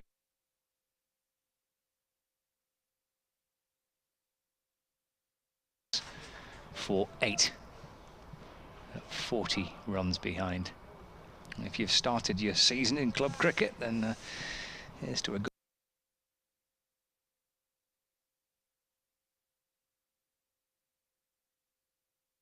Players waited all winter to get out there and have a go. Opening batters in particular, waiting through the cold winter months, and you're out first ball to be low to that. It's Salt flicked away behind square on the leg side. Moves to 47, and then Lancashire to 207 for 8. And it's 39 now, the deficit. There was a great story we featured on our local radio station, Radio Solent, during COVID year. Because, of course, not only did you have to wait all winter, but you then had to wait, what, another 4 months? Of course, yes, yeah. So it was an extra long wait. And that was, Oh no. I'll come back to that in a minute. It's going to be a sad story, but a funny one, I guess. Yeah. Yeah. Abbas balls and it's left. Theatrically from Hassan. Hoists his bat above his shoulders and then watches the ball into the gloves of Brown. No run. So effectively, what, a 10-month wait, wasn't it, instead of the usual 6, Yeah. 7, whatever. And I forget the guy's name, but he played, I think the club was Broadstone, which is sort of near Bournemouth Pool area. And he got a first baller. And then I think they played 2 games on the same day or something like that. And so they gave him another bat. He got a first baller. Abbas over the wicket. Left once more by Hassan through to Ben Brown. End of the over, 207 for 8, 39 behind Lancashire. It was something like 2 first ballers he got, and then I think the opposition allowed him to have a bat because they felt sorry for him, and he got about a third baller, something like that. It was quite weird, and we featured him, and he was very good about it. But yeah, an awful long wait for that. True story. Yeah, 207 for 8, as Scott Reed says, and again, pretty much like the Hampshire innings. Lancashire's a lower order putting in a really good shift and using the word shift again, sort of shifting the balance slightly. 39 runs between these two sides. Lancashire closing in on that Hampshire all-out total of 246. Abbott bowls. It's played into the ground by Salt, and there's no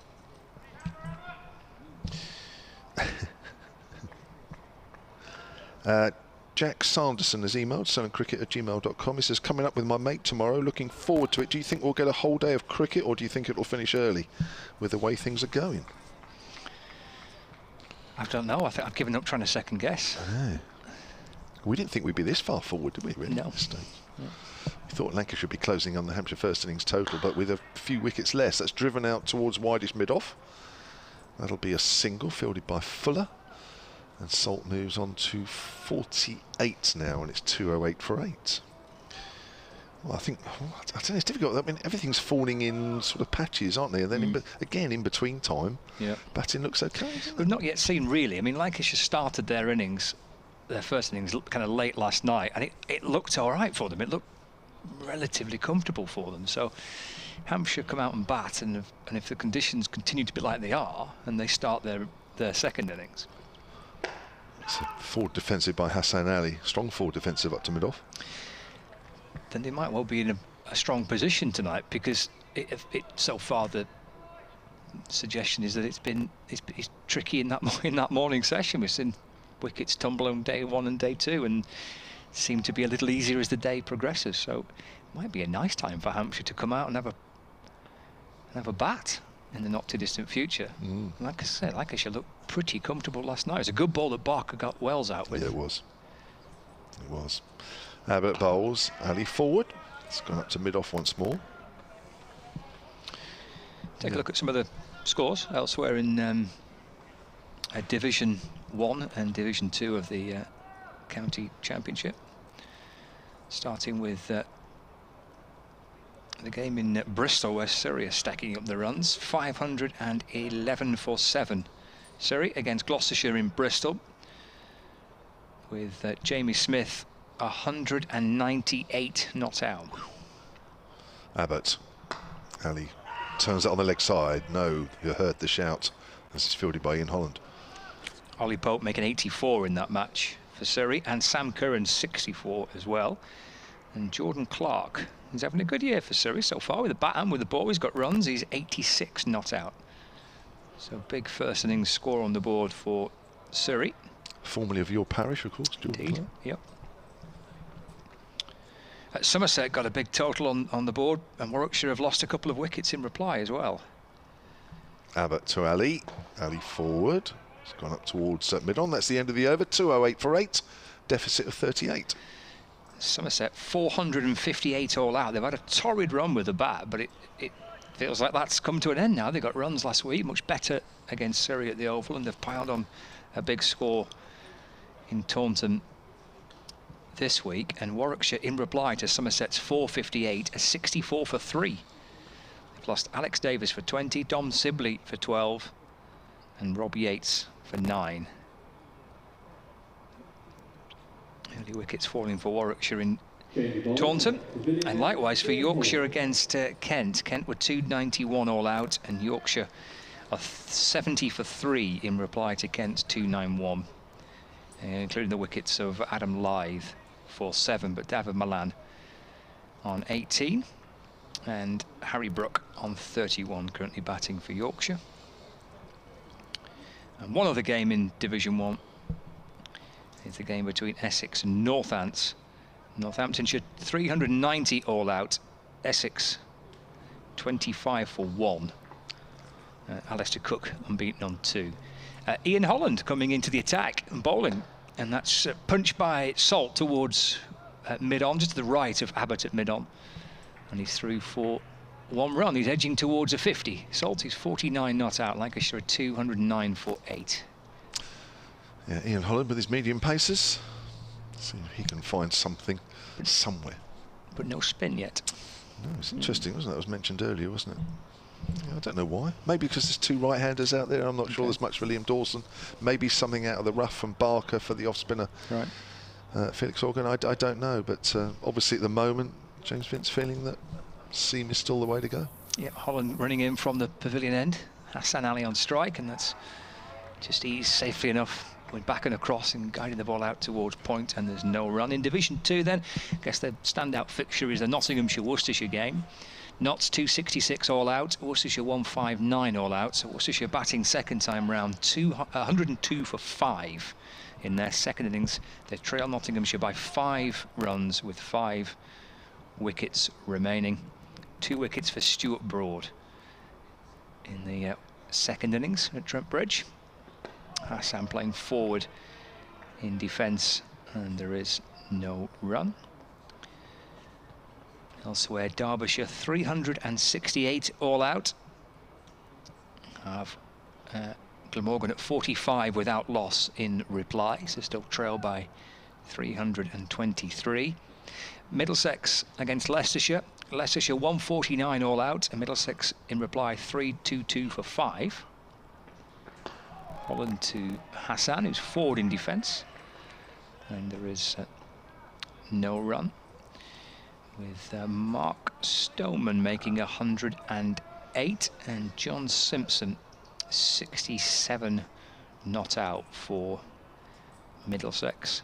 And the final game to bring you up to date with is Sussex against Durham. Sorry, Sussex against Durham. I'll get my pronunciation correct. Holland's in, worked off the pads by Hassan, just behind square leg for a single. He moves to 3, Lancashire to 210 for 8. Durham, 223 all out, and Sussex in reply. Am I saying Sussex okay? Yeah, Sussex is fine. 234 for 4.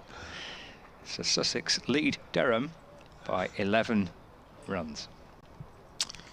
Thank you, Scott. Very well said, Sussex. Thank you. Yeah. Thank you.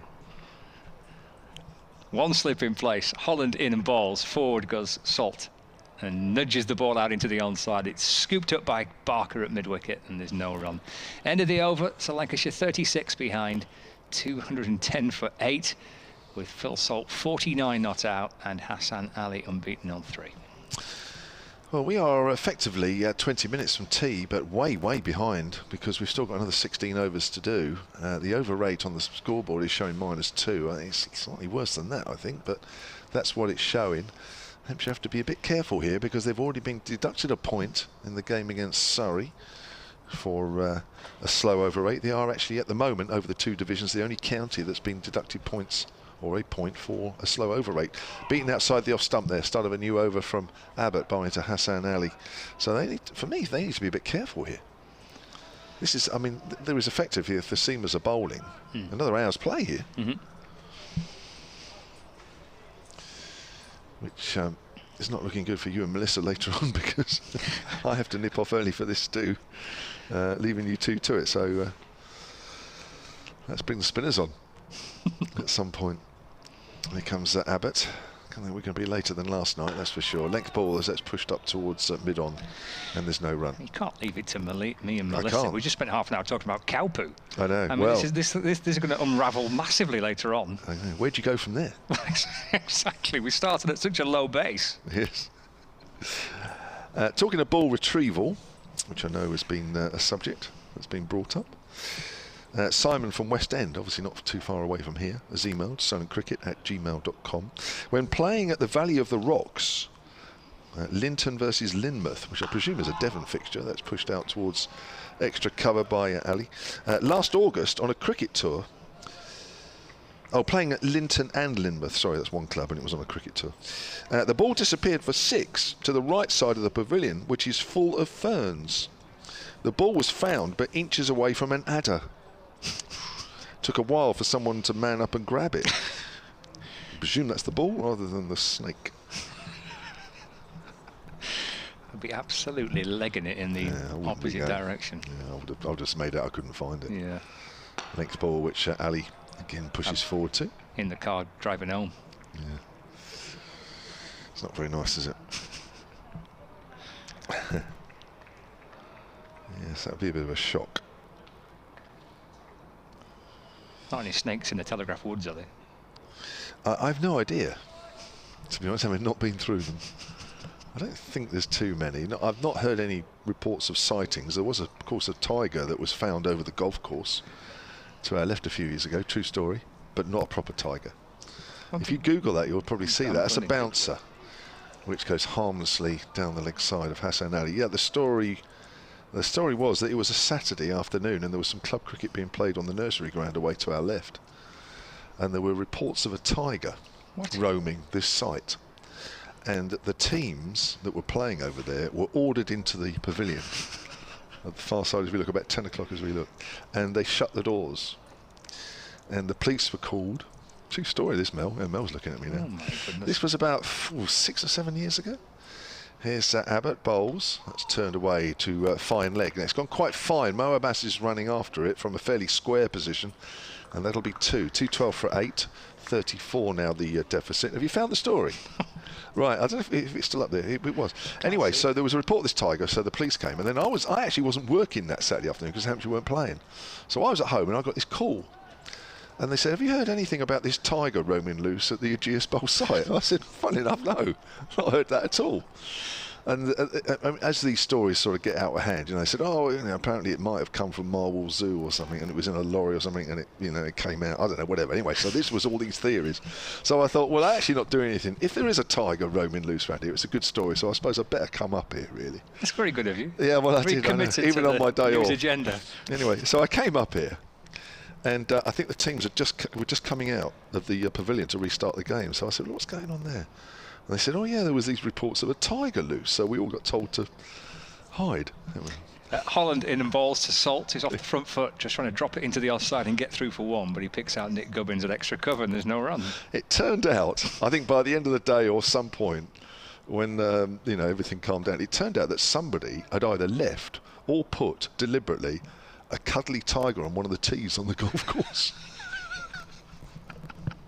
And that was it. And that was the report. That was the story. Yeah, that was the report. Yeah. Goodness. Holland to Salt. That's clubbed back over the bowler's head, down towards the pavilion, and it's gone for 4, and it brings up a half century for Phil Salt, who's going to stand and deliver. Bang, back over the head of the bowler and the umpire, and up towards the rope to bring Salt to 53 from 68 deliveries and 5 fours. That was his 5th boundary in this knock of 53, and he did club that one back over the bowler's head. Yeah. 216 for 8, 30 runs between the two teams at the minute. Holland to Salt. That's runs down towards deep third. Oh, it just beats the dive of the man coming round from Backwell Point, and it will be 2 more. There's just got underneath Liam Dawson's body. And Salt moves on to 55 now, 218 for 8. I just found the BBC story from 2011. A stuffed toy animal led to a large-scale police operation in Hampshire and stopped play at back then the Rose Bowl cricket ground. There you are. There it is. Yeah. Holland in to Salt. He sends Hassan back as he pushes it out towards point, and there's no That's run. right. That's a very good point, Melissa. The clue to it, what sorted out was the police turned up with heat-seeking equipment. Right. But when no body heat was detected, police moved in and found a cuddly toy tiger. So they kind of identified they could see the tiger, but then realised, eventually, apparently, yeah. right. And then the equipment realised that it wasn't real. Salt trying to smack it back over the ball head again, but he's played and missed and through to the keeper, and there's no run. Yeah, the Ageas Bowl, Rose Bowl back then, said a game between South Wiltshire and the Hampshire Academy, which is in the local Southern League, was stopped for about 20 minutes before they were given all the clear. And golfers at the golf course were also told to go indoors. I remember it was amazing. I didn't realise it was that long ago, though. They sent down their chief reporter and you, did they, to cover the story? That's Salt on the front foot, working it off his hip, just beyond the reach of Holland, who gets low down to his right to try and stop the ball. That's the end of the over. 6 runs off it. And Lancashire 218 for 8 in reply to a Hampshire total of 246. Yep, terrific stuff here from Lancashire. It's at the moment looking like a one innings game, isn't it? 28 runs behind. And Phil Salt doing a fantastic job here, benefiting from those, well, one of those drop catches before lunch. He had 9 at the time. Tom Bailey, who made 59, the only man that's fallen since lunch. Proved to be costly, didn't it? Yeah. Partnership was 93, I think, in the end. I got 92. 92, okay. Was it 105 to 199? Is that 90? No, that's not 90. No, I think you're right. I've miscalculated, I think. It's 94, isn't it? We both got it wrong. Have we? It's 94, isn't it? I had 92, I think it's 94. Here's Barker around the wicket then, with his left arm seamers. That's flicked away, and it's gone over the head just of Felix Organ. Just lands on the boundary boards behind him. That's 6 runs. Just flicked away by Hassan Ali to the short boundary side. And he just got enough on it, and only just. And the deficit is down to 22. Might get a lead here, Lancashire. Well, it would actually be quite fitting for the game, wouldn't it, if Lancashire in the end did get themselves in front, when we'd absolutely written that off as a possibility, having written off the possibility of a Hampshire lead. Incredible.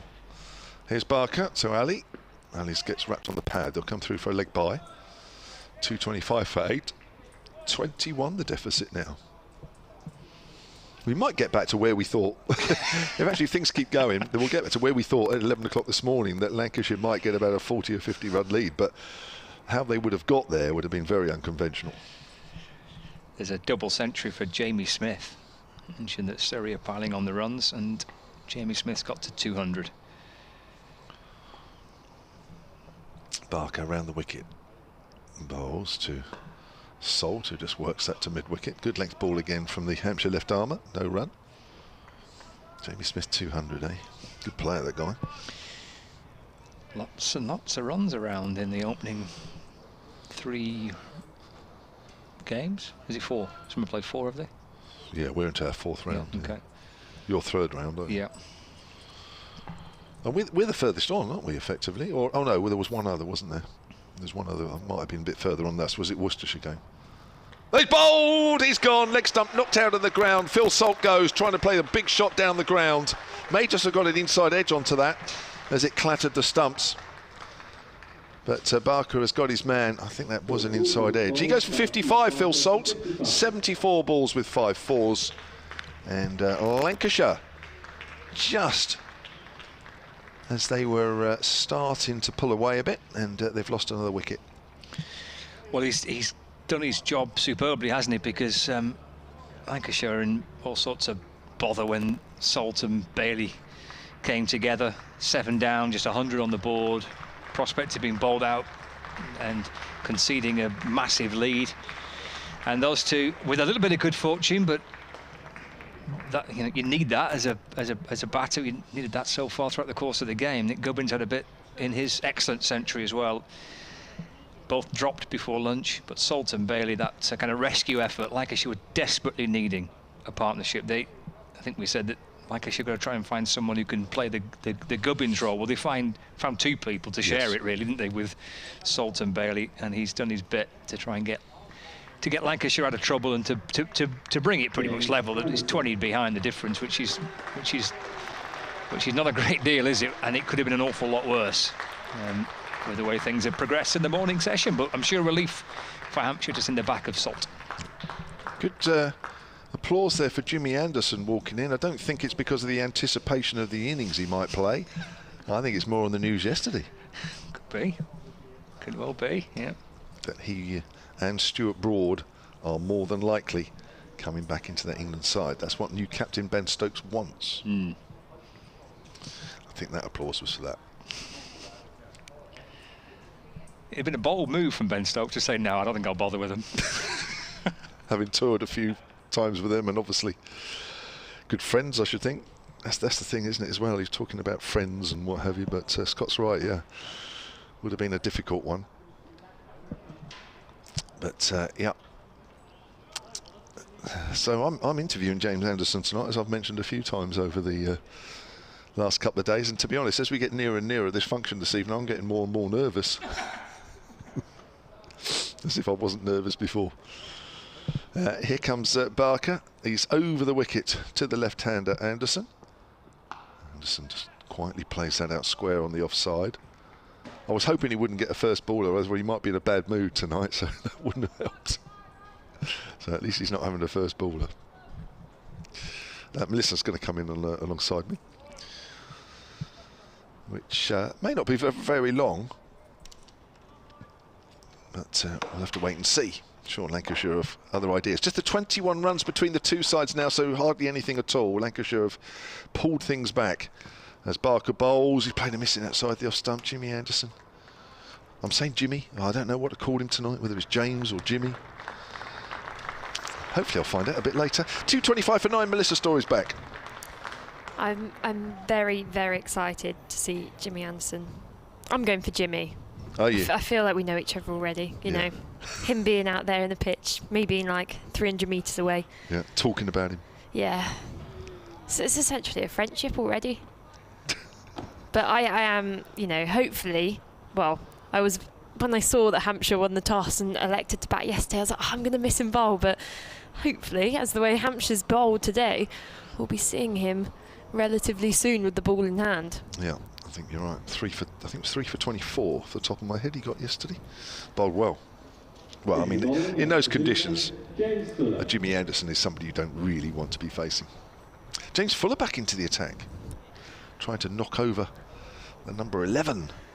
Yeah, surely that, I mean, will they apply like the short ball tactic? Are you really going to like try and bounce out Jimmy Anderson? No, I think it's more just a bit of extra pace. Bit of extra pace. Yeah. Bowl some Yorkers. Yeah. Is it me? Yeah. Fuller outside the off stump, and a massive hoik there from Hassan Ali, who's definitely taken the impetus now to go for it a little bit. I think he's going to play a few shots. That was a hoik and a half, wasn't it? It was a glorious hoik. I mean, if he'd let go of the bat, I think the bat alone would have flown to the long boundary. But this is exactly almost what Fuller likes. I mean, he plays quite an active role in, obviously, Hampshire's white ball stuff. So to be able to come in this situation, just knock over his off stump, just bowl a Yorker, aim nice and straight. That's what he'll be trying to do as he's in. Hassan Ali's tucked up and drops it into the leg side, and they decide not to take the single. James Anderson not too keen to be on strike here, and Hassan Ali seems quite certain on facing most of the deliveries. We had a nice email in from, I can't tell too much who the name is, but it says, following Melissa's comment on visiting a village in the New Forest full of donkeys. This was a bit of a while ago. As in comes Fuller again to Hassan Ali, who swings in the air and over the head of the fielder. That will be signalled 6 by the umpire, straight down the ground. He gave himself some room and swung through the line. Wow. Pure power there from Hassan Ali. Timing, power, exactly what he's going to be looking to do. Wow. That was just short of a length, and he's just hoiked that towards the pavilion for 6. Massive shot. This email goes on to say that she thinks I was referring to Bewley. Of course, the Bewley, all the motor museums and stuff there, is Fuller in again, a short ball, and Hassan Ali almost pulls himself over onto the ground by trying to reach for that one. He jumped with his almost a forehand in tennis, trying to hoik that one away.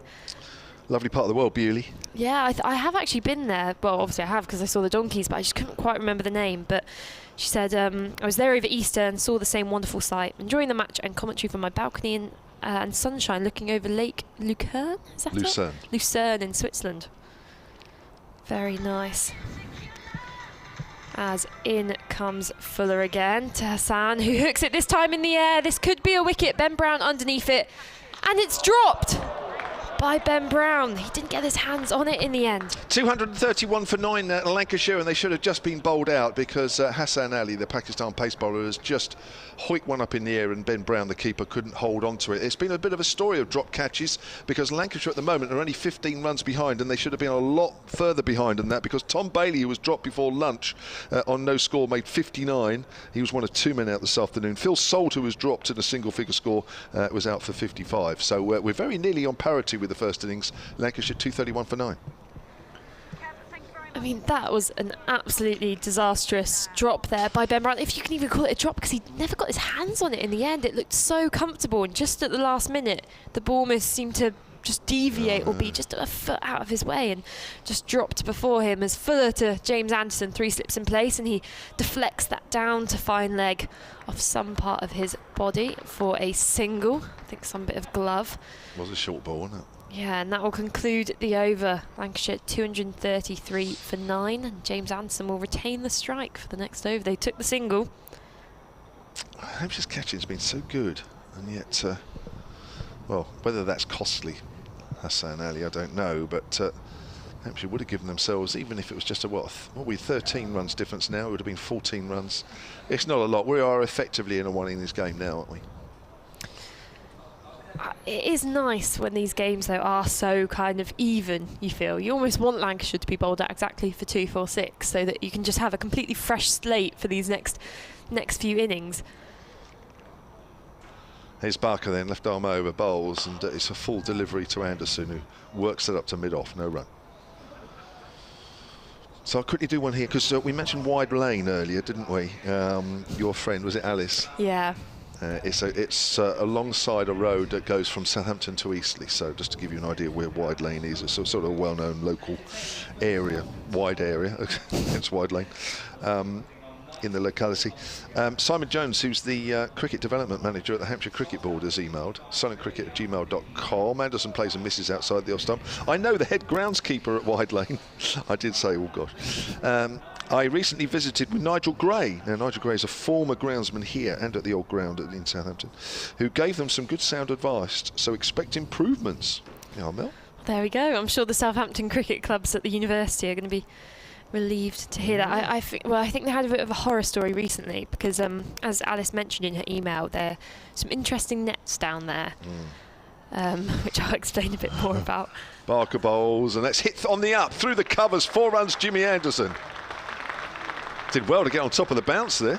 That was a beautiful shot there from Jimmy. He just took a couple steps down the ground, gave himself some room, and just guided it through the vacant offside. Nice shot. Deficit of 2, 3, 7, 9. Yes, so you were saying? Yeah, so basically they're quite old. So there's a few nails sticking up from the ground, a few ridges which are designed for you to trip over, and a few very expertly placed holes in the net, so that if you play a pull shot in one net, it will hit your friend in the net next to you. Barker bowls, Anderson quietly plays that on the onside. And I've actually played a shot before where I've hit it in one net and I have smashed Alice in the head in the other net, which was actually a softball net at the time, so she was wearing no padding whatsoever. But they ordered new nets recently, and they came and they weren't the right size, so now they're netless, I'm pretty sure. So if I'm having a net there on Monday, I will report back for how many bruises I come back with. Yes, please let us know. But we do love the ground, though. We just absolutely adore it. It's in a good spot, actually, isn't it, to get to? A short ball, which Jimmy Anderson has to very quickly duck underneath. He was giving himself some room, almost looking to play the same shot. The ball followed him. Now, that's a confident thing to bowl that to Jimmy Anderson, because I think you'll be going out into the lunch hall together tomorrow, and he'll be getting death glares, Keith Barker. But I'm sure Keith Barker can give some death glares back. I think they know they'll get some short balls from Jimmy Anderson, so you might as well just bowl him a couple back. And Keith Barker, of course, posed on 4 wickets, so he'll be searching for this final one. Barker bowls and Anderson forward. Could have taken a single because the field is quite deep on the offside, but there was a very, very late decision to take a single, but actually it was too late and they couldn't. again, I've also got some more criticism from Benjamin Wright. Well, not criticism, but baked potato related criticism. Oh, Saying, thoroughly enjoying your excellent cricket commentary. I'd like to hear you all on TMS, wouldn't we all? But please don't knock the trusted baked potato. Short as Anderson plays that into the ground. We can hear two of them on TMS. Scott and Melissa. You can't beat them. Top of the league for me. Really? Very nice. Lancashire 239 for 9. I mean, the student's friend. I think I remember when I was in my first year at university and I'd been thrown into the world of cooking for myself for the first time, or the main first time. Baked potatoes are definitely a friend. Maybe that's why I don't rank them as highly, an overabundance of them in my first year, and then grew a bit tired and weary of them. Because they don't take long to... Maybe I need to rediscover my love for them. Yeah. Maybe that's what I need to pick tomorrow. Yeah, well, they're on the menu. Give them a chance. Yeah. There we go. Nice to have your lunch decided for you. And Fuller to continue then. He's bowling at Hassan Ali, who will be looking to play some more shots. He's in, it's a short ball and left well alone by Hassan Ali. He's raised both his hands in the air, taken 2 steps back and almost matrixed out the way of that delivery. Surprised, I thought he might have had a go at that. That hoik in the previous over that went for 6. I'm surprised he left that one. I mean, looking at the field around us now, it's actually quite a fun picture of there's 7 fielders on the boundary. We've got a fine leg, third man, deep square leg, a cow corner, long on, long off, and a deep cover. So there is 1 slip in the ring. As in comes Fuller again, it's hoiked along the ground by Hassan Ali to that fielder at long on, and they just take a single. They were looking for 2, but he hadn't quite intersected the ball between those 2 fielders enough, and now everyone's back into the ring. That is extraordinary. Everyone out on the boundary apart from the slip and the keeper and the bowler. But very different field for James Anderson. Just the 1 fielder remains on, or just the 2, it's just fine leg and third man. So they're clearly not backing Jimmy's batting abilities here if they're expecting the edges. Well, I'm just wondering if Jimmy Anderson might play a few shots here as well now. I don't know. I mean, he played that glorious drive through the covers, and he's got some gaps here to aim for. He has. 2 slips in place still, and that almost a leg slip, someone that's short leg as well, looking on the attack, and that's a short ball from Fuller, but misdirected and down the leg side, so Jimmy Anderson could just sway out the way. And you know what? Jimmy Anderson's wearing an arm guard. Now, if we are doubting the fashionability of arm guards, then he's the one to tell us that they're in fashion. Good enough for Melissa Story, good enough for Jimmy Anderson. Exactly. Basically on par as players, if you think about it. But does his have fake tan stain on it? Less confident about that one. As Fuller passed the stumps to Anderson, who has a flick at that one, but again down the leg side. And Ben Brown executes a diving stop behind the stumps. Another dot ball. I mean, he's had his periods of experimentation. He had was it 2 years ago? He bleached his hair blonde. Do you remember, for the start of the county championship? James Anderson suddenly rocked up after a winter of hibernation with bleached blonde hair. So he's not unknown. He could come. I mean, he missed out obviously on the West Indies tan as well. So maybe he'd like to replicate that with a bit of bronze orange fake tan. As in comes Fuller, and that's a shorter ball, and again fended off by Anderson, who drops that down at the feet of short leg. And this is some deadly bowling here from Fuller. He really is attacking Jimmy Anderson with the shorter stuff, and Hassan Ali just comes down to the other end to chat to Anderson about what the plan is going forward. Just 1 ball remaining in the over. He's probably saying to him, you know, block this out. We're not taking a single because I want to be on strike. Yeah. I'll hit it to the short boundary side next over. The run deficit of only 6 now as Fuller in, and on the back foot is Anderson. He drops it into the offside, starts to run, and Hassan Ali has not moved an inch. He has gone, go, I know you're the senior bowler, but don't you dare move. End of the over. Lancashire 240 for 9, as I just said. 6-run deficit to Hampshire's score. So I think he might target the short boundary side here. There is 7 runs, or 6 runs effectively, to draw them level. 7 runs to get in front. And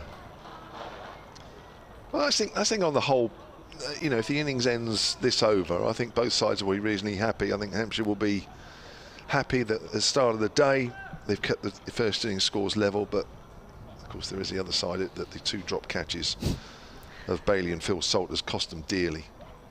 And Lancashire, of course, having lost 6 wickets this morning, will feel happy that they've got level. So it will be down to a 1 innings game unless somebody does something dramatic in this last pairing. There's a Yorker which is somehow hit out on the leg side. Did well, but he couldn't get underneath the ball, and that works its way out to deep mid-wicket, but there's no run. I think we're going to see Hassan Ali targeting that side. We are, and I feel quite concerned for the welfare of my friends who are sat probably on the shortest bit of the boundary over there, and who, one of them will hate me for saying this, but I don't have too much confidence in her catching the ball. So I hope they're watching the game. Bowles, it's another Yorker, and he swings and misses. Outside the off stump, goes through to Ben Brown. Andrew Evans has emailed suncricket@gmail.com. Lost ball in Massachusetts. Wow, somebody hit it a long way. Hello, he says. Played a match in Massachusetts State Cricket League at a ground in Shrewsbury when the opposition batter hit it over a fence into a back garden. Switched to half a dozen fielders with their heads poking over a fence, engaged in an increasingly loud row. That's swung away on the leg side. It's along the ground, but it's not timed, and there will be no run. An increasingly loud row with an elderly lady who had no idea what a cricket ball was, but was firm in her determination that we wouldn't get it back. Needless to say, we didn't. Thanks so much for the commentary from a Lancashire fan. Thank you, Andrew. See, the rise of USA cricket concerns me. Does it? Because the US dominates everything. And now they've got their hands on cricket. They've qualified for some T20 tournament coming up, I think. Low full toss, that's in the air, and that should be caught at deep mid on Dawson. Takes it. Simple catch, I think that's come off the bottom of Ali's bat. Low full toss there from Keith Barker, who finishes with another 5-wicket bag, 5 for 67. And Lancashire have been bowled out for 240. And just 6 runs separates the 2 sides. Keith Barker, 20.4 overs. We're going to get the Keith Barker's bowling figures in the background. Just got them an applause for him. He started the season well again with the ball. But 6 runs between the 2 sides. Hassan Ali eventually goes, I think, for 19. Yeah, 19, caught by Dawson. And, well, it's down to 1 innings. It is, and it's almost, in this sense now, just as I said, a clean slate. It's a restart now, and the teams are going to define the outcome of this game by how they bat in this next innings. And Hampshire have got to go in and do better than they did in that first innings. They have the benefit of the fact that we've worked out from these first 2 days it is harder to bat in the morning session. The ball's nibbling about a bit, and it just seems to be moving a bit more. But across the day, it gets easier and easier to bat. So if Hampshire can take advantage of this, if Weatherly and Holland can come out, hopefully start to build up a partnership, Hampshire doesn't lose too many wickets, then I would say this is going to be a very exciting game. But if they allow the Lancashire bowlers to get on top again, which they easily could because they're a world-class attack, then it will be problems for Hampshire. Yeah. Whichever side has a bit of a collapse, then that probably will cost them the game. Of course, that's what happens in a 1 innings game. We're going to take a quick break, actually, I think, Mel. 59 from Phil Salt and 55 from Phil Salt and 59 from Tom Bailey. Squeezing Lancashire up to 240. Barker with 5 for 67 from 20.4 overs. 3 for 59 from Mohammed Abbas, and a wicket each for Carl Abbott and James Fuller. We'll be back in just under 10 minutes' time.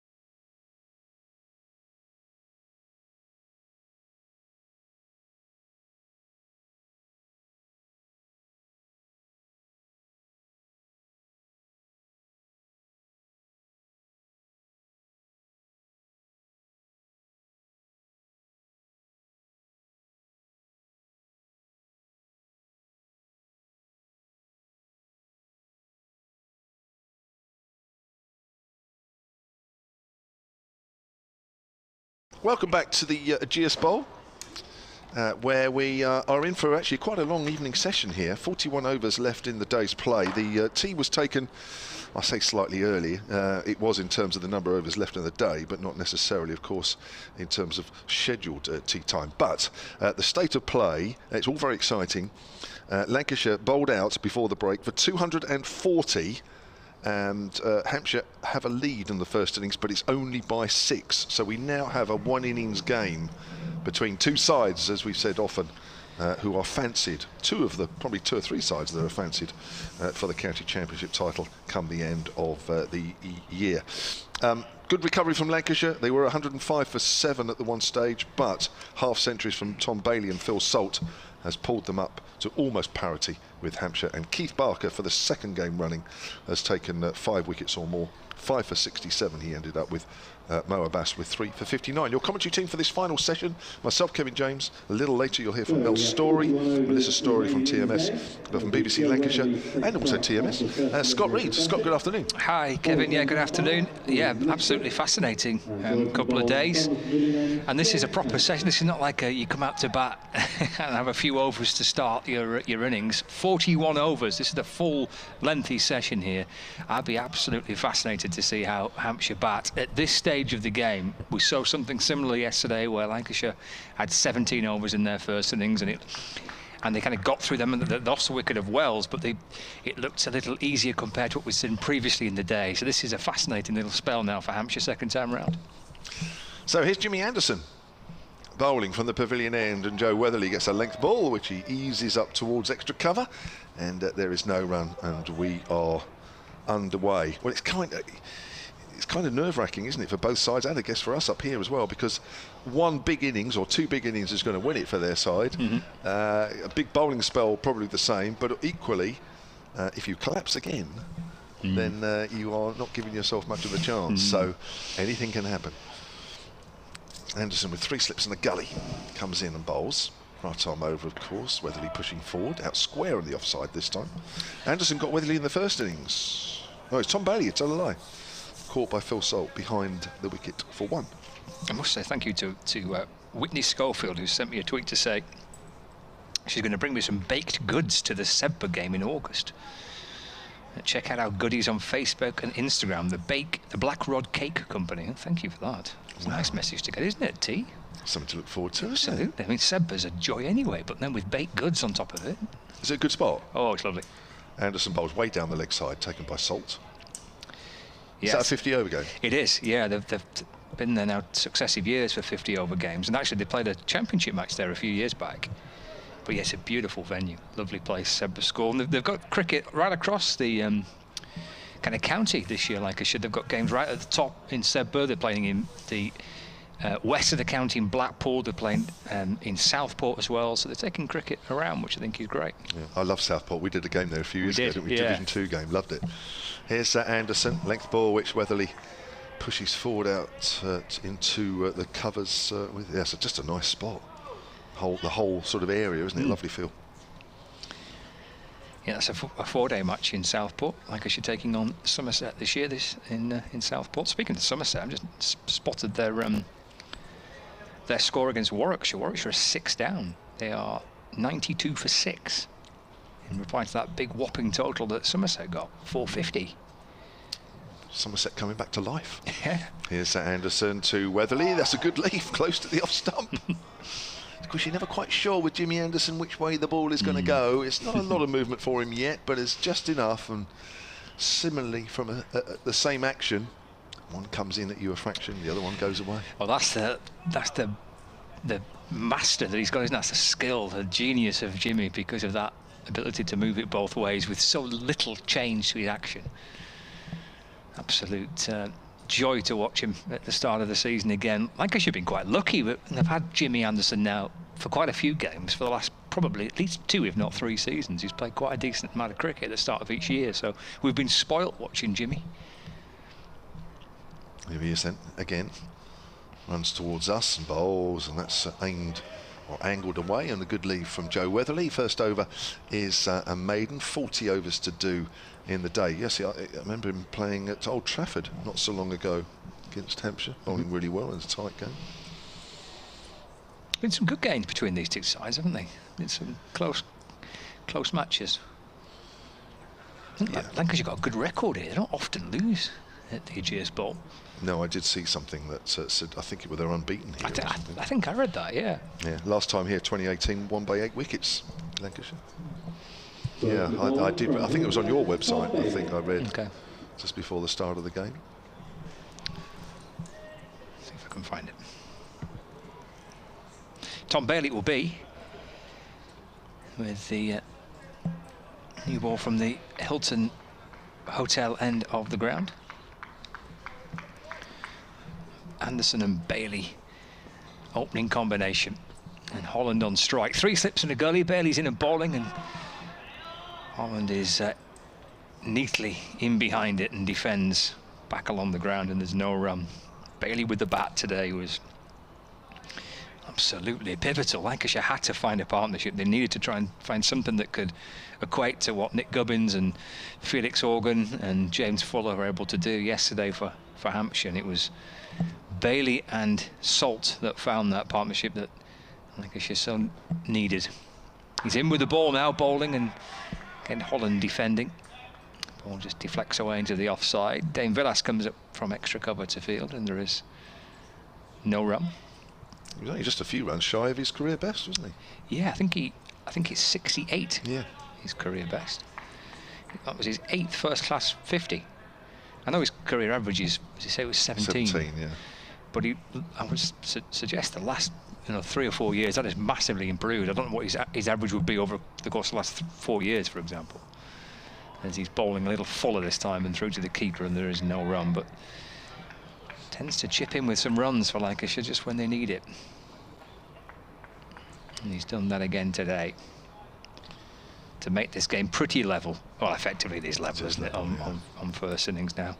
Good game. Plenty of time left in the game as well to get a result, which is the most important thing. And these two sides, whoever wins it, I mean, good luck to them, but I think in terms of title aspirations, one of them needs to win it. Bailey in. It's a short ball, but down the leg side and through to Brown. There is no run. Yeah, and we were saying this on yesterday, weren't we? It's a shame, really, that they actually only meet once. I mean, the two sets of players might think it's quite a good thing, but looking at it from the competition's point of view, these are two teams that are fancied to do well, and you're only meeting once, and right at the start of the season. Crucial points to be taken. Bailey again to Holland, who's defending into the offside, and there is no run. I found that the Lancashire stat here. So yeah, Lancashire coming into this game at the Ageas Bowl, they have never lost a championship match here. That run spans 11 games dating back to 2002. It includes 4 wins and 7 draws in Lancashire's visits to the Ageas Bowl. Yeah. I think it was the second year of games here. It might have been the first year, or I can't remember. Certainly early days. Bailey over the wicket and left by Holland. Gets onto that front foot, pulls the bat away, and through to the keeper, and that concludes Bailey's first over. He starts with a maiden, and Hampshire, as you would expect, making a very careful start here, batting 3rd in the match in a game where we've seen 2 low scores. We've seen wickets fall in stacks in the morning of each day so far. This 3rd innings of the game, pivotal to how this might progress. And with so much time left, and I don't think it makes it any easier, certainly for the batter, but the prospect, you don't have the time pressure here. Hampshire, they can take as long as they need to try and score well and get a good score. Here's Anderson to Weatherly. Bit of bounce, good leave. Seen that bounce from time to time off a length. Yeah, you just play properly now, don't you? Just what's been and gone has been and gone. It's been exciting, it's been flowing, and it's gone in one side's favour and then the other several times. Now we wait to see what happens here, but I think there's a very good chance. Well, I can't believe we won't get a result out of this just playing normally. No. I'd be very surprised. The pitch would have to really go dead, which it has been known to here from time to time as Weatherly just prods forward. I think that ball was angled into him there, a fraction. even with the pitch going dead because we're so advanced in the match, you'd still expect a result, wouldn't you? Yeah. Gordon Schoen on the subject of why so many overs left in the day from Northampton. solentcricket@gmail.com if you want to contribute during this session. Here's Anderson, comes in again to Weatherly. Ageas caught third slip. Oh yes, that is an absolutely superb catch from Rob Jones. Yep. Went sharp, and he picked it with two hands, and it went straight in, and it never looked like coming out. And Weatherly goes for no score, so that's 1-0 for him in this game. And Jimmy Anderson has struck again. He's got great hands, Rob Jones. He really has. Rarely drops anything in the slips for Lancashire, and that was a smart catch. And we've said all through the course of the game that there's, apart from two blemishes really in the morning session today, the slip catching on both sides has been of the highest order. The bowling's been outstanding, and the good work done by the bowlers has, to a large extent, aside from those two chances this morning, been backed up by the fielders. They've been terrific. And another good catch from Jones. Yeah, went very quickly indeed. Hampshire 0 for 1, but effectively 6 for 1 in the context of the game. Just going back to that email, God says, has the delays caused by requests to change the ball caused the significant amount of overs to be played today? Will this cause another deduction of points in the championship? Well, it doesn't help. I mean, Hampshire's over rate is never great at best. Certainly when there's never any spin being bowled. The seamers do tend to take a little while.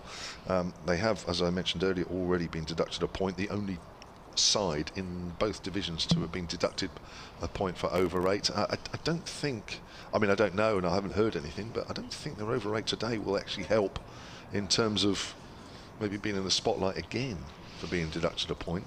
I mean, obviously there've been a lot of wickets fall today, and there have been quite lengthy delays, and that will be factored in. But whether or not it's factored into a degree where that actually chips away at the overs that because I think the umpires are a little bit stricter now. I think they are. I mean, they used to be able to claim this minute, that minute for nothing really, but you could manoeuvre it a little bit, couldn't you? But I think that the umpires have been told to be a little stricter.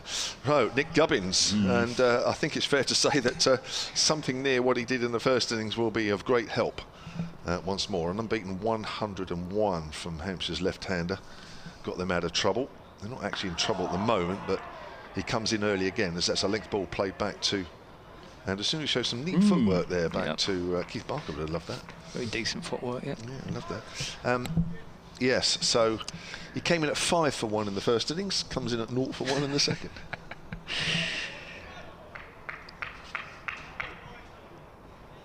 Great, it's great batting at 3. Not sometimes. Here comes Anderson. Bowls, that's worked towards mid-wicket, but there is no run there. A little shorter this time from the returning England bowler. Looking forward to asking him about that tonight. Assuming he makes it. I mean, 41 overs in the field. I'm worried that he's even going to make it to the dinner tonight now. Can't you just delay the start? It won't be down to me, really, will it? Well, I mean, yeah. There's a lot to get through, actually. Oh, is there? I'm not sure. Okay. I mean, these things are obviously always manoeuvrable, aren't they? Things run late, don't they? Yeah, but I mean, I think you won't be coming off until it starts anyway. That's turned towards square leg by Nick Gubbins. I mean, I'm trying to work out the times. I mean, if I said to you that this session will finish 6:45, do you think that's about sort of? Would you say? What have we got? 40 left? Yeah, something like that. Yeah, I think. Going to be at least that, isn't it? Yeah, isn't it? Well, the dinner starts at 6:45. Right, yes. So Jimmy Anderson's then got a trudge off. I don't mean that disrespectfully, but when you've been 40 overs in the field, you feel it a bit. Yeah. He'll have bowled at least a couple of spells. He'll want to swim. Does he like to swim? He likes to swim, yeah. Does he? Right, so he's got to go and do that. Yeah. Well, he's got to walk all the way to the pavilion to start off with, which isn't, there's a distance. Swim, obviously, over at the over there. David Lloyd, whatever other leisure centres available. Yeah. There's Bailey, 3 slips and a gully, in and balls, left by Holland. I believe arms on head there as that ball just came back in. And through into the gloves of Salton, there's no run. He's got to come back to his hotel room, get dressed, and then go to the dinner. I mean, what time's that going to be? 9:30. What time did you on? Or is that flexible? Well, it's going to have to be. And Muggins here is going to have to try and manoeuvre the thing, aren't I? You'd be fine. Bailey bowls and up onto the toes goes Holland and snaps down into the offside, and there is no run. Well, let's put it this way. There is the running order that I have, and that was printed a few days ago, and it will slightly change, actually, although I haven't had confirmation of it as yet.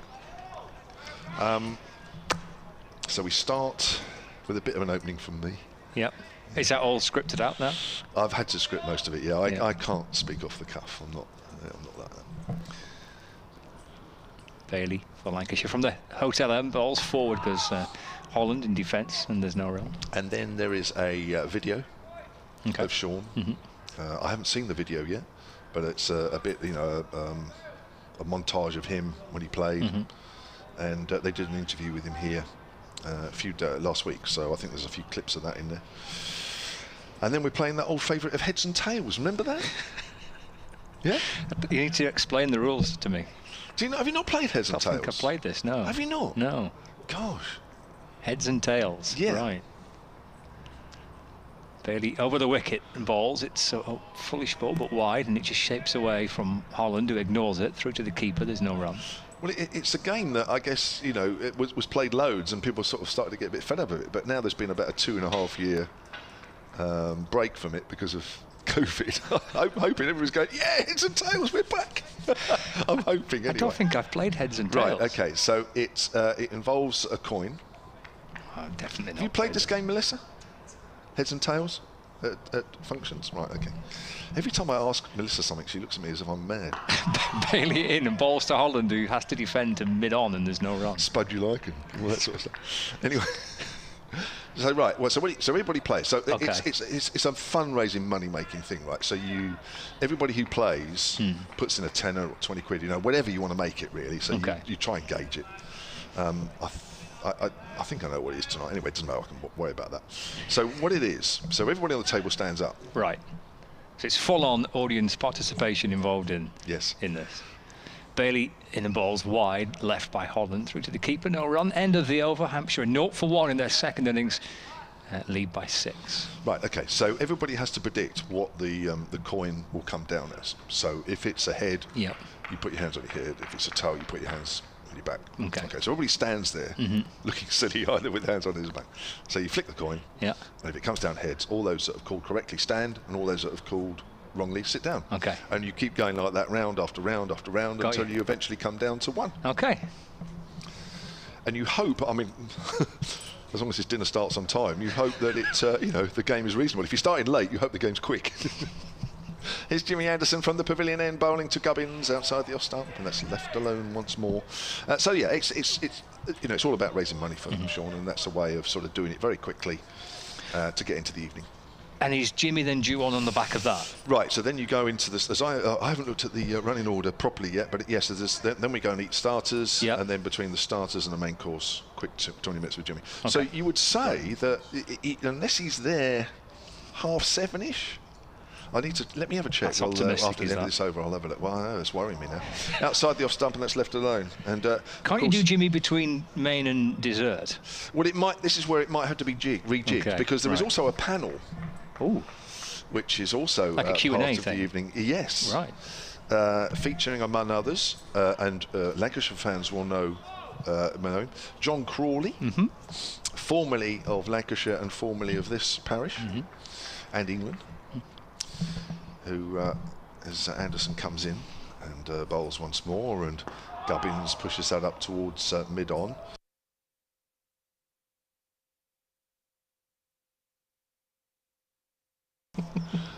So nothing to talk about there. Nobody objected to it. No, just gloss over that. So yeah, we will. So he's on this panel.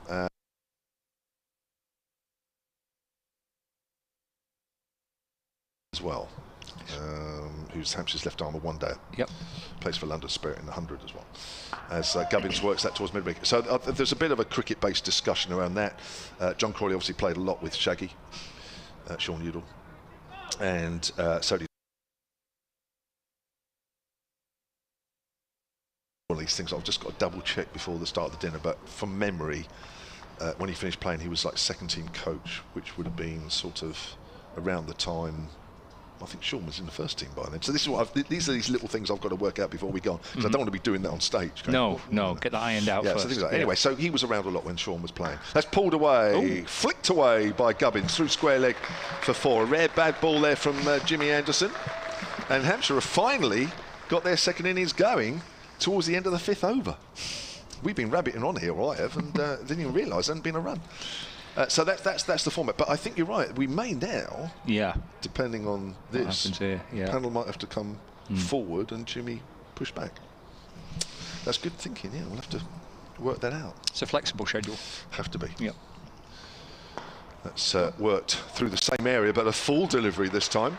There's not a lot of swing or seam for Jimmy Anderson out there at the moment, and anything slightly off length, even from England's premier bowler, there is runs to be had. In fact, that ended up being a leg stump half volley, and Gubbins moves on to 8, and it's 8 for 1. Sounds like a good night, though, Kevin. And you say it's for I hope so. Great cause as well. Yeah. Full suited job, isn't it? Full tie suit. Yeah. I've got mine hanging up over there. Yeah. All ready to go. Quick change required. Very quick. Downstairs toilet. So you use my room if you want. No, it's very kind of you to offer me. I wouldn't do that. I mean, it's very kind of you to offer, but I'll be all right. I'll be all right. Thank you anyway. There's Bailey. 3 slips and a gully waiting. Bailey comes over the wicket and balls. It's left by Holland and through to the keeper. There's no run. A terrific start with the ball here for Lancashire. Those 2 boundaries at the end of the Anderson over there, just releasing the pressure that Lancashire have built up. But a terrific start with the ball. Barely a delivery not on the money by these 2. Gubbins on 8. You wonder again how big a wicket is Nick Gubbins after what he did in the first innings. But it's Holland on strike. Here is Bailey over the wicket. Balls left again.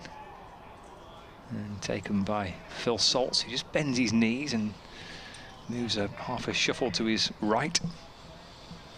And there is no run. I'm just going to stick my neck out a fraction here that, you know, this is the new ball, but it's not doing loads, is it? Not really. Certainly not what we saw yesterday morning. Or, it didn't loads yesterday morning, but it did more than this. Now, you know, the next ball might be a big leg cutter, I don't know, but it doesn't feel quite as hard work. Bailey in and balls again left. Through to Salt. And there's no run. Well, Hampshire will be hoping that's the case. Yeah. I mean, in this situation, you've just got to score runs, haven't you? You just have to score, make a score. Is 240 enough in this situation they got in the first innings? Well, it gives you a chance, but you might need a few more than that. Bailey for Lancashire in and balls and has to play this delivery, which is a much tighter ball on off stump, and he's able to defend it. Just ricochets away down towards backward point, and there is no run. He can't find a way to get his innings going here. Holland, he's faced 15 deliveries, still searching for his first run. Yeah, well, he knows the importance of the situation. Really, I don't think any player on either side, the way the game is now, will want to be giving things away. Scott Reed's going to take a break, and Melissa Story will come in alongside me, as that's outside the off stump, and Holland happy to watch that go through. Benjamin Wright has emailed solentcricket@gmail.com. He says, what you need, Kev, ahead of that dinner tonight, is for Hampshire to be bowled out in about 15 overs, leaving Lancashire about 40 to win, which they'll hit in 5 overs, and you should be able to start on time. Ben, I don't think that's going to happen, but anyway, thanks for the idea. I don't think we really want that. No, we don't. As a Hampshire fan. No Hampshire fans will agree with that email. Alan Mills, who's the Hampshire scorer, has emailed me as well that Hampshire's over rate is -2. As that's pushed up towards mid-on, which was confirmed on the scoreboard a little earlier, so not ideal. I mean, -2 doesn't seem to be as dramatically bad as it could have been, considering we've had the disruptions with James Vince and the ball scandal, that it was never quite good enough. And then you've also had all seamers all day. We haven't seen any spin. So, although, you know, -2 overs isn't ideal, I'm quite surprised the damage isn't too bad. No, I agree. But I'm just wondering, and Joe points that out on the tweets as well at Silent Sport, that it did show -2 on the board, and of course the players can see that. But it's difficult when you've got tight matches, isn't it? How do you then go about trying to improve the run rate? Here's Anderson outside the off stump, left alone by Nick Gubbins. He's got a man now, Jimmy Anderson, out on the deep square leg boundary for that shot that Gubbins played twice in the previous over off the England bowler. It's just a worry because, you know, whether that -2 includes a bit of time that the umpires gave for that, because it was quite, if you add all those ball changes up, there's quite a lengthy stoppage, wasn't it? Yeah. But it still seems to be way behind what should be a normal sort of bowling rate. Anyway, Anderson bowls outside the off stump, and that's left alone. We'll probably hear more about that at the end of the game. Yeah, I mean, you always hear these deterrences about what to do to make the over rate longer and longer. And, you know, people have all these solutions. My solution, cut down on the lunch and cut down on the buffet options. Each time they run over and over, wipe out an option on the menu. And eventually they'll be stuck with baked potatoes, the lot of them, and that'll make them hurry up their bowling. Not that Scott Reed would agree with me. You've got to think about baked potatoes now. Yeah, I'm on a bit of an agenda against them today. You are. But that's my plan for it. Cut down the food menu. That's nipped back, and it's Gubbins quite high on the pad. So you think by taking away the players' food, that's better incentive than actually being deducted points? Yeah, it might be a slight violation of their human rights. Yeah. Once we get down to cutting out all the food menus. I'm not sure they'd be too happy with that, but I mean, I saw a really good article actually the other day on different solutions, as well as, you know, points deductions for how to kind of get a move on. I have to try and find it, but obviously it's a thing which upsets a lot of supporters. Anderson to Gubbins. It's outside the off stump, angled across the left-hander. Gubbins saw that and left it alone. Yeah, but it's yeah, I mean, it's uncanny how over rates slow down when games are tight at times, especially when you've got no intention of bowling some spinners. I know Luke Wells bowled actually a bit for Lancashire, and we didn't finish too late yesterday, but there's been no over of spin today, and that usually means that we're going over time. Here comes Anderson again. Bowls, Gubbins again is leaving that one. Let's come back to him a fraction. We can be grateful at least, because I don't know if anyone listening has been following the IPL. Not sure if it's their kind of vibe in a sense, but the IPL games, obviously T20, it's supposed to last about 3 hours. The IPL games are lasting about 4 hours now because of the amount of strategical breaks and obviously advertisements and times out, and it's reduced the enjoyment a lot. It just goes to show how cricket's already a stop-starty game, and it's just so important to keep it fluent. Again, it's outside off stump. A lot of oohs and ahs out there, but it's a good leave from Gubbins. End of the over. Hampshire 8 for 1 in their second innings lead by 14. Has that put you off the IPL? I think a couple of things have this year, because I've always tended to follow that as well as the Big Bash in Australia, because I love that in the winter the Big Bash is on in the morning, so you can kind of put it on. But obviously they extended that tournament this winter. They've extended the IPL now. I think it's 2 months long. Obviously added the 2 extra teams, and just suddenly you go, I think this is a bit too long now. You lose track of the games, and you lose track of who's winning and all the complexities and the players for each team, whilst I think certain leagues which have done well, we watched in my family followed the Pakistan Super League, really exciting tournament, as Inakan is Bailey. Nick back a bit, that one. Yeah, that's left alone. Some tough batting conditions out there for the Hampshire batters, and that was completely condensed into a month. It was really exciting to follow, to know exactly what teams were on top, and I think any kind of tournament which can be condensed into a month is usually a bit easier to follow. But yeah, the IPL's really lost my interest this year, I must say. But they extended the teams, didn't they, which meant more games. Yeah, as you say, they're all extended anyway, so yeah. Might as well follow the glorious county game.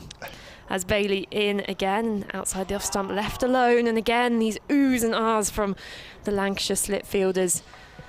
I mean, why wouldn't you? I think every ball, it could be a wide ball and I'll be going ooh at this point, because they're just, Lancashire must be feeling so on top here. There's cloud cover has almost swept over the ground. It's not murky, but it's just very cloudy, very mundane. And I think, as we've seen that one just nip back there, we are starting to see a bit more sideways movement. And Lancashire will be feeling as if the way they're bowling now, they could pick up another wicket before the end of play as that ball's clipped into the leg side. Just square leg for no run. And if they get out the key man Gubbins, who of course is riding on the wave of confidence from that first innings, then they'll be feeling in a very confident position. That's for sure. This is a long innings of naught so far for Ian Holland. 21 balls he's faced. Now, I have some exciting duck stats. Just got to do a quick update. It's 8 for 1 Hampshire in the second innings. They lead by just 14. That's because they finally bowled Lancashire out for 240. A slender lead of 6. It looked like to be a lot more. I don't quite know what's going on, but anyway, I'll break off that and then I'll do another one in a minute. And okay. Sorry about that. Did they cut you short? Yeah, they did, yeah. And you just got into your flow as well. I got some false information fed through my earphones. Hey-ho. Bailey to continue then. That's 4 balls in the over. Hampshire 8 for 1. Bowling at Holland, who's working that into the leg side. They're looking for a quick single here, and the throw comes in. But safely home was Gubbins in the end. Yeah, he's finally off the mark, Ian Holland. 23 balls. See, now he's ruined the duck stats. I need someone. Well, Weatherly got a duck, didn't he? Here you go. So I've got a question for you. Right. Who do you think holds the record for the most, and how many as well, most successive ducks in county cricket? Ooh. Now, this person's quite well known for being a coach now. Quite a successful World Cup winning coach. Right. I've put you on the spot. Yeah. Well, should we put that out there as well? Or Yeah, absolutely. At Silent Sports, silentcricket@gmail.com. Bailey, final ball of the over, bowling to Gummins, who's driving on the front foot, but straight to Villas at extra cover for no run. Here is a quick 30-second update coming up now. Hampshire are 9 for 1 in their second innings. They lead by just 15. They had a 6-run lead on the first innings. They finally bowled Lancashire out for 240 just before tea. They should have bowled them out for less. They were 105 for 7 were the away side, but Tom Bailey and Phil Salt scored a couple of 50s between them, and they were both dropped when on single-figure scores. So that's cost Hampshire dearly. Keith Barker finishing with 5 for 67, 3 wickets for Mo Abbas. Hampshire are 9 for 1 in their second innings, lead by 15. Thank you very much indeed. Live online Got there. Yeah. Any guesses about how many in a row? So just remind the question. So, first of all, how many ducks do you think, is the record for most successive ducks in county cricket? Okay. How many? And the bonus question is who? Obviously, yes. Yeah, obviously got a bit of bonus question. I mean, it's all very well to say, oh, it's 8. Yes, that's the correct answer, but you'd want to know who. Exactly. Yes, right. And that is the wrong answer. Yeah. So. Oh, right, okay. Close. Here's Anderson outside the off stump, and Ian Holland again, who's been very watchful out there at the moment. Leaves that one alone. silentcricket@gmail.com and at Silent Sport if you know the answer. Melissa always comes up with some good questions. Did you just look that up now, or did you have that in your head before you came to the ground? It's all pre-prepped, Kev. Right. It's all about the preparation. It is. Very, very true. And the brand new access to the big cricketing archive, which is new this year. So hopefully there should be some more interesting stats. Anderson, Holland again, lets that one go through. That's angled away from the right-hander, taken low down by Phil Salt. Got a tweet here. I think you've got this as well. It's quite a long Twitter handle. Who's this number 9 bowling for Lancashire? J.M. Anderson? He should play for England. I think he'd fit in well. Well, he's hopefully going to fit in well again, having been left out of the West Indies series. Back, we think, for the New Zealand series. According to Ben Stokes, that must be enough for the captain. Once you're back, you're in. If you had to put forward your front 4 seamers for England, who would they be this summer? Here's Anderson. That's a leg ball which Holland pushes up to mid-on. I think, there's been so much debate, hasn't it, about Broad and Anderson. 1,200 test wickets between them. That's an awful lot of wickets to be. There was a little spider on a very big table in front of Melissa, and Melissa's acting as though the spider's about a foot wide, and it's actually about 3 or 4 millimetres. I saw Spider-Man. I'm not ready for that type of responsibility yet. Here's Anderson. Full defensive there from Ian Holland, plays that out quietly on the leg side. Well done, Scott Reed. What a hero. Yeah. Those accreditation things that we wear are useful for something. Just scooped it up. It was disposed of humanely, of course, we better add, just in case. No, Scott, don't do that. So this is what's going to happen as soon as you leave. It's going to descend into chaos here. Well, that's good. If I'm not here, I can't hear it, which is great. Until you read through the emails in the evening, it's Yeah. just complaints. I can't believe Scott did that, actually. That's outside the off stump. And that's left alone again. Ian Holland doing a lot of leaving at the moment. Yeah, for those of you that probably didn't hear intently, Scott banged his foot on the floor as if to make out that he'd stamped the spider. But of course he didn't. He was a long way away from it, and I think I could almost see it scamper along the floor, so we're all right. And that was a long way away from where Scott Reed was sitting. So don't worry, everybody. No animal. Scott. No animal welfare charities can come for us now. No, we're okay. Let's push back to the bowler, and there is no run. And it's 9 for 1, Hampshire in their second innings, lead by 15. Maiden over, Jimmy Anderson. Now, speaking of animal welfare, we have got an email. It's a very long email, so I'm going to read this like a dramatic storytelling. Good. But this is from Hayley Meredith. She says, I've been enjoying your entertaining commentary yesterday and today, especially your tales of wildlife affecting play. A few years ago, Ferndown Wayfarers Cricket Club, just down the road from Verwood, whose location you were debating yesterday, held a Sixers cricket tournament on an August bank holiday. Sounds delightful. This is a fancy dress tournament, and whilst the various teams were busy getting dressed up, a full-size pig turned up out of nowhere and was happily wandering across the pitch, foraging for whatever it could find. One of the teams had dressed up as the farmers, and we initially thought that one of them had brought it along for a prank. However, nobody laid claim to the large pig, and one brave person herded it to the car park. We'll just wait for this delivery from Bailey. He's into Gubbins, who's playing outside the off stump, and it passes the outside edge through to the keeper. Where have I got? However, I've got nobody to claim, so they barricaded the pig behind some bins whilst the local PCSOs were called and carried out inquiries in the locality to find the rightful owner, and the tournament got underway. Eventually, the owners turned up with a truck and fetched the pig away. The tournament was very successful and much stuff drunk, much certain brown liquid drunk. So I expect many of the players would have forgotten about the pig by the end of the day. Thank you for the entertaining commentary. And she's recovering from a ruptured Achilles tendon injury. Oh, goodness, as Bailey in again and left outside the off stump again, that inwards movement towards the left-handed Nick Gubbins. But she can't get out very far at the moment, but is able to listen to the commentary and watch the live stream. Great stuff. Imagine if the pig had showed up at the end of the game after perhaps the beers had been drunk, then that's when you'd think you were imagining things. Look across into the corner and see a pig and you'd think it'd be a very good fancy dress outfit. Very realistic.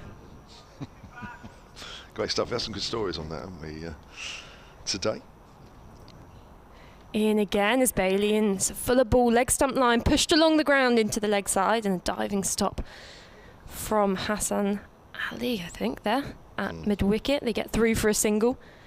Hampshire 10 for 1, halfway through this over. Ian Holland remains on 1. He's 1 of 29 balls, so he's showing that perhaps when the start of the day it was difficult to bat on this surface, then it got a little bit easier, and then it's got difficult again, just demonstrating that how as soon as you start to build up those partnerships, batting suddenly gets a lot easier. But for the present for Hampshire, it's a bit of a battle with these two high-quality opening bowlers.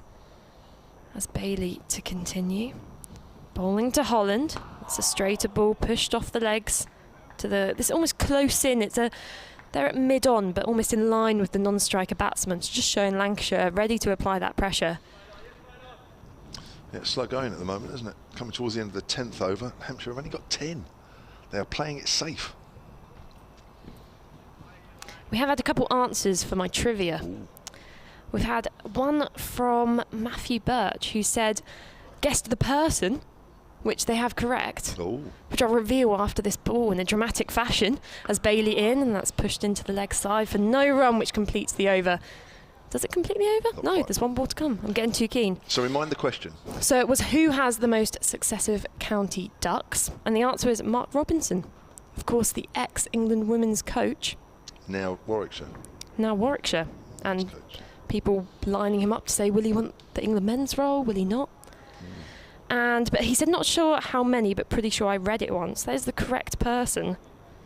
And Adam Mountford's actually emailed in as well, who also guessed, is it Mark Robinson? And he guessed 10 ducks, successive ducks, which isn't quite enough. It's more than that. As Bailey in again, a full ball pushed into the leg side and completes the over with another dot ball. Hampshire 10 for 1 off 10 overs. So this would have been when he was playing for Yorkshire, I guess. I mean, I played against him quite a few times. I'm trying to think.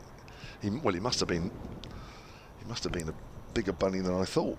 I'm not sure he looked like getting out when I was bowling at him. But anyway, that's an awful lot. Wow.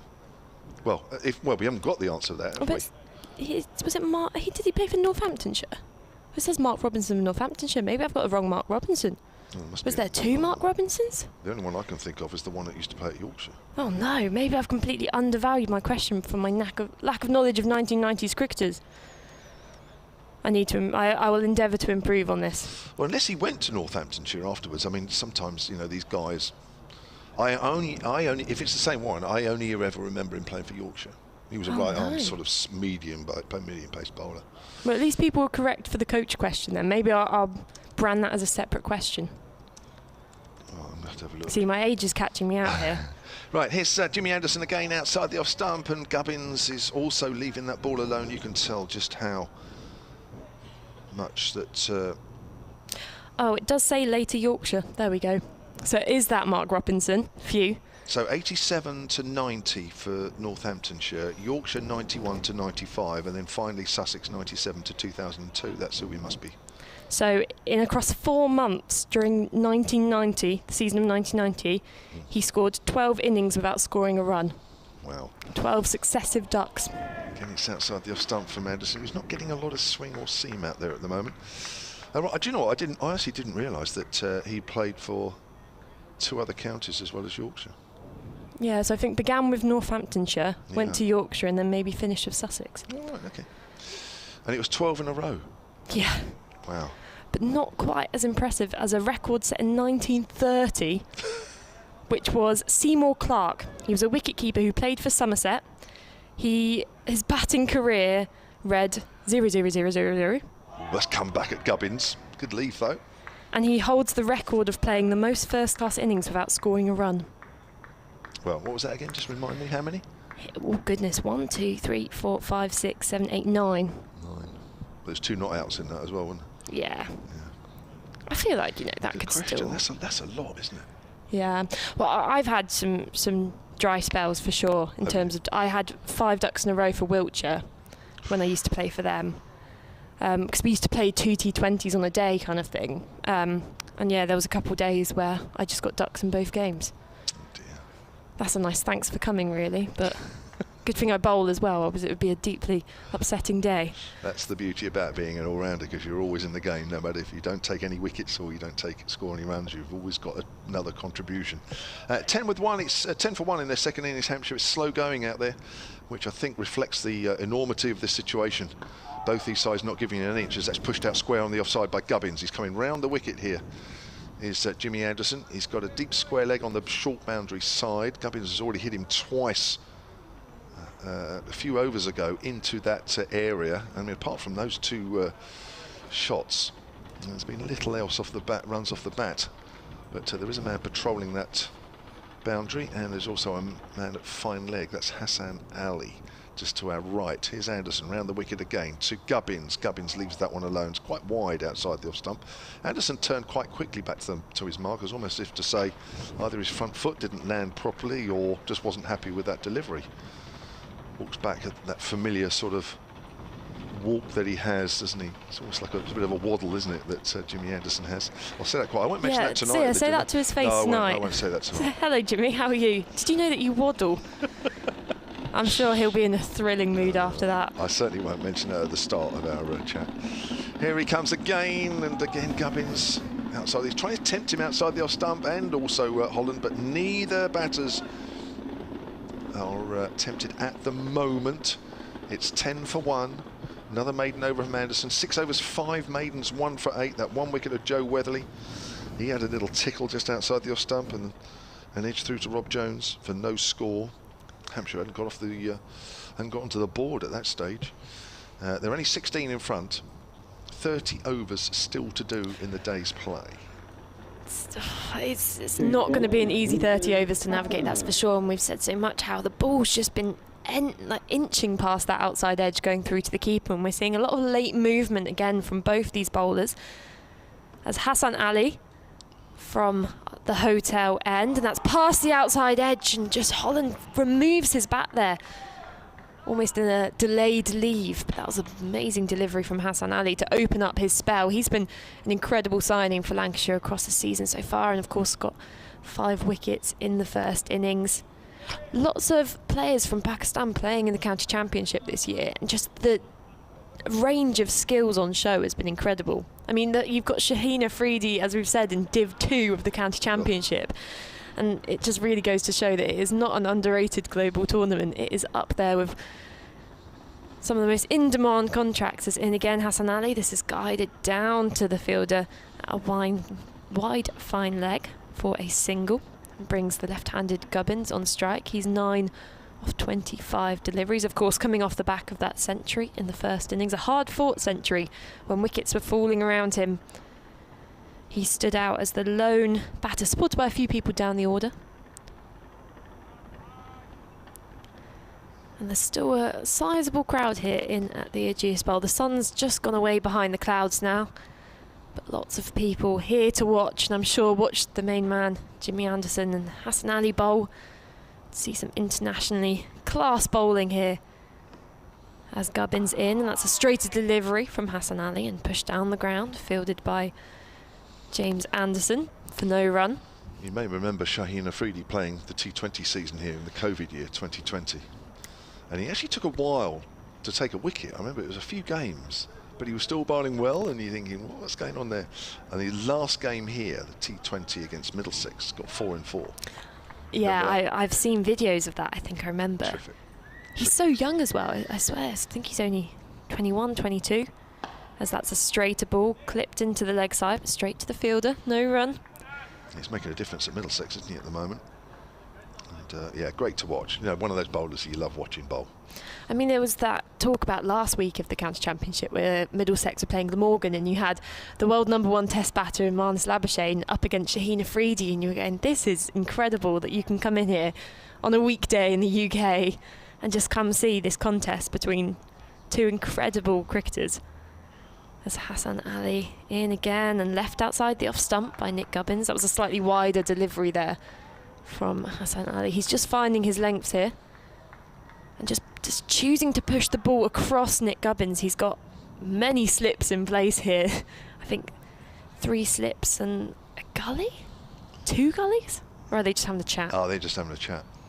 I think they should chuck him in gully as well. Yeah, they're starting to pull away from each other now. Final ball of the over from Hassan Ali, and that's goes past the outside edge again by Gubbins, who just prodded his bat out there, held it out to dry, and just the ball edging past that through to Salt behind the stumps. Just a bit of variation off the seam, and a good over from Hassan Ali to begin with. 11 for 1 at Hampshire off 12. Yeah, going back to that 3D against Labuschagne, I think he got him out twice, didn't he? Cheaply. Yeah, both. He's very much, you know, you have the Stuart Broad v David Warner kind of competition of they or bunny, and it's definitely Labuschagne versus Shaheen Afridi. Yeah.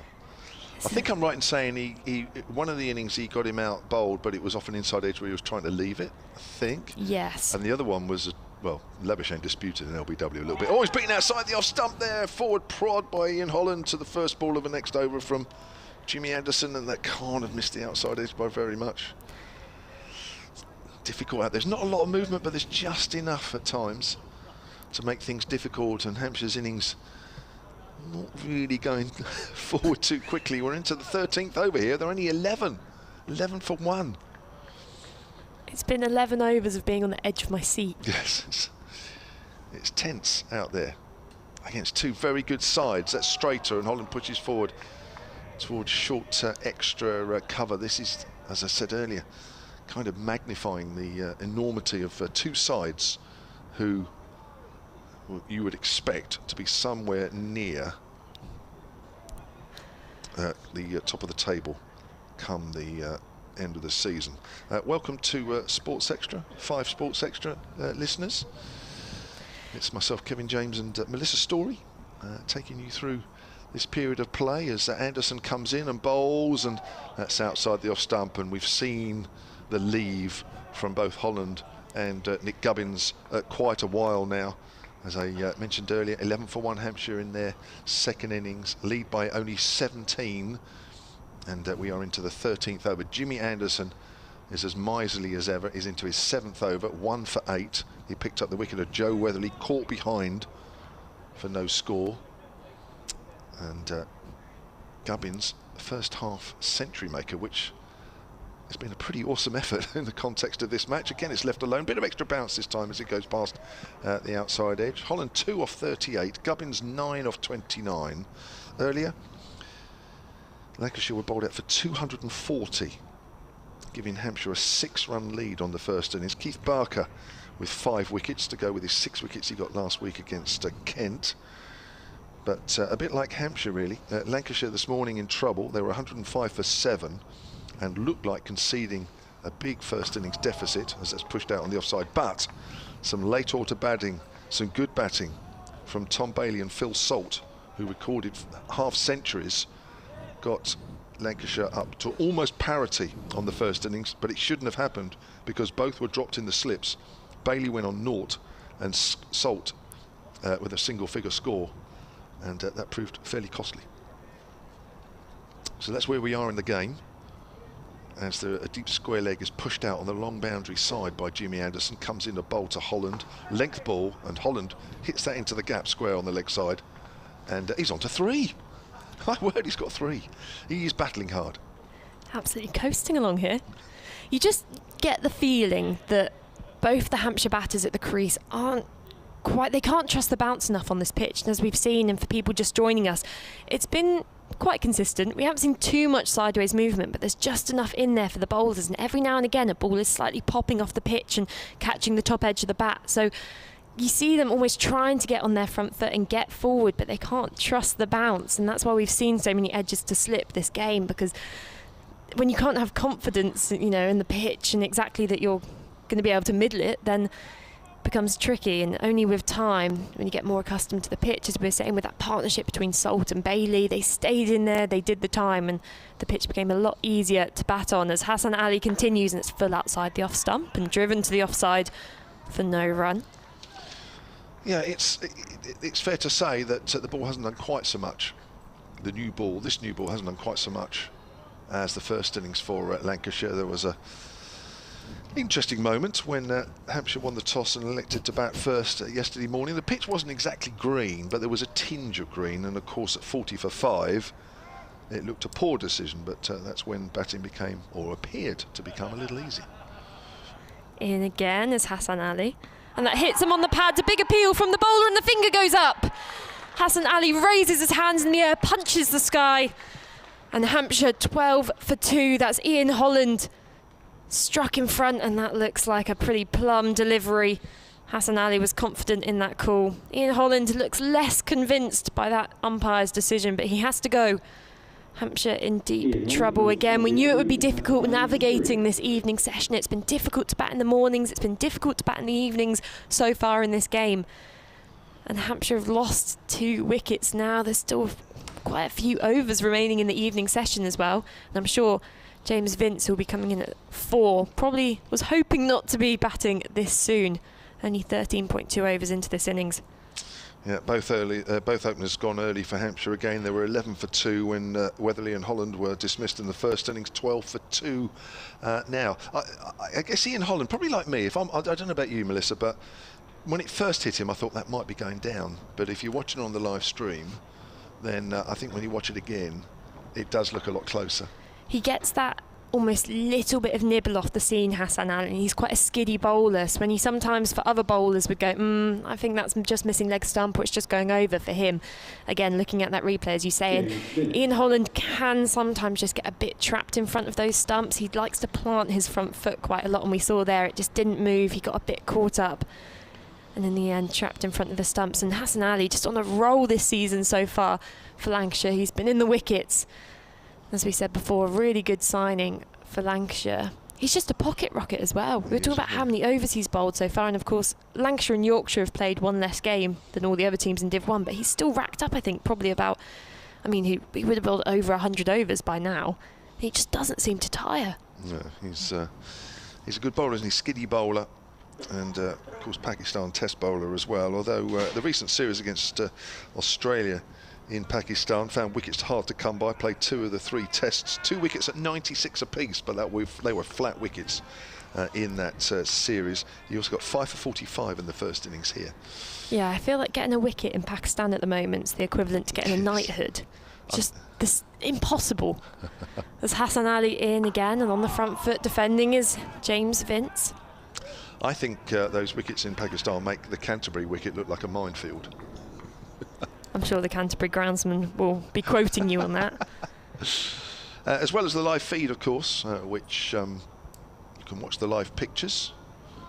You can also pick us up on the BBC Sport website. Go to the cricket pages. Live guide. I do have another story for us as well after this delivery from Hassan Ali. That's a leg stump line, worked down to fine leg by James Vince. They're running hard, looking for 2. But the fielder keeps it just the single. Hampshire's score ticks on to 13 for 2. So for anyone who has joined us recently, we've had an array of stories today, going from weird places you've retrieved a cricket ball from, which most of the time has been piles of manure in the New Forest. We've gone to stories of pigs and animals being let loose on the pitch. Then we just got onto cricket ducks, and we've got an email here from Michael Collison saying, "Hello from sunny Preston." I'm going to dispute that sunny straight away. As in comes Hassan Ali, it's down the leg side, hits the pads of Vince, and a dive from Salt behind the stumps. The ball ricochets and they get through for a leg bye, 14 for 2. So he's emailed saying, loving the commentary. At second year of high school, I opened the batting for the school team. I opened every single game bar 1 and ended up with an average of 0. As we played Kirkham Grammar School, I flicked the ball off my legs and ran, holding my bat high whilst the rest of the team cheered. I assumed they were cheering me getting my first runs. I was caught on the boundary. Duck every single game. Instead, I developed into an opening bowler. As Hassan Ali comes in, and that's driven, but a good diving stop from the fielder potentially saves a boundary there. It's the captain, Dane Villas, restricts it to a single, and they finish the over on 15 for 2. Apologies, that was a wicket over from Hassan Ali. He goes on to say that, by the way, my eldest son George has just qualified as an umpire. Will be officiating his first game in the next couple of weeks. He turns 23 in October. Is he one of the youngest umpires on the circuit? Now that's an interesting question, because I've really seen in the last few years a really big shift of a lot of younger people getting into umpiring and scoring. There's a girl I used to play with, I think she played for a Welsh cricket team, and she's actually Anna Harris. She's recently qualified. She's done a couple England women's games, and I think she must be only about 24, 25. Okay. My friend Rosie next to me is getting into scoring. Good. She's scoring my game on Sunday. Ooh. I hope she troubles you as a scorer. Well, I have told her that when someone tells her to put a 0 next to my name on the batting card, that means that she has to add another 0 and a 1 in front of that. Just don't question it, just do it. And then upload it to Play Cricket before anyone can correct it. Of course, of course. Do the end of this over then, Melissa, and then Scott Reed will come in alongside me for the next 25 minutes or so.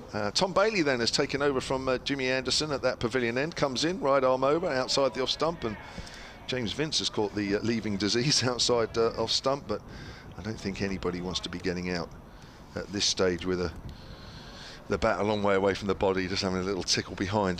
Certainly the catches behind, whether it's been the slips or the wicketkeeper, has accounted for a number and a fairly high percentage of the dismissals to date.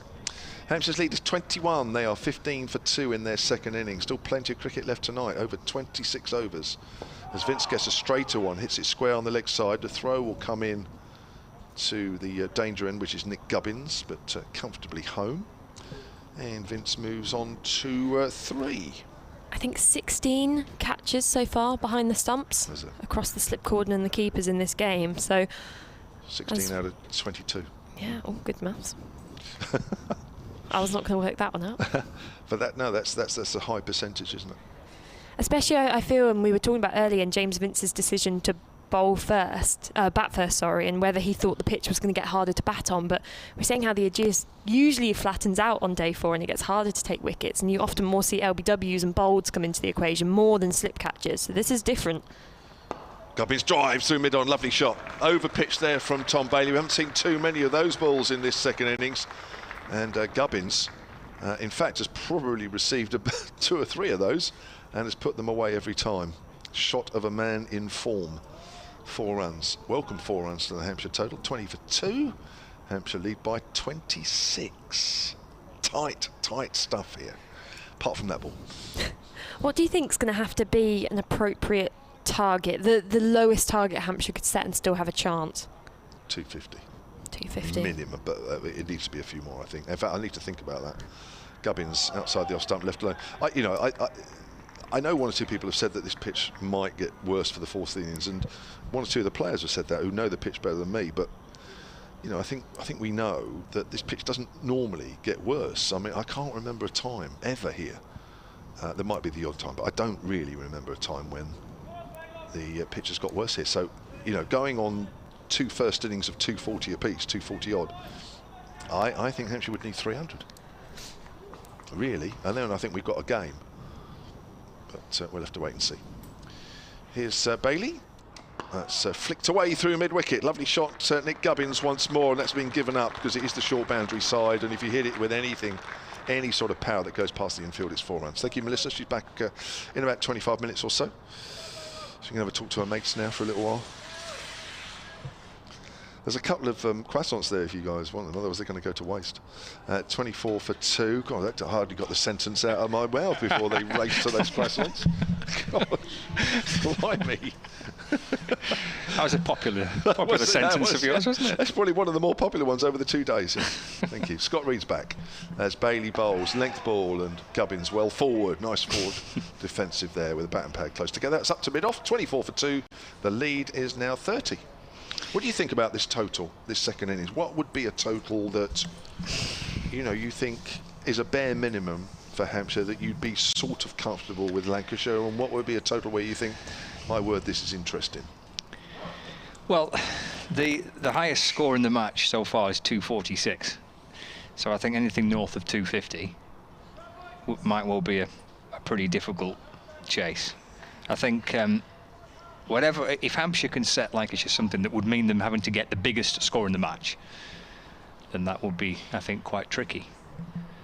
Is Hassan Ali in ball and just back of a length to Vince. Plays it with his wrists almost tucked into his hip there as he squirts it into the offside for no run. It's just so tricky to try and second guess, isn't it? It looks like the new ball is the key, isn't it? That's what it seems to be. A game so far where the 2 morning sessions, and the ball was relatively new still this morning. I think it was only 15 overs old, wasn't it, this morning when Lancashire resumed their innings. It appears to be the game. Bit of width carved away for 4 by Vince. Bohannon trying to stop it at point, but he doesn't need much invitation, does he, Vince, to free those hands and play that emphatic late cut down towards the deep point boundary. And he moves to 7, and the score moves on to 28 for 2. Yeah, I was just watching Hassan Ali walking back to his mark and just sort of replaying how he wants the batter to play, which is a lot straighter. Doesn't want to be giving width like that. But that's classic Vince, isn't it? Not off the front foot, but certainly off the back foot. So yeah, I think anything north of 250, it's going to be difficult because it's been difficult to get anywhere near 250 so far in the match. Yeah. That's the lead now, 34. So 34 for 2, effectively. Hassan in and bowling. And Vince reaching for it and steering the ball away through the offside. This time Bohannon does stop it just backward of point. And there's no run, but I wonder how Hampshire will try and piece this innings together, because if you try and hang around and defend, you've not had much joy. Most of the success, with the exception, I guess, of Gubbins to a degree, but then he did free himself up yesterday, has come from when you've tried to play a few shots a little bit. Yeah, that's true. Bailey did that to a degree, Salt did that, certainly Fuller did that. Here's Hassan in, balls, that's a glorious shot off the pads through square leg for 4 more. Well, we're sort of lovely late cut from Vince, and then this real flash of the blade, flicking the ball away along the ground through square leg for a second 4 in the over. Vince moves up to 11, 32 for 2. Yeah, he just angled it into the right-hander, started it too straight, didn't he? By the time it's reached Vince, it's middle and leg, maybe even a touch leg stump. Just started the ball too straight. Vince on 11, Gubbins on 17. Hassan Ali for Lancashire. Right arm over the wicket balls. Vince again tries to cut, but a little bottom edge sees the ball for him rather nervously bouncing not too far away from his off stump, and he frantically kind of reacts to that and gets his bat there to try and push the ball away, but it was probably 3 or 4 yards away from the off stump, and Phil Salt, the keeper, comes up to complete the fielding, and there's no run. Yeah, it's a sort of a half and a heart in mouth situation with the bat coming down at 45 degrees, isn't it? There's always that risk that it comes off the bottom edge and ricochets into the stumps. You could tell that's exactly what Vince was fearing. Yeah. 3 slips waiting, Hassan in balls to Vince. This time he leaves the ball. Well, it's been signalled as a no ball, actually. But a few of those. Just overstepping Hassan Ali. He put a little bit more into that, and it was actually a good ball, because that, you know, sometimes you see James Vince having a little drive at that. It actually was a very good leave. I thought that was actually a great piece of cricket, because Hassan Ali in his head is trying to work out a combination here to get Vince, and yeah, he's overstepped, but he put a little bit more effort into that. Vince wasn't tempted. He was happy to let it go. He drives this next delivery up to mid-off, where Dane Velas fields, and there's no run, and that completes the over. 34 for 2, a lead of 40. Vince 11, Gubbins on 17. 25 overs remaining in the day's allocation. We're only on day 2. We're well advanced. We're into the 3rd innings of the match, and he's been great fun to watch so far. Been some high-class bowling. There's been some fantastic slip catches, and a couple of good knocks in the middle of that. Gubbins and Organ and Fuller and Salt and Bailey, we've all enjoyed it with the bat. Yeah, it's been a good 2 days. 2 sides who have ambitions to be there or thereabouts come the end of the season. I think both sides will look at mistakes that they've made, but they'll also look at lots of positives as well. And then we are where we're at the moment, with Tom Bailey round the wicket to Gubbins. It's too straight, and it's down to fine leg. Is Hassan Ali going to reach that? Does. Oh no, he doesn't. I thought he just got there, but the wire netting, or the mesh netting in front of me, just blocked my view. But 2 straight there from Bailey allows Gubbins a boundary. He moves on to 21. It's 38 for 2, which means Hampshire's lead is 44. Chris Tregoning at Solent Sports says, loving the commentary as always, thank you. Going to need some big runs from Vincey here, and big partnerships to get us towards 300. I think, as Scott Reed was saying, I think Hampshire would be ecstatic with 300. Gubbins drives pleasantly up to mid-off, but can't find the gap. Also got an email here from John Hitchins, solentcricket@gmail.com, under the heading of ducks, which Melissa was talking about earlier with that question. Hello from Block F, off to your left in the stadium. Hello. On the note of ducks, I played a couple of competitive games for my school in Warwickshire when I was a lad. I also had an average of 0. However, I can top the last person. I was out first ball in every game I played. Flicked away by Gubbins, but this time it's straight to Hassan Ali at fine leg, and Hampshire move on to 39 for 2. Luckily, I made up for it by getting the only wicket, caught at silly point. While bowling in one of the games, my score wasn't particularly good. Hoping Hampshire managed to build a nice lead, says Johnny Hitchins. Thank you very much. So the field changes because we've got the left and right-handed combination in, of course. Gubbins has moved on to 22 of 37 deliveries. Vince 11 of 12. What close game, says James Vince. 11 off 12. Here comes Bailey. Bowls. Vince on the back foot. Nice tidy delivery, which is worked out square on the offside. I mean, it was really kind of intense cricket, wasn't it, when Lancashire bowled into Ian Holland. He just couldn't get going, could he? They just absolutely tied him down. Eventually he was pinned him from Hassan Ali LBW for 3, but they gave him absolutely nothing to try and get his innings going. 42 balls for that 3. 12 for 2 Hampshire were at that stage when these two came together. Here's Bailey again from that pavilion end. Whipped away in the air, but safe through mid-wicket. Chasers on there, and that's going to be pulled up just inside the boundary. It is a long boundary side. It would have been 4 to the west side, to our right, but only 3. I say only 3. All valuable runs at this stage. And Hampshire move on to 30. That'll be 42 for 2, I guess. Vince on to 14 if that's put up, which it hasn't been yet, or maybe they have. I don't think it has yet. Yeah, 39 for 2, 11 to Vince, lead 45. He's been pretty positive here, hasn't he? Yeah. Vince, 14 off 14. He's come out with the intent to not try and stay, just stay in, just defend, just survive. He's been quite kind of counter-attacking, really. Almost played the way he normally plays. Are we going to get a ball change here again, aren't we? Oh no, hang on, the ball hasn't moved for a couple of overs, so let's change the ball. Had a lot of this, haven't we? Yeah, we have. Bad, just blame it on the bad batch of balls, don't they? That's what they tend to do, isn't it? Oh, it's bad batch this year. They say that every year, don't they? I'm sure they said it recently. I'm sure, I don't know if your players said it, but I'm sure the Hampshire boys said to me, it might be last year or the year before, I can't remember. Oh yeah, it was well-known bad batch this year. Oh, here we are, only what, in April, and it's a bad this batch. The balls are being changed for fun.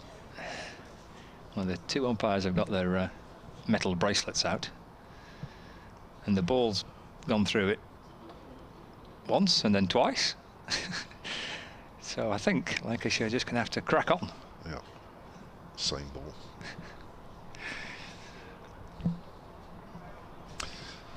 That's going to add a bit more time on. We've got 24 overs to bowl after this. 42 for 2, and the other length ball there from Tom Bailey. And that is the end of the over. Gubbins has 22, Vince has 14. These two have put on 30 for the 3rd wicket so far. 17 overs bowled by Lancashire in this 2nd innings. It's not been reckless or anything like that. It's just been nice and positive, hasn't it, from these two? I think Vince has perhaps helped Gubbins a little bit, with the way he's played. I think the running's been good between the wickets. Got to try and keep the pressure back on Lancashire, haven't you? I mean, Lancashire got 3 slips at the minute, but that lead is up to 48. You've got to get to a stage where Lancashire are having to try and set more defensive fields and push people back and just change their mindset a bit. Here's Hassan in bowling full to Vince, who leans into it and defends. And the ball trickles down towards the slips, and Rob Jones comes up from 3rd slip to complete the fielding. No run. Defending the first ball faced of Hassan Ali's 4th over, 1 for 13 for the Pakistan international.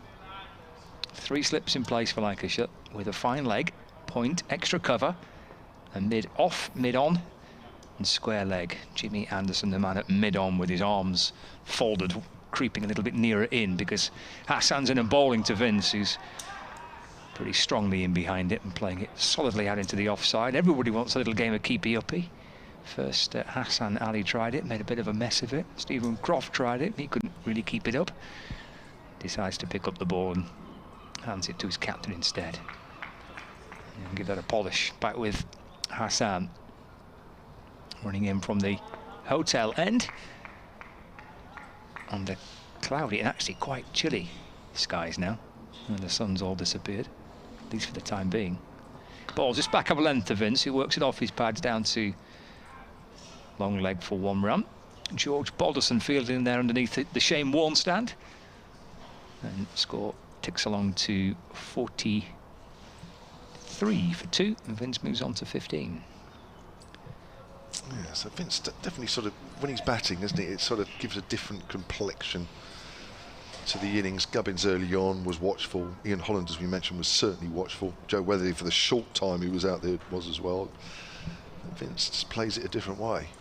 Hassan in, bowls, whipped out into the onside by Gubbins, up onto his toes, trying to flick it to the right of mid-wicket, but it is fielded there, and there's no run. Well, when he's in this type of form, he's fantastic to watch, isn't he? Hampshire will be hoping more of this from Vince and from Gubbins. Well, you remember last year at Ageas when Vince and Dawson batted together in the late afternoon session? They threatened, didn't they, to sort of make it a total that would have been difficult for Lancashire. They both got out pretty quickly, but Vince played awesome then. He's onto the leg stump and flicked down to fine leg by Gubbins for a single. Takes him to 23, 44 for 2. Hampshire in their second innings lead by exactly 50 now. Yeah, Vince got 69. And that's her second innings of 193. Dawson 41. They put on a few, I remember, for the whatever wicket it was, and it was a good period for Hampshire. But it was, you know, that them going together, you know, didn't help at all. That's how balls to Vince. It's flicked up to Anderson at mid-on for no run. I think at that stage when those two were batting, Hampshire were favourites for the title. So it kind of ebbed and flowed, didn't it, between Lancashire, between Warwickshire, between Hampshire. Yeah. It was a brilliant way for the season to end last year.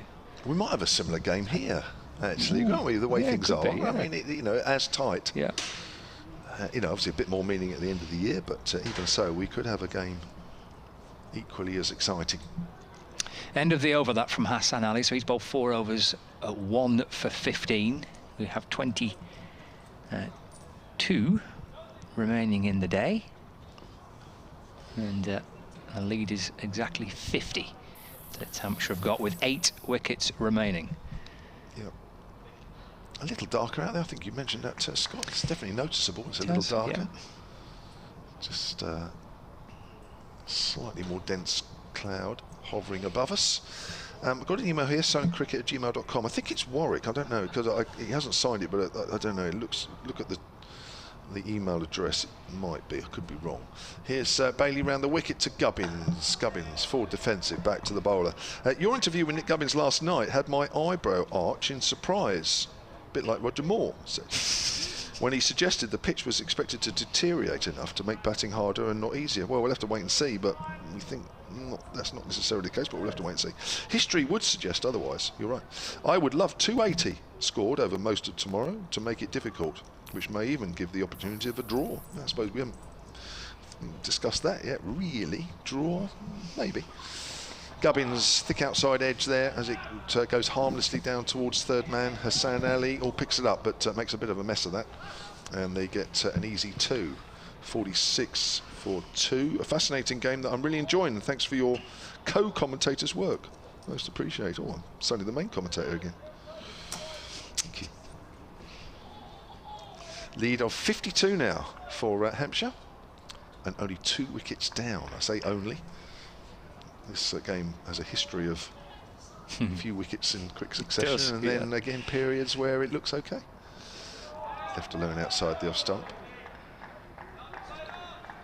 There's a bit of G'ing up going out there at the moment with the Lancashire fielders. They know that it's probably about time for another wicket. The last wicket went just about on 5 o'clock, so we've had nearly 25 minutes worth of play without a wicket. Which is quite a long time for this game. It has, isn't it, really? Yeah. Sometimes we see about 3 or 4 falling this time. There comes Bailey again. And that might still happen yet for either of these sides, as Gubbins is forward and it's pushed up towards mid-off.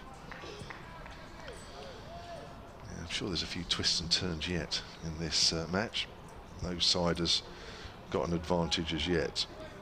Just in the 3 bowlers used so far by Lancashire, Hampshire might be looking at that first innings and looking at potential ways in which it might, the kind of the pressure might just be released, and when maybe Balderson and Lamb come into the attack, that could be a chance. Yeah, that's true.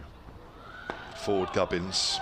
Yeah, that's been mentioned, isn't it, on a couple of messages we've had as well during the day, and we kind of brought the subject up that between them, Lamb and Balderson, their figures were something like 0 for about 80, weren't they, between them? I actually thought Balderson bowled okay. I thought he was a little unlucky at times, but Lamb didn't quite work for him, did it? No. And he's only bowled 4 overs. It just didn't really need to turn to him, I guess, in the end, but wasn't quite his day with the ball. But I thought Balderson was maybe a little unlucky.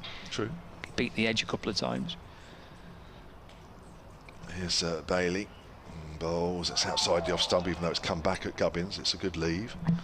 And that is the end of the over. 46 for 2. The Hampshire lead is 52. Gubbins has 25 and Vince has 15. But of course, the longer the Hampshire second innings goes on, and then they have to bowl. And we'll come into it. And yeah, it was noticeable how Hampshire, certainly, well, Danny Lamb, I say only bowled 4, but he was fairly expensive, wasn't he, in the context of the innings? 20 for 24. Yeah. And if he has to bowl a few more overs again, I think it just allows Hampshire a bit of a breather, perhaps. But then sometimes, of course, if you think that way, then you can lose your wicket just as easy. So there are so many things that can happen. At the minute, it looks like Vince is a little carefree with the approach, which I quite like. He's come out and wanted to try and play some shots and not just about defence. He's on strike. Hassan Ali from the Hilton Hotel end is in and bowling. Short ball, he pivots back and pulls the ball. There's cries of catch, but the ball, if it was aerial, soon fell to the turf and just trickles its way out towards square leg, and he runs through for 1, moves to 16. Didn't come out the middle of the bat, did it? Did not, no. Maybe he got on it a fraction early, I don't know, but you can see Hassan Ali, as I said earlier, sort of working out a combination here and trying to find the right delivery or right combination of deliveries which will pick up a wicket, especially against James Vince. He's got Gubbins on strike, 3 slips awaiting around the wicket to Gubbins. A flash of the blade as he flicks the ball away towards mid-wicket, but for no run. Well, that'll help Hampshire if they can keep things rotated here between Vince and Gubbins, because he won't allow Hassan to settle into a period where he can build up a strategy towards one particular batter that he was looking to do perhaps in his previous over to Vince. Very enthusiastic bowler, isn't he? I love he is. You know, I can tell you enjoy watching him. I enjoy watching him as well. He's been the pick of the bowlers this season for Lancashire. This is swatted away by Gubbins, but his heart may have skipped a beat a little bit as well. He's got 4, but the way he's tried to pull it almost through mid-wicket, bottom edge, past the off stump, and then beyond the reach of Phil Salt, the keeper, and down towards the boundary at fine leg. But it's a streaky 4 to bring up the Hampshire 50. 51 for 2, Gubbins to 29, lead of 57. A bottom edge that could have quite easily gone into the stumps. It's fetching that from outside off stump as well, so got to be careful. A little ripple of applause around the ground as Hampshire bring up their 50. Gubbins on to 29. Hassan Ali, arms pumping back and forth, shuffles in again, balls driven towards mid-off. He wants 1, pick up and throw by Dane Villas towards the stumps. Was an enthusiastic effort with both feet off the ground. One arm, pick up and throw, all in one motion as he drove that delivery to mid-off. It was acrobatic, enthusiastic from Villas. May have been tight with a direct hit, but he missed, and Gubbins moves on to 30. And the score moves on to 52 for 2. He was quick with that throw, wasn't he? He was, yeah. Very quick piece of fielding. He's had his extra Weetabix again today as Dane Villas. He's buzzing around in the field like a man possessed. Wandering around the circle there at mid-off, watching Hassan Ali in and bowling. And he's played into the offside for no run. He must have energy to burn. Not keeping wicket this year for Lancashire. He's given the gloves to Phil Salt, so he's buzzing around at mid-off, chatting to his bowlers instead as the Lancashire skipper. A little change to the field, with a square leg just behind square, coming in front of square on the boundary, and there's a long leg as well. Actually, no, Hassan Ali's changed his mind. Stephen Croft with a comedy-style run. He's now back to being maybe just in front of square. Wide and carved away for 4 runs. For Vince, that's the end of the over as well. He moves to 20. Emphatic way to finish it. Well, that was an interesting double bluff, I guess, in a way, from Hassan Ali. Just moving the field around on the leg side as if to suggest that a bouncer was coming. He threw the ball wide there, inviting that drive from James Vince. We all know why, and of course, all the people know that James Vince is a bit susceptible outside the off stump, but that for me wasn't quite in the right area. It was a little too short and a little too wide. Sorry, yeah, well, a little too short, and it invited the ball just to be cracked away quickly through that offside. James Vince made no mistake. He moves on to 20 then, 56 for 2. The lead is 62. Good little period here for Hampshire, having been 12 for 2. These two have put on 40. 2, 4, 44. Either way, it's an important partnership, and from a Hampshire point of view, one that still needs to build. Many of you are, as we have, suggested that Hampshire need to at least get the highest score of the game, even if it's only 250, 260, to put a bit of pressure on Lancashire, but I think they'll need a bit more yet. As Bailey bowls, and that's outside of the off stump, and there is no run there. There are 2 men out on the leg side as well for Gubbins. Wideish fine leg and a backwards square leg. I'm not sure whether Bailey will bounce Gubbins. He might, but the thing is, with such a short boundary, you can kind of miss-hit it and it will still go for 6, whereas on the long boundary side you miss-hit it and you're in trouble. So will Bailey run that risk? Length ball, which is flicked away by Gubbins. It's probably more for that sort of line. If Bailey errs too straight and Gubbins flicks away, it's only 1 as opposed to 4. And Gubbins moves on to 31, 57 for 2. And the Hampshire lead has moved up to 63 now. Still plenty of cricket left today. There's still over 20 overs.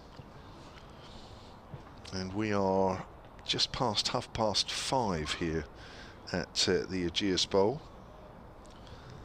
I think the light will probably be okay. It is a little darker than it has been, or what we've been used to over the 2 days. Of course, the floodlights are an option as well. Don't think we're quite in that territory yet, as Vince flicks that away on the leg side. Runs the first one quickly. There's a lot of work for Hassan Ali to do, coming in from fine leg away to our left. Good throw, good take from Phil Salt, but Vince knew there was 2 from the moment the ball left the bat.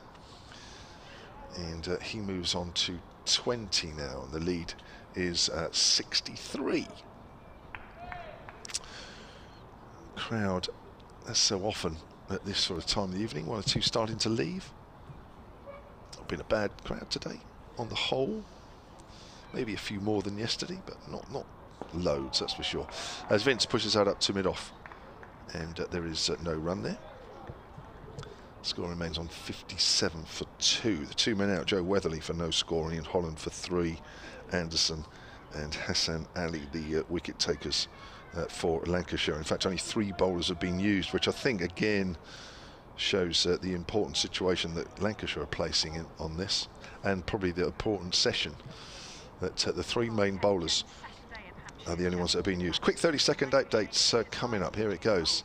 And Hampshire are batting in their second innings. They are 57 for 2, so they have a lead of 63. They were in trouble at the start of their innings. Joe Weatherly out before the innings had got going for no score, and Ian Holland LBW to the Pakistan seamer for 3. That used up 42 balls. They were 12 for 2 at one stage, but Nick Gubbins, the first half centurion, is 31 not out. James Vince is 22 not out, the captain.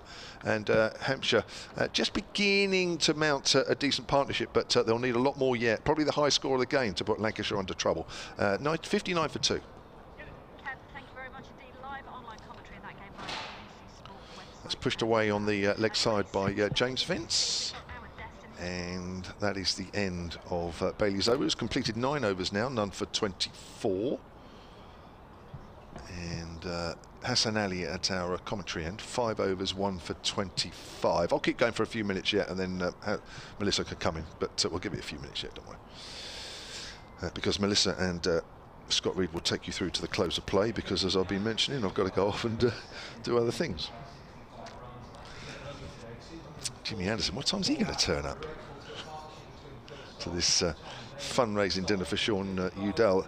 Just to remind everybody that the online auction, if you want to contribute, there are some prizes, quite good prizes as well, to help raise money for Sean Udell. And of course, those of you that don't already know, I'm sure most of you do, that several years ago, about 2 or 3 years ago, he was diagnosed with Parkinson's.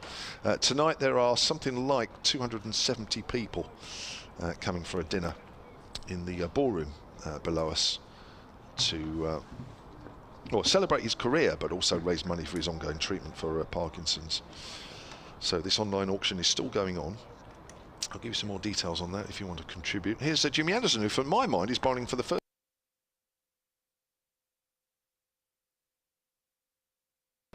And there is no run. Scott Reed is back. I don't think he's bowled this end, Scott, has he? I don't think he has. No. So this online auction, which is going through till 11 o'clock this evening, can be viewed. All the lots can be viewed at www.Ageas Bowl. Come back to that in a moment as Anderson bowls. Vince just guides that through towards third man, past the diving fielder. They'll pick up 2. Don't think they'll get any more of that, even though Nick Gubbins is rowing quickly, but he's running to the danger end. And don't want to be taking any chances there. 60 for 2. www.ageasbowl.com/Udal, UDAL. And that is the 50 partnership for the 3rd wicket, and that's come off 49 balls. So even though the innings started very slowly, it's picking up. And mainly through James Vince, who's on 25 as he faces Anderson once more. Vince gets a slight inside edge as that goes out on the leg side for a single. Moves on to 26. 63 for 2. The lead now is 69.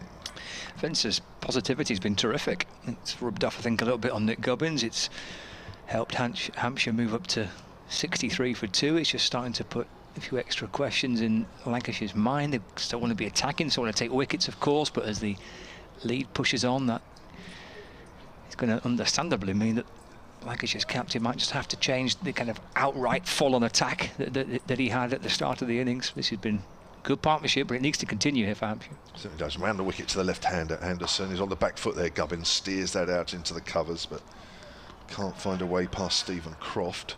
It's interesting, isn't it, that Lancashire still only trusting these 3. Yeah, I mean, I mentioned how well Balderson. I thought he was unlucky in his 13 overs for 57. I'm not sure that's a proper reflection of how well he bowled, and you'll have a better view of it than me. But that's a fair comment. But you're right. The other 3, Hassan, Bailey, and Anderson, are just the absolute pick of the lot, aren't they? Yeah. Anderson in again then to Gubbins. That's a good lead, but it's a good ball as well. That's come back a long way. And I don't think that's missed by very much. Good bit of cricket. Good bit of bowling there from Jimmy Anderson. Holding his head as that ball went through to Phil Salt. Gubbins went walking out towards square leg as if to say, yeah, that's good leave. Not bad. Pleased that missed. That wasn't far, was it? No, it wasn't. Good delivery. Still a little bit there for Jimmy Anderson. Comes in the bowl again. Gubbins on the back foot, steers that up to mid-on. I just noticed your head coach, Glenn Chappell, walking around a bit closer to the boundary rope here. Normally the coaches sort of run around the Bowen, which is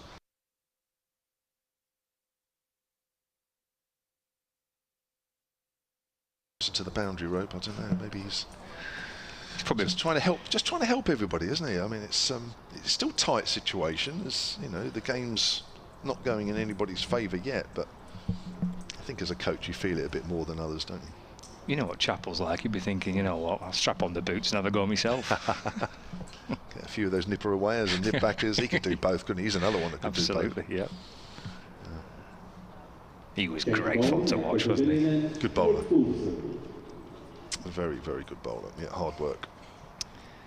We're going to see what this sequence of the 3 main seamers come to an end because George Balderson will come into the attack. Quite like this because he's got Balderson into the attack, but he's got him bowling with Anderson, and he was a little expensive, and obviously he was wicketless in the first innings, but the comfort of having Anderson at the other end maybe Quite like that from Villas.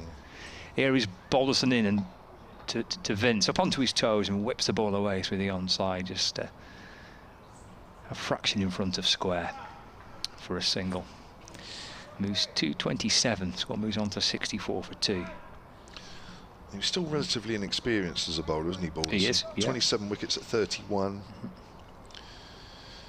So I'm sure there's more to come from him, and there will be more to come from him, but in this situation again, it's not a lot behind you, is there?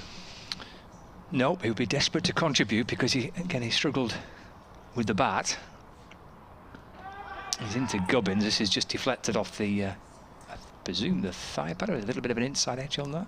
No, thigh pad it was. It sounded a bit thuddy, didn't it? The ball just deviates down to square leg, and Phil Salt scoops up the ball, having discarded one wicket-keeping glove in pursuit of it.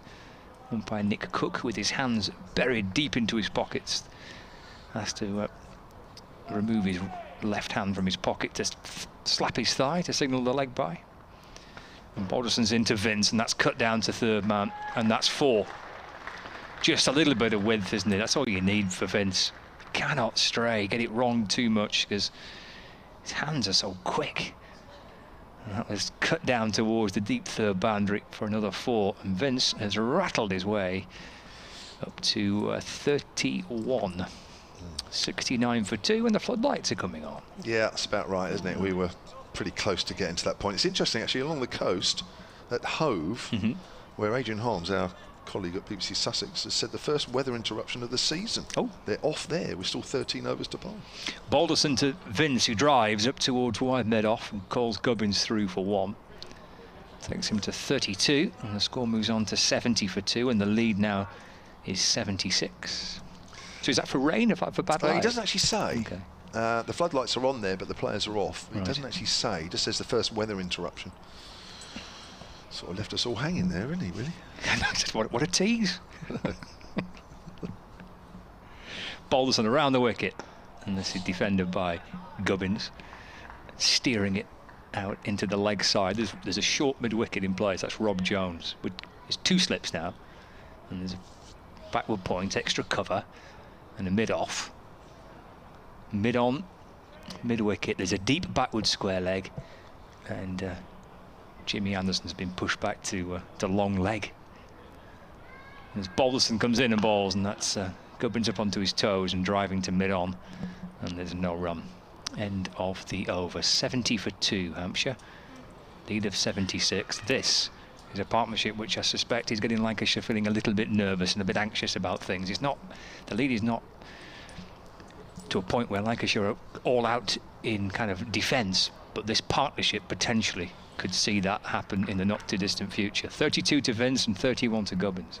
Yeah, they've put on 58 so far for this third wicket. Still 18 overs to do in the day, so still plenty of cricket left as long as the light holds. Scott Reeder's got the gilet out. He threatened to do it yesterday. That's a new over from Jimmy Anderson, length ball to James Vince, who pushes that quite on the onside. Very nice. Thank you. Yeah. Gilet. Just drops a little bit Lovely, chilly, isn't nice, it? yeah. Well, I thought it would be appropriate, being so far south, to have a gilet. I'm sure it's very popular in Hampshire, is a gilet.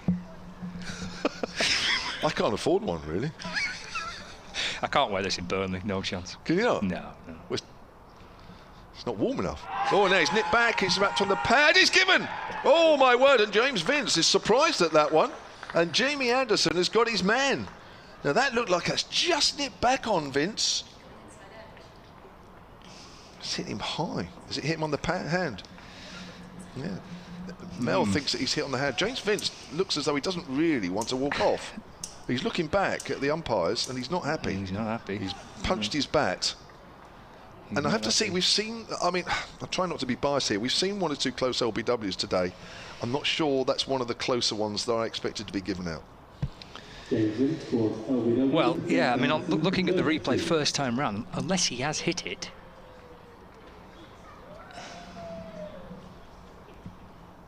Wow, that is a moment. Yeah, that is. Could be a moment. Could be, because that was a partnership which That was starting to get Lancashire a little bit twitchy. Vince looked great for 32. Partnership was good. Lead was building. Wickets in hand. Yeah, it's a big breakthrough for Lancashire. Vince will be right up there with one of the batters that will be at the top of their list to try and dismiss as quickly as possible, but he was not happy. Well, I mean, for me, it's not stone dead. Whether it's hit his hand or whether it's not hit his hand, even if it hasn't, I'm not sure that's stone dead. I'm not trying to say that's not out, blah, blah, blah, and make a big rant, but for me, I'm not sure that's stone dead. Anderson with the breakthrough. 2 for 12 now for Jimmy Anderson. Lead of 76 and the third wicket to fall. Liam Dawson joining Nick Gubbins. It's a long walk back to the dressing rooms for James Vince. Took an age to get off, didn't he? He was disappointed with that. I mean, to be fair to Jimmy Anderson, it's nipped back. It's a difficult delivery to play. But I'm not so sure that's not going over the top, even if it hasn't hit a hand or something like that. Anyway, I'm off in a minute anyway, so I'm glad I'm not interviewing him tonight. A length ball to Liam Dawson, which is pushed out towards extra cover. I suppose Jimmy Anderson now has got a couple of wickets. Make that things make a bit easier, won't it? Yeah, he'll be great. Maybe now. Less of a swim, so he might get there a bit earlier tonight. He'll be spot on for you now, no problem. He'll be chilled out, nice and relaxed. Let's hope so. I'm not sure I will be, but anyway. Oh dear. Anderson again, 3 slips for Liam Dawson. Comes in and bowls, and that's just nipped back a fraction. Dawson works that up to mid on, have to hurry here. Throw comes in, it hits the stumps, but Dawson's home. There's always going to be a big shout because of the ball hitting the stumps. That's Hassan Ali. Good piece of fielding from him. Yeah, just watching that on the replay. Is he outside the line? Scott, what's your thought? Has he inside edged it? I think he's hit it, but it's so difficult to tell even on that replay, isn't it, as to whether or not he's hit that certain. But there's also an argument that he might well be outside the line, but it is close. It's close, that, isn't it? Close, I don't think it's an absolute howler from the umpire. No. But if he's not given it, I don't think there'll be many complaints, neither. No, I agree. That's a very fair comment. Where you've stopped it, he appears to be fractionally outside the line, as if it hasn't gone off an inside edge.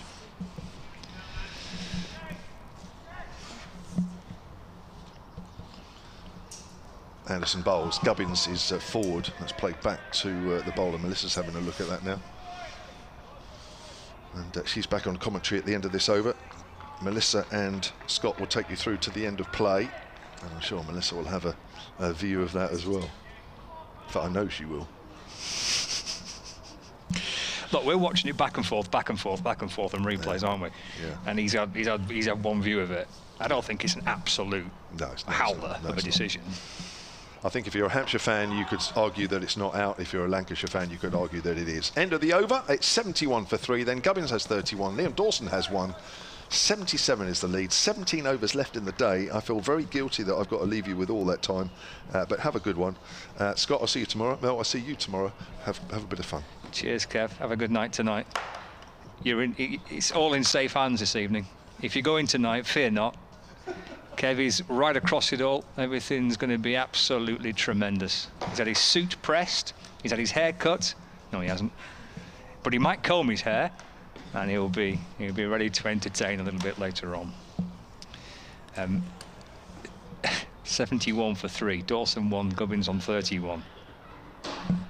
So, what's your decision? Are you giving that out or not? It's definitely not glove, so I was wrong on that. But it's difficult because as we saw in that replay, the ball goes past the bat and the pad at the same time. But looking at that replay, as an umpire, I probably would have given it out.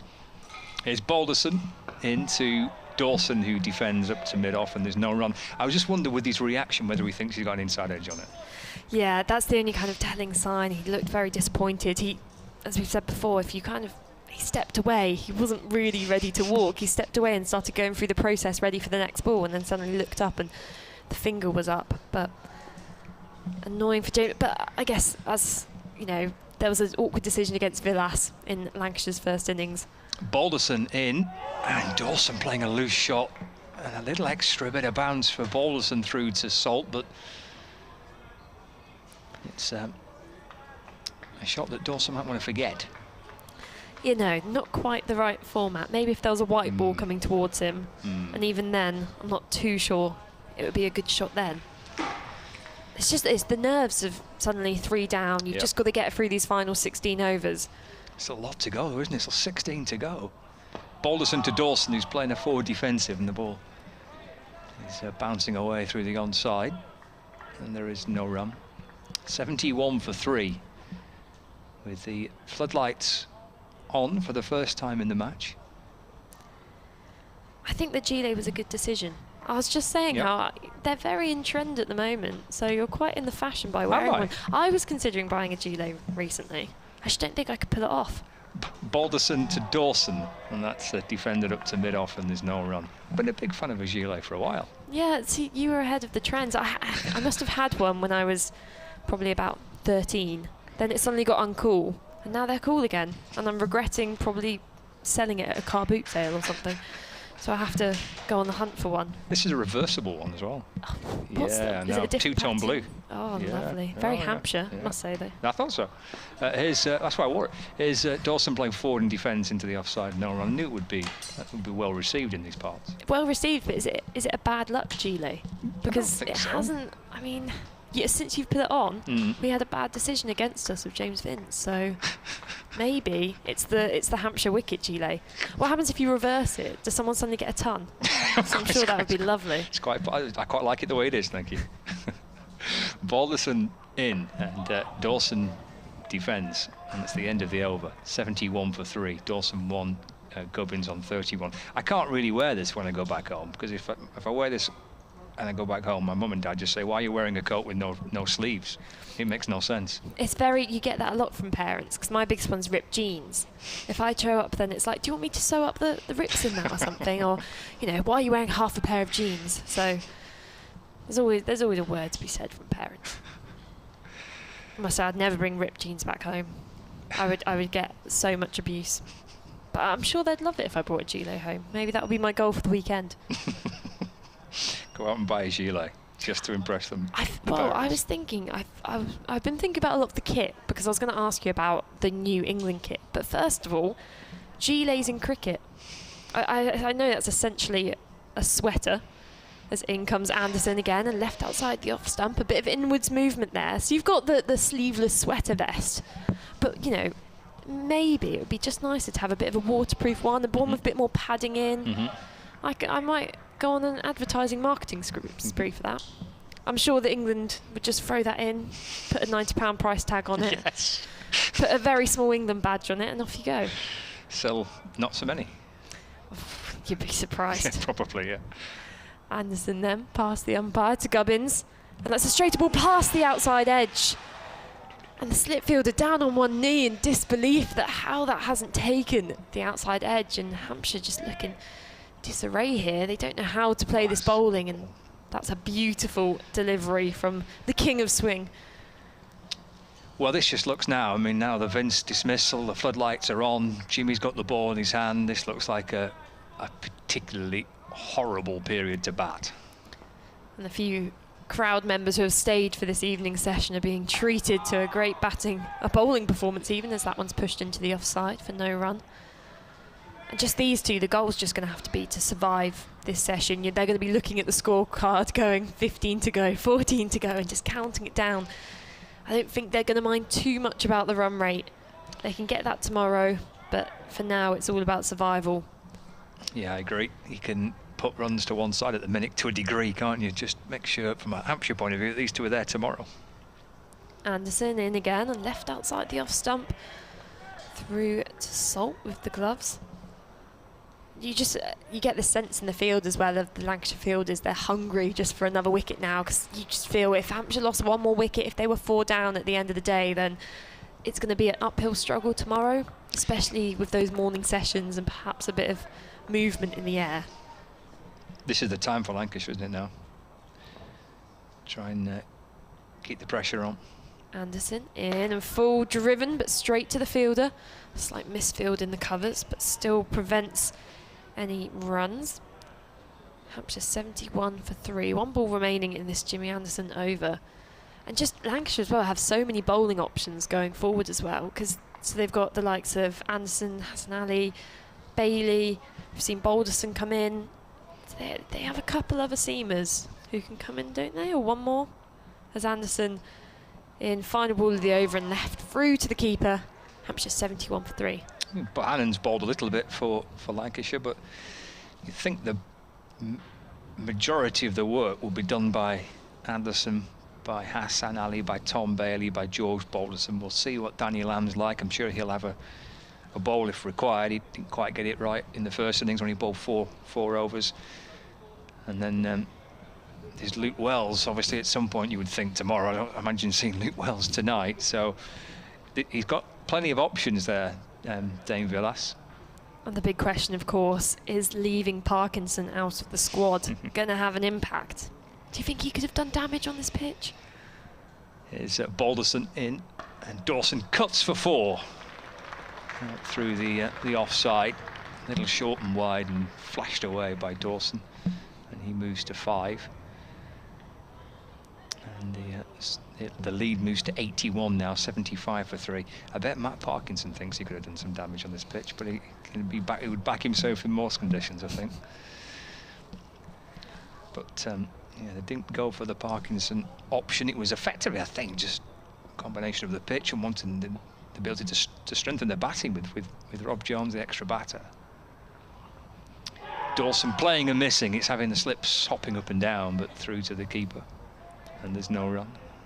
This is just a nightmare at the moment. I mean, we've been speaking of all people's various Ducks records for their local clubs and their schools, but it's looking like the rate Lancashire are bowling, Hampshire could set their own Ducks record this evening. Yeah, this is torrid, isn't it? This. I mean, just seeing Vince depart, you feel like the innings, the game is on a bit of a knife edge. You got the floodlights on as well. You've got Jimmy steaming in from one end. You've got this spell to begin with from Balderson, and still got Hassan Ali and Tom Bailey to come back and bowl another little spell if they need to before the close of play. There's potentially a lot to lose here from a Hampshire point of view in these 14 overs. Balderson for Lancashire running in, balls to Dawson, who plays forward in defence, and there's no run. It's nice to see this contrast between Jimmy Anderson at one end bowling, all the experience behind him, international wickets, and just doing what he does so craftily, and at the other end the young Balderson he's got really good pace as well, and he's just not so much sideways movement, but he's really pushing the ball up there. He doesn't mind if he gets driven through the covers by Dawson or Gubbins, but he just wants to push the ball up, and it's such a great juxtaposition almost. This is chipped away by Dawson to mid-on. Foolish ball from Balderson. And there's no run. It's a great challenge for him, isn't it, for Balderson? You've got the responsibility here. You've seen how well Bailey and Hassan's bowled. You're bowling in tandem with James Anderson at the other end. I mean, what a great opportunity for him to... I think he probably wouldn't have been expecting that at the start of the season, to go, yeah, I'll bowl with Tom Bailey, I'll bowl with Hassan Ali. No, you're going to bowl with James Anderson. He's in to Dawson. Just goes half a little step back into his crease. Works the ball off his hip. Just pushing it up towards Bailey, who's at mid-on. Little hesitation between Dawson and Gubbins. The possibility of a single there, but they get it right. There's no run. And Dawson remains on strike and walks out towards square leg with his bat rested on his shoulder. 3 slips are behind him. Balderson with a little shuffle, comes in with the pavilion behind him, and he's in and bowling to Dawson up onto his toes and chopping the ball away.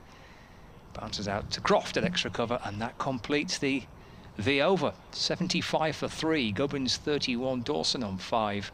It's a lead of 81 runs. And Dawson coming off the back of that momentous 171 against Kent at Canterbury. So, as per the Canterbury pitch rules, you subtract 70 from that. But you're harsh on the Canterbury pitch, aren't you? I just think they've produced some, very interesting results so far, and perhaps leaning a bit too far into the batter's favour there. As I've said before, for today. I think this pitch is producing a really exciting result, and actually Hampshire is so... At the times I've watched Hampshire, it's always been stupidly close games which have you ready to throw up and so nervous, but this county championship they've not had many close games, as Anderson to continue a full ball pushed into the offside straight to the extra cover fielder for no run. But yeah, as I said, this season, you know, the Kent game, Hampshire won by an innings and 51 runs. The Kent game, they lost by about an innings and a few runs. And that opening game against Somerset, they absolutely thrashed them. So it almost feels as if Hampshire have a close game coming, and it feels like it could be this one, because when you have those scores around the 250 mark, it often leads to quite interesting 4-day games, as Anderson in again and just guiding that, well, an attempted guide down to third man from Gubbins, but it just trickles to backward point. Both these sides have had some emphatic wins, haven't they, this season? Lancashire have beaten Kent and Gloucestershire by 10 wickets and innings and 50-odd runs last time out against Gloucestershire. So they've had two really big wins. They scored big runs in their first innings on both occasions, but a different type of contest this week. Yeah, I was listening to that Lancashire-Gloucestershire game in the car, actually, as Anderson in, and that's a fuller leg stump line ball and just pushed to mid-on for no run.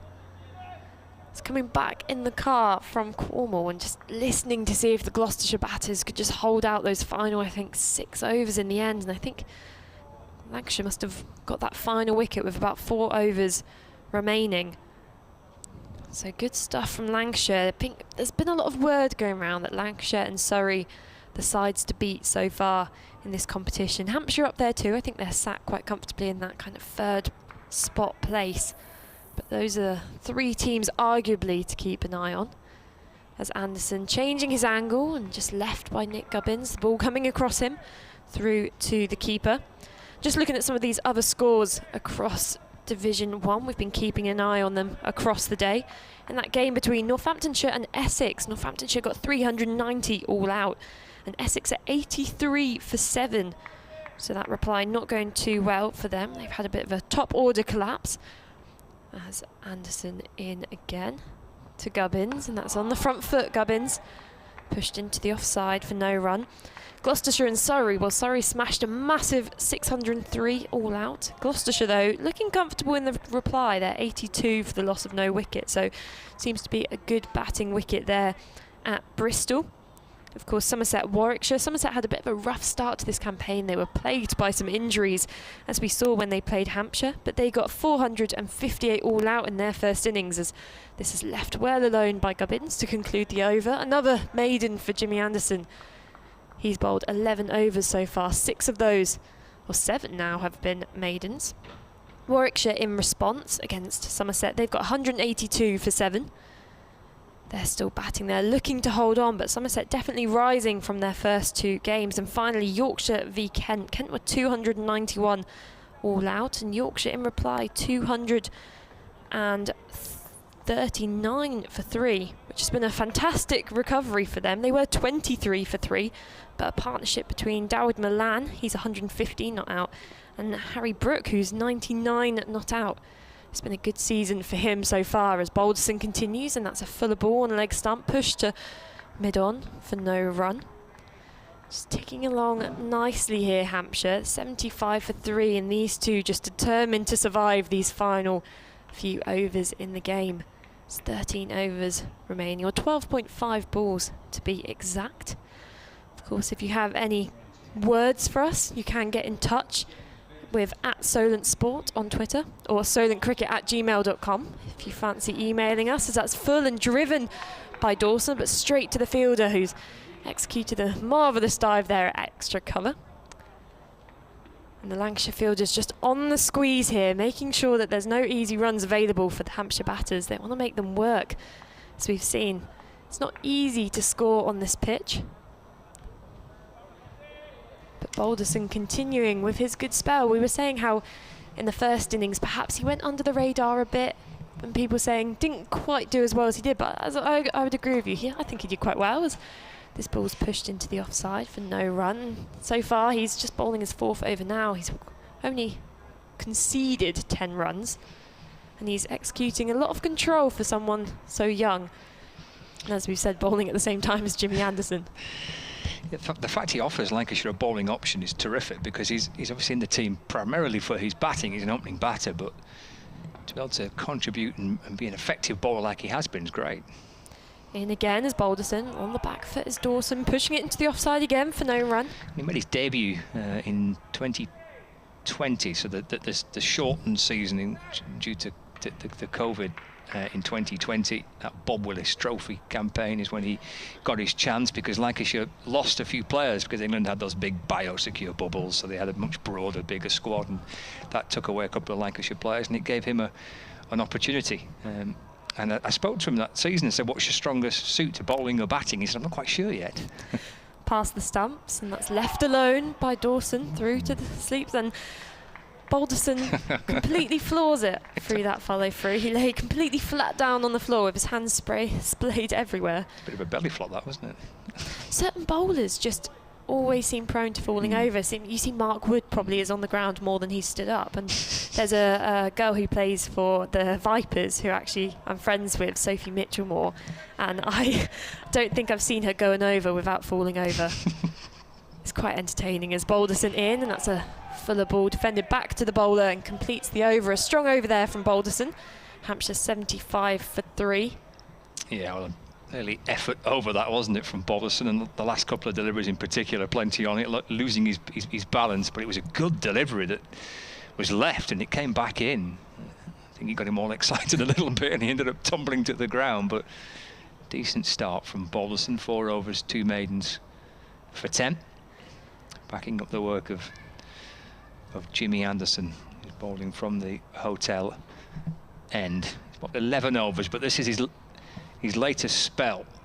Let's see how often and how much the captain uses of Anderson, who's around the wicket and bowling to Gubbins. And that's left and taken by Phil Salt. And there is no run. 2 for 13 at Anderson's figures. The wickets of Joe Weatherly and James Vince. And we've watched that replay back time and time again of the Vince dismissal. He was gutted when the umpire raised his finger. I mean, someone's tweeted in at Solent Sports saying, dissent or what, Mr. Vince? I'm not sure his reaction was enough to warrant a warning. Anderson over the wicket to Gubbins, who gets up onto his toes and clips the ball away into the leg side, where Rob Jones feels it's short mid-wicket and there's no run.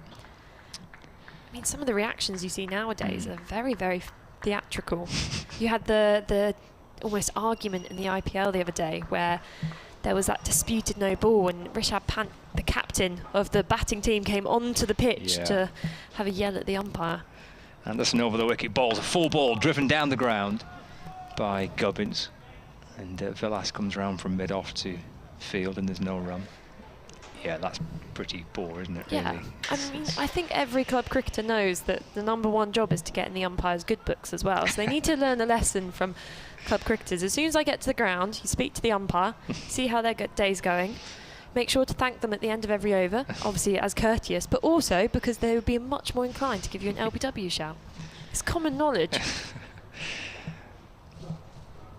Anderson to Gubbins, steered down towards third man. He's just gone back and played it softly. He's come off the thickish outside half of the bat, and it's gone beyond the reach of second slip, bouncing to the in front and to the left of Lamb at second slip, and down towards the third boundary for 4 runs. Gubbins moves to 35, and Hampshire 79 for 3, a lead of 85 runs.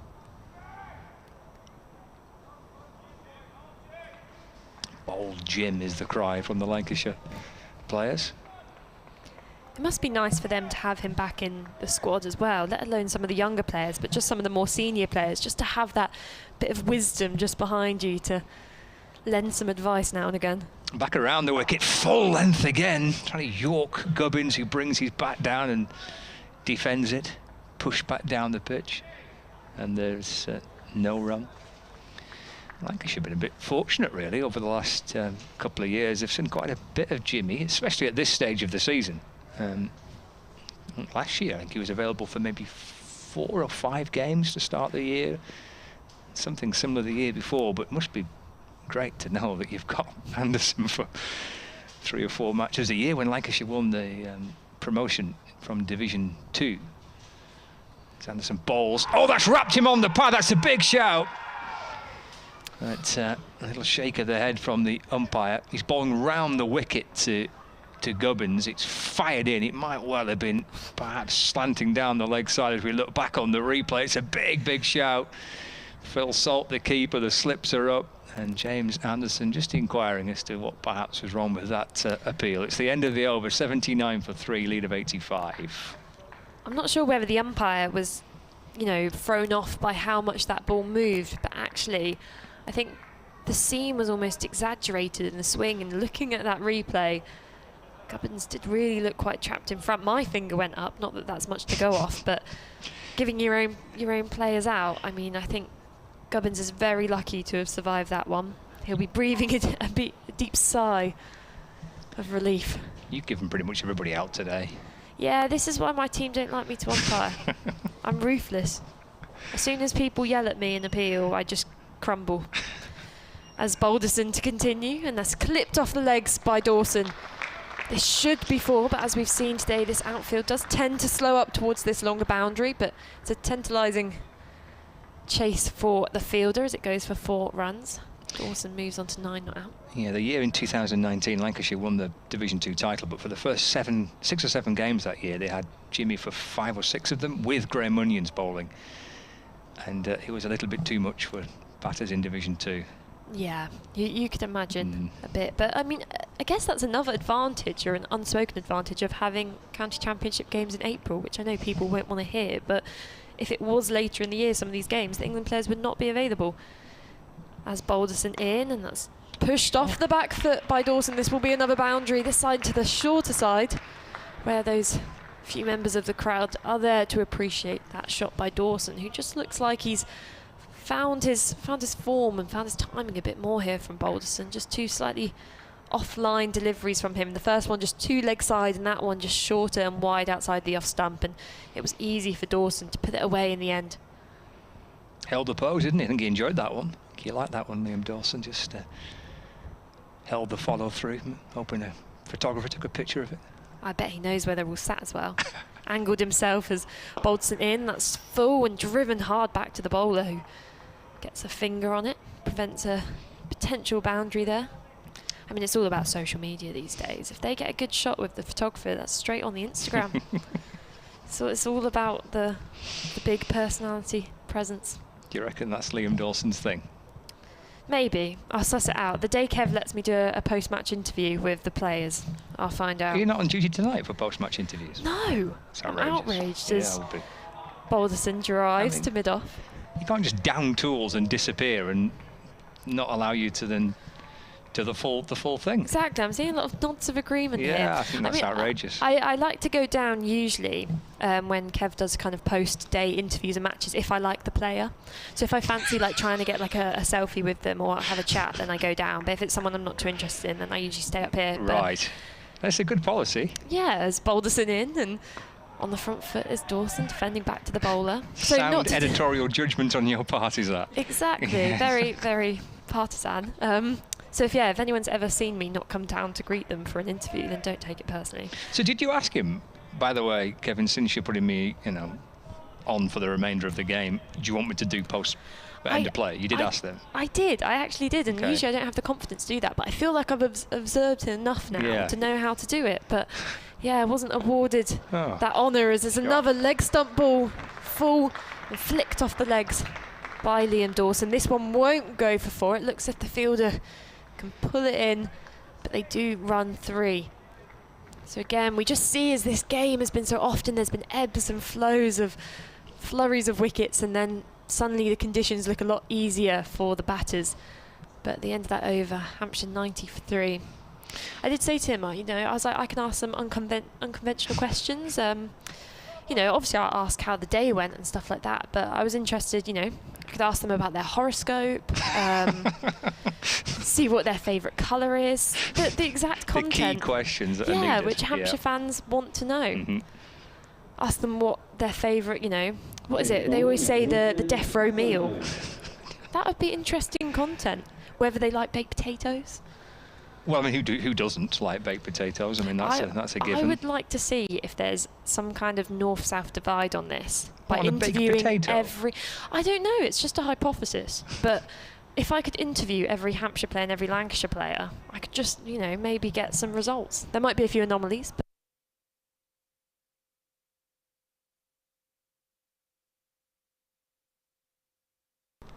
Hassan Ali's replacing Jimmy Anderson. 5 overs, 1 for 25. So if he had given you the reins to go and do the close of play interview, who would you be selecting from the Hampshire dressing room at the minute? No. Who are you picking? They could be listening now. They're in their changing room. They could hear me say. Here's Hassan coming in from the hotel end. 2 slips over the wicket, balls driven up to mid-off where Villas fields and there's no run. So I have always wanted to talk to James Vince. He's got a very friendly face. He's from Wiltshire originally, so am I. So we could bond over that. He's got some local knowledge. Yeah. Ask him about if he likes Wiltshire. But also I'd like to ask him about that dismissal. I think that would be the key one. Also as a captain in general, it would be good to see his overview. I'm thinking professionally here and also as just who would I like to have a chat with. But alas, that opportunity has been ripped from me by Kevin. Hassan bowls and Dawson drives to mid-off and there's no run. So you're starting straight with the captain. I mean, that's a big call to make, isn't it? For your first, if you were to have that chance. So your first close of play interview, you're not going to mess around, straight to the skipper. Absolutely. Yeah. And I think my confidence is completely over-exaggerated here as well, because at T20 finals day, I distinctly remember it took me probably about 4 hours to pluck up the courage to go speak to Chris Wokes there on that day, because I was so starstruck. Hassan bowls and a little shuffle back into the crease and a good-looking shot for 4 by Dawson. Slashed away through the offside, out towards the backward point boundary, and it takes Hampshire on to 94 for 3, and it pushes the lead up to exactly 100 with 7 wickets remaining. Dawson moves to 20 and Gubbins on to 35.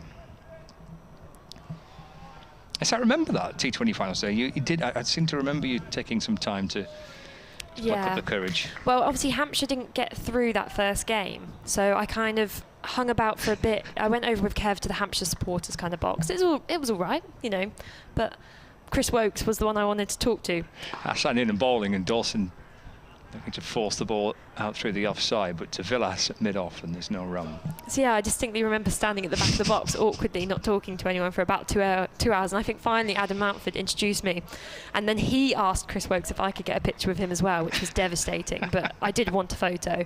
But yeah, very, very nice. He was so friendly. He was asking all about what my law course was and interesting stuff. Very, people say he's the nicest man in cricket, and I would agree with that. He also had my samosa, which I didn't want, so there we go. Hassan bowls again. It's folded but wide and left by Dawson, and through to Phil Salt, and there is no run. So my boast in life will be that Chris Wokes ate my samosa by choice, not forcefully. I'll get that on a t-shirt. This is why Kev couldn't leave us alone.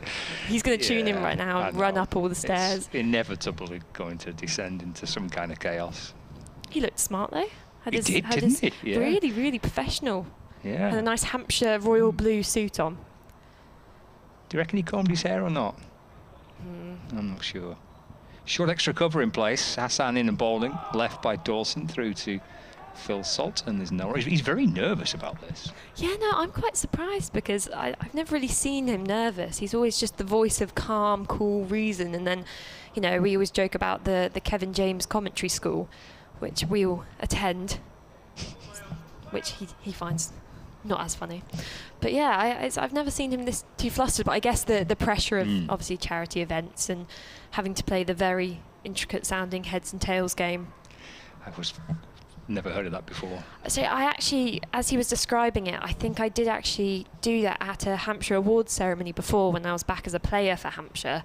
But all I remember is that there was quite a lot of wine at the event and all of us were wearing heels. So consistently having to stand up and sit down again wasn't... Not ideal. No, exactly. No. So, but I'm sure it will be a good game. It's good for big groups and to get everyone interacting. And spoke to a few people downstairs watching today who are later going on to the event. So, as Kevin mentioned, about 200 people, more, predicted to be going to that tonight. As continues, it's a new bowling change. So Bailey in, and that's worked into the leg side for a single by Gubbins. Gubbins is on 35, not out now. Dawson 20. In that last over from Balderson, forcing Dane Villas perhaps to make a change from the pavilion end. It wasn't massively expensive, but in the context of what this final session is, it did feel as though just a little bit of the pressure had been released. So he's gone back to his premier bowlers for this final burst from that far end. And just as you predicted, as you said, Bailey, Hassan Ali just picking up these final 3 overs, giving Jimmy Anderson a rest. And Bailey in. On the front foot is Dawson, pushing into the offside.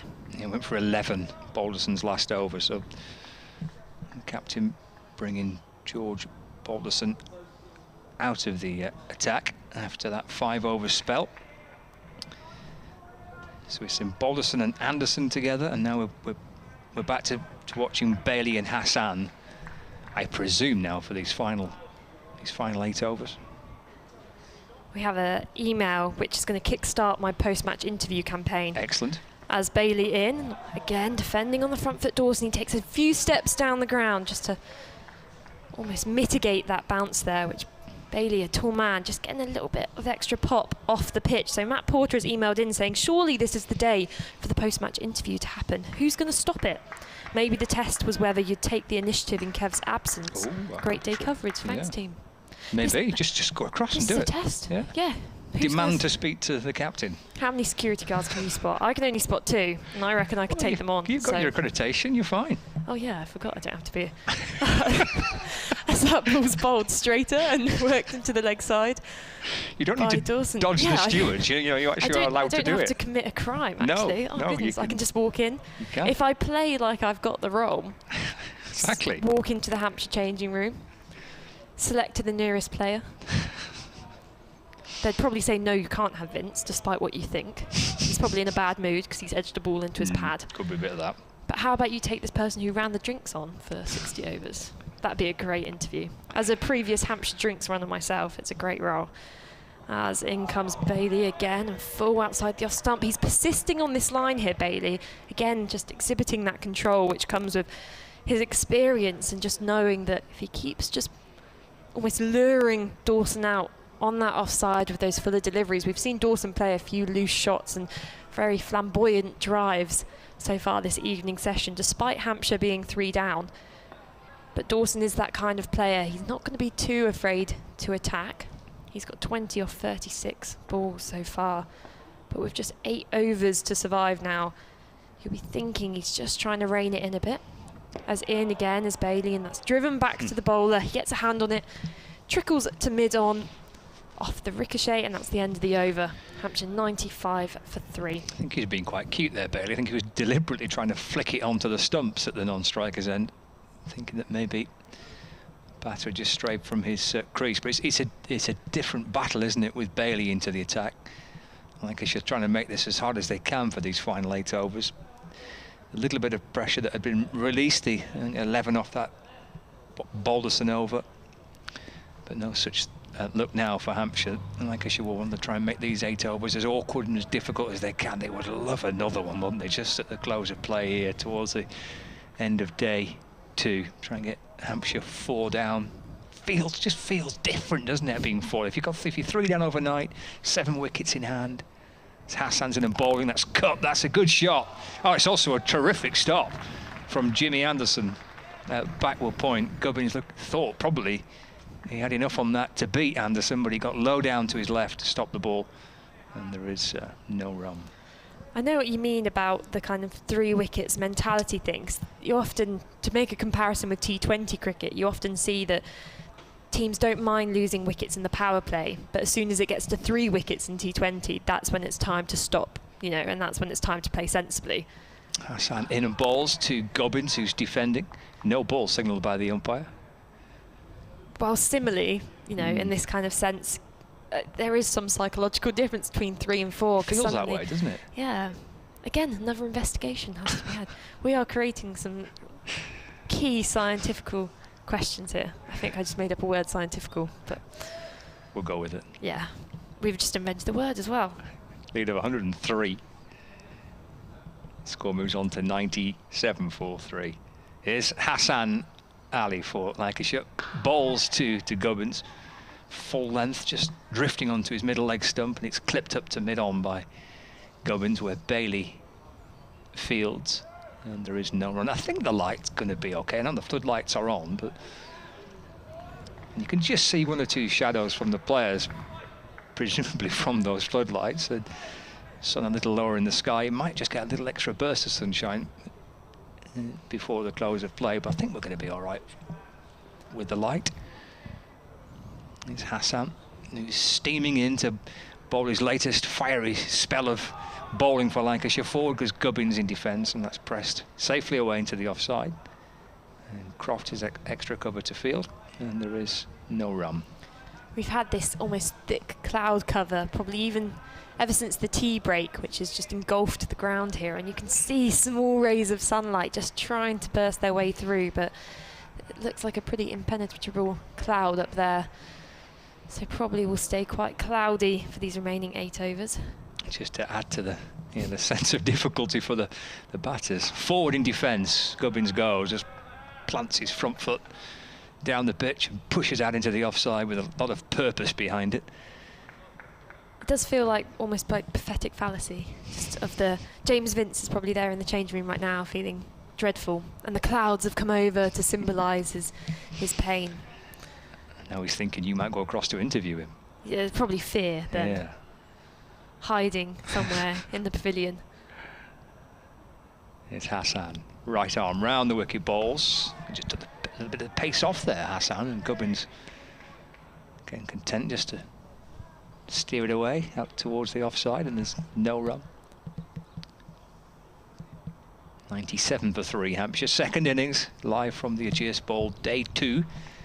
This LV County Championship fixture on the BBC Sport website and the app, and a live stream on Hampshire's website and Lancashire's website as well. Watching the home side try and build a lead. Hassan in and bowls, driven by Gubbins up to mid-off. He wants one. He was on the move almost straight away. The throw comes in, actually. We'll get extras here. Pick up and throw by Villas. In fact, they'll come back for 2 extras as a result of that. And that all helps the Hampshire cause. Has that brought up the 100? Yes, Hampshire 100. And again, another psychological milestone, just to give these two that bit of impetus just to get through these remaining 7 overs. They've got over 100. That deficit between the scores, as we've said, minimum 250 for Hampshire, but looking more likely to need to get around that score of 300 with 2 days left in this game especially. Feels a lot, that, doesn't it? Being batting last in a game which has been of relative low scores so far. Lancashire have been asked to make the biggest score in the game to try and win it. Hassan in bowls a short ball to Dawson, who's down on one knee and drops his hands, allows that one to go through. That is the end of the over. It's 102 for 3, and the lead is 108. And Gubbins on 39 and Dawson unbeaten on 20. 7 overs left to go tonight. Now, I've got a question for you, Okay. which has just been prompted by that fielder throwing in the ball, hitting the stumps here. My 2 friends next to me were asking about the rule of, obviously, once the bails have been dislodged, if you need to run out the batter, you have to pull the stump out the ground and obviously touch the ball to the stump. Yes. Now, they were asking, do you have to stand in the spot where the stump is to tap the ball on it?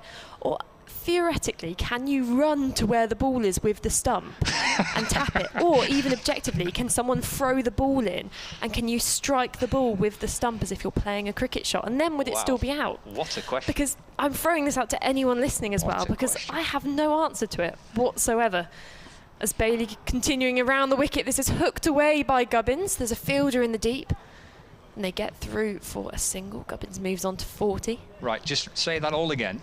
So the bails have been dislodged Yep. by a throw coming into the stumps. There's a chance for a run out. Someone's pulled the stump out of the ground. Scenario 1, the fielder throws the ball in. It's not a throw you can catch easily, but you can hit it with the stump. Would that, if the batter is out of their crease, if you struck the ball with the stump, would that be out? And these are the big questions which need answering in cricket, as that's a fuller ball from Bailey on the front foot as Dawson pushes into the offside. And then the second almost prong of this question is, could you run out to where the ball is, carrying the stump and hit it, or does the stump have to remain in the vicinity of kind of the ground where the rest of the stumps are? And if there isn't a rule covering this when there's about 7 trillion rules in cricket, then I hope this prompts something. I think it would be fair to say the first scenario is probably not out. Okay. As Bailey passed the stumps of Fuller, pushed into the offside for no run. Because you have to touch it with your hand. There has to be some kind of hand involved. Yeah. But if there was no fielder where the ball's trickled and you were the closest one to the stumps, can you grab the stump and run and field the ball and then tap it down on top of it? Maybe I'll try it in a pub game on a Friday. That's kind of one where the rules are a bit more flexible. See how it goes there. And if it runs there, then maybe bring it into my club league. Could be chaotic. Bailey to continue, straight to delivery again, defended by Dawson on the front foot. He had his whole almost body behind that textbook defensive shot where he just takes those few steps down the wicket, and for any youngsters watching, that's the right technique. And for any other youngsters watching, don't pick up the stump and charge at the ball with it. Albeit you have created a wonderful image in my mind of a fielder just charging around the outfield with a stump, desperately chasing after the ball. Again, another way to innovate cricket. Well, they're introducing on DJs, the table. Yep. And they're introducing, live music sets. Why not introduce chaos? As Bailey in and on the front foot again. Dawson, he's just determined, almost like batting like it's a day 5 and saving the test here, these two. Just so determined to keep these wickets intact for Hampshire. They're 103 for 3. Yep, it's all about tomorrow, isn't it? It's going to be a big day. Looking forward to it. It could be, you really feel that, as we've said, this is going to probably be a result game. You don't feel as if it's going to trickle into a draw unless something miraculous happens. But this is a result pitch with 1 ball remaining in this over from Tom Bailey. Defended back to the bowler by Dawson to conclude it. 103 for 3 Hampshire. 6 overs remaining. And just like that, the sun peeks through the clouds.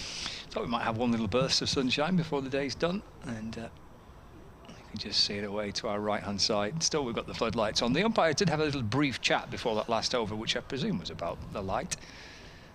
But those fears will have been eased with the sight of the sunshine peeking through. 6 left tonight, 103 for 3. And Gubbins on 40, and Dawson on 20. It's a 109-run lead with 7 wickets remaining. Hassan Ali for Lancashire in and bowling. Gubbins on the front foot.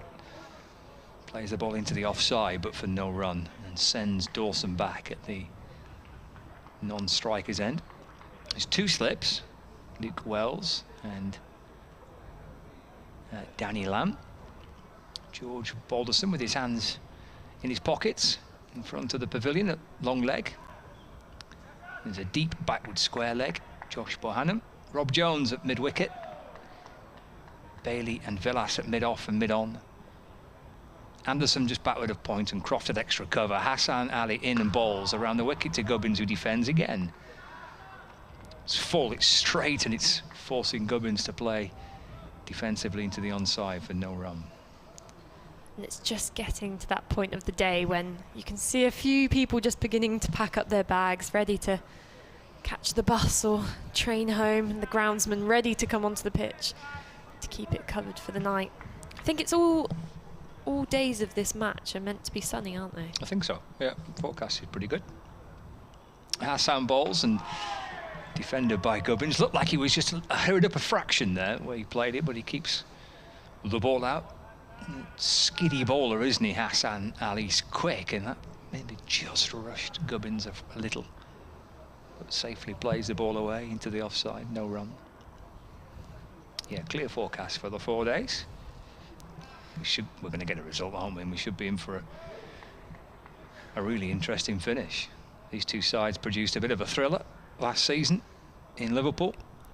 Will it be something similar in Southampton? Hassan in bowls, Gubbins forward, again defending. The ball ricochets with pace off the bat out to extra cover, where it's fielded by Stephen Croft, and there is no run. Just having a look at this Sussex v Durham game in the end, of course, with two of Hampshire's current players loaned out to Sussex, with Tom Alsop. He rocked up 66 runs in the end for them. And Mason Crane, of course, the other player who's gone for Sussex after their many injuries in their bowling department.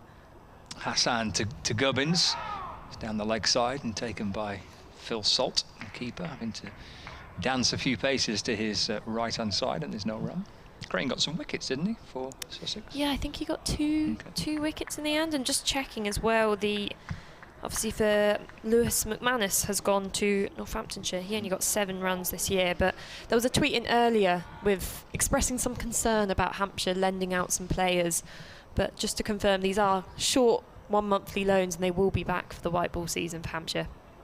Hassan Ali bowls, and Gubbins leaves this delivery. That's pushed a little bit wider outside the off stump, and on the previous occasions he's been forced to defend a straighter balls, but that one was wide and left, and it completes the over. And again, the two umpires are having a little conversation here. I'm sure Hampshire would be happy if they said the light's not great, off we go, especially with Hassan tearing in from one end and Bailey from the other. But it's quite a lengthy chat between the two umpires. I reckon there's a frantic Kevin James below us, waving at the pitch, desperately trying to signal for Jimmy Anderson to come off to do his speech. And it seems as if that has worked. Whether it's the power of Kevin James or not. But the umpires are going to take the players off. They did check the light before the start of the previous over, and they've had a little look again. So they'll take a meter reading now, and not that I don't think we'll be affected by poor light that often over the course of the next day or two, but they'll take a meter reading to see what it is that they've taken the players off at, and that might well be it. We've got, in theory, 5 overs left tonight, but whether the light improves for us to come back out and continue remains to be seen. But Gubbins and Dawson have done ever so well there since that dismissal. In fact, that is now the close-up play, just to confirm that. And Nick Gubbins and Liam Dawson will be thrilled with how they've put that partnership together, because once Vince departed and he wasn't happy with